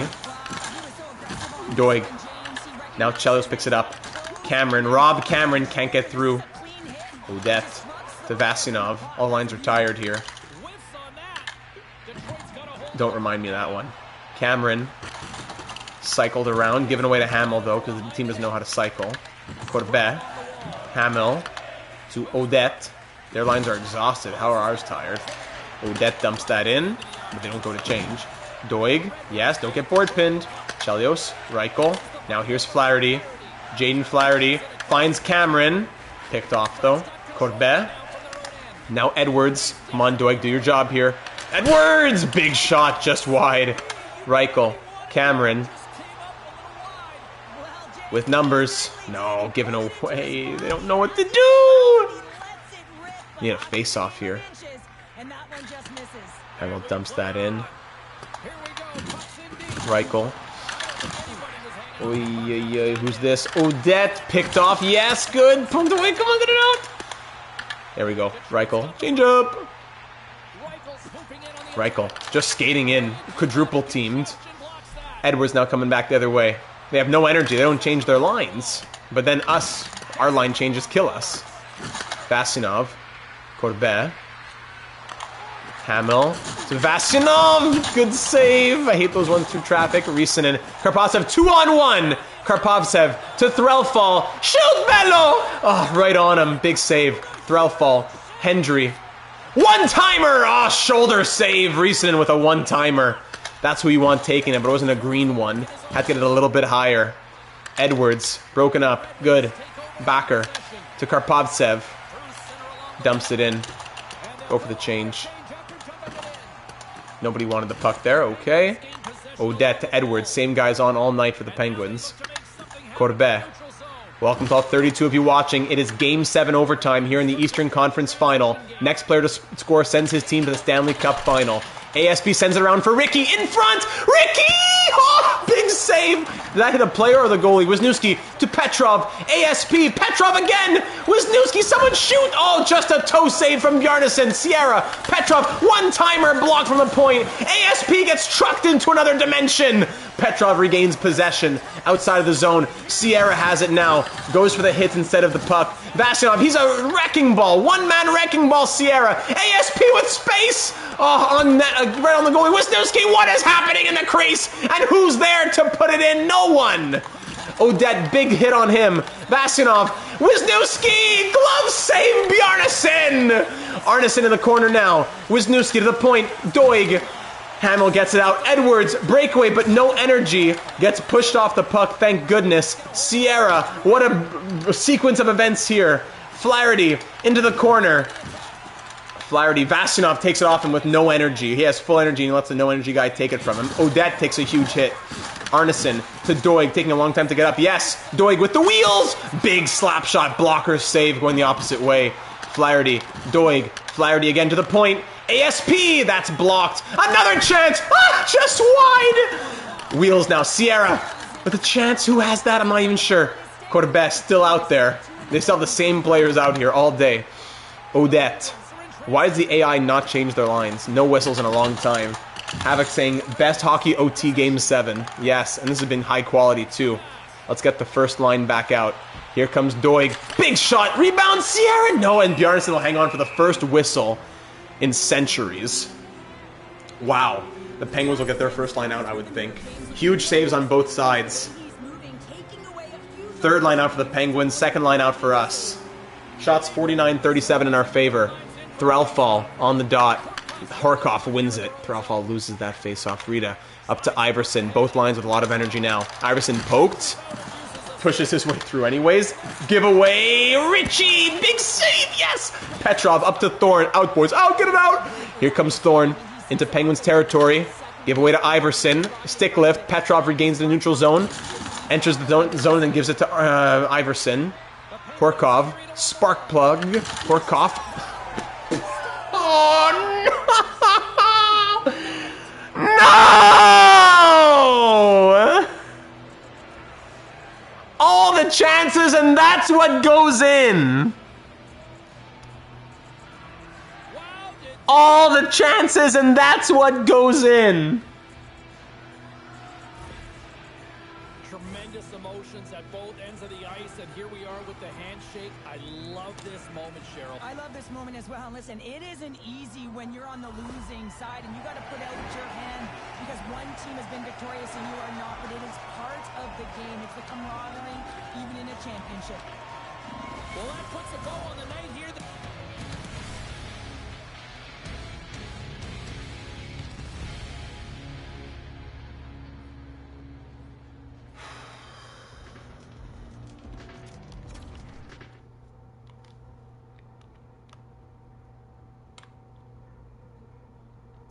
Was that an own goal? Let me see. Technically right, yeah, right? Yep. Own goal to end it. That makes sense. Thank you, EA. Thorne puts it in his own net. And his stick goes through... His stick goes through his goalie's body and scores the winning goal against his team. As the shots end 49-38, we lose in Game 7, making yet another conference final, but losing in 7.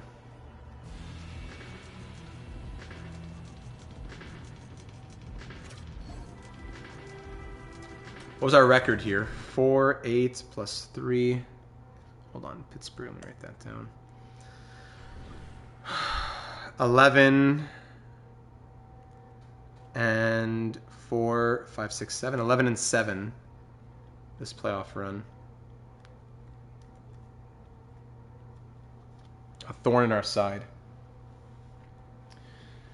Sheriff had messaged me. Everyone who participated in the Hall of Fame voting on... So it's going to be a giveaway for those... Or, yeah, I'll talk with Sheriff. Those of you who voted in... or gave your predictions for the season. If you didn't win, there's going to be another raffle. And possibly something as well for...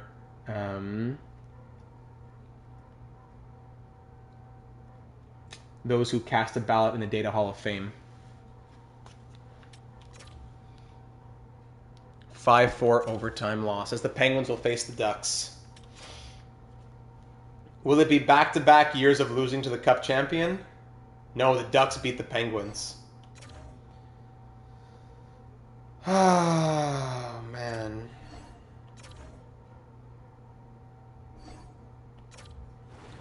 Retired players.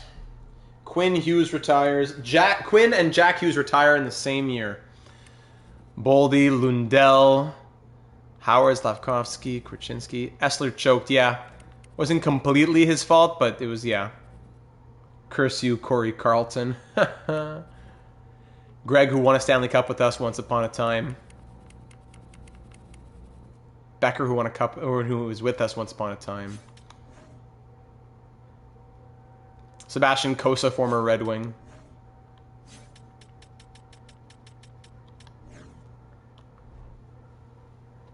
You had Jack, Luke, and Quinn all retired in the same year once? Wow, that's crazy. Jamal Yannick retires, our assistant coach. And that's it, ladies and gentlemen.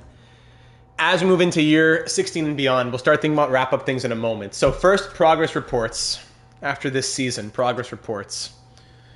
McCamey 95, Sierra 92. I'll look at the playoff stats in a moment as well. Actually, no, I should look at that first.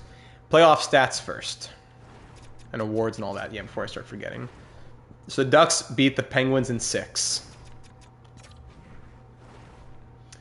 Riisanen had 12 goals and 23 points in 16 games. Sierra had 12 goals and 20 points in 16 games.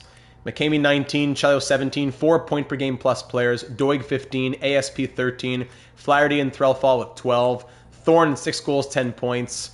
Arneson had 7 points. Petrov 6 points, -4. Hendry 5 points plus 7. Backer 4 points, -3. Reichel 4 points plus 4 in 7 games. Chucko 3 goals, -2 in 12 games. Wisniewski 3 points, -2. Karpovtsev 3 points plus 6. Cameron 2 assists plus 2 in his 4 games. And Carter Essler goes 11-4-1 with a .909 save percentage and 2.85 goals against average. Not his best showing. Michkov wins the Art Ross in back-to-back years, wins the Hart. Norris goes to Korchinski, who then retires. Lady Bing to Michkov again. Calder to Karpovtsev, of course. Of course, the years we forget. Karpovtsev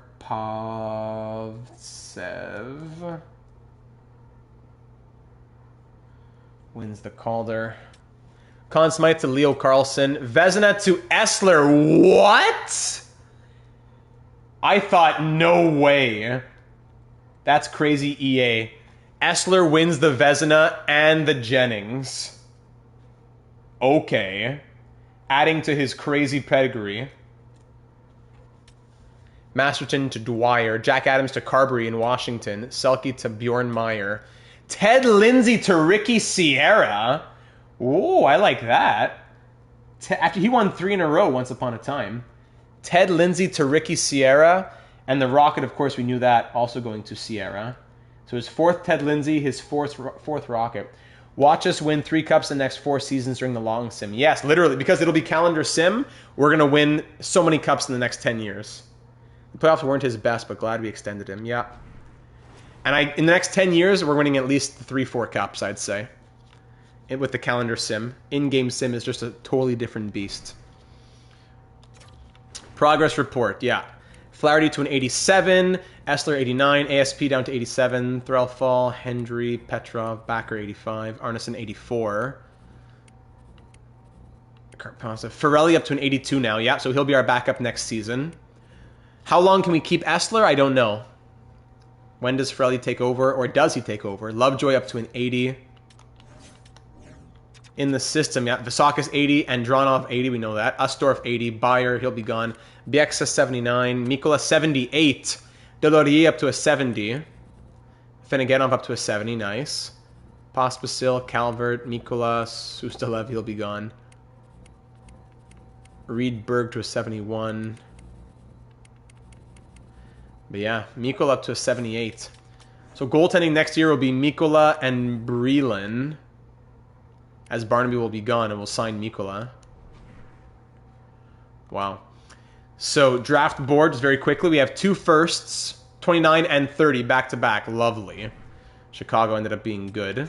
So we picked 29 and 30. Jacques Cormier going first. He's a gem, you think? Medium franchise potential. Do we take Braun, medium elite centerman, who's going to go at 8, who's 2 years away? That could be interesting. At 29 and 30, not much to be interested in there. We have to trade down a little bit.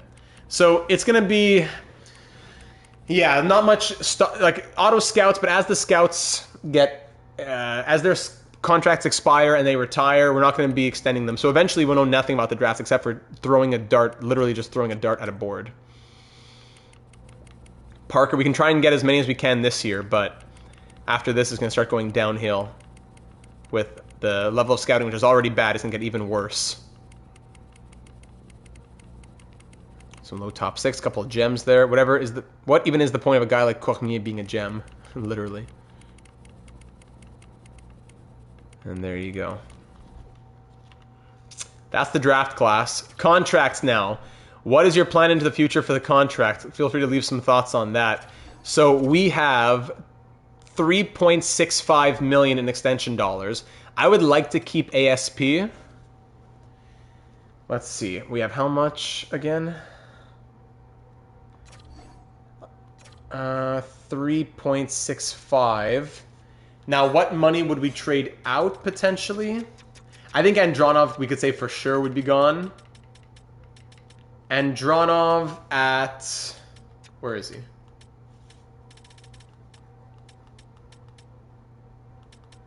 Oh, he's not even... He's in the system. Yeah, Andronov at 3.5. That gives us now 7.15 million. With 7.15... Is that enough to re-sign ASP, but then trade Chucko? Ivy Data, I was looking, apparently the lowest season tickets in the New Flames Arena could go for is 2,000. Season tickets for $2,000? Wow. ASP at 7.1? His demand should come down. But I don't know, it might be impossible to keep ASP. We'll try maybe. But that would mean Chucko probably gone, Andronov gone. I don't know. So forwards next year would be 1, 2, 3, 4, 5, 6, 7, 8, 9, 10, 11, 12. Minus Chucko gives us another spot for like Cameron if Jams is coming up. And minus who else gives us a spot for Lovejoy? I don't know. Arneson at an 84 overall heart. He's still a good third liner. Andronov gone to Fisakis, Bieksa. They want to come to the NHL. And then for defense, 1, 2, 3, 4, 5, 6. In the system, Ustorf, he wants to come up too. There's not really room for him or Genoa. Apostolopoulos will walk. But the defense is locked in stone pretty much at this point. And then the contracts afterwards, like that means, so we can give an extension. Move Thorne after that own goal. He's so good though. But yeah, it doesn't sit well with us. And next off season, when I'm in the President of Hockey Ops era, Doig and Chelios and Petrov need contracts. So it might be time to move Hendry maybe. I don't know.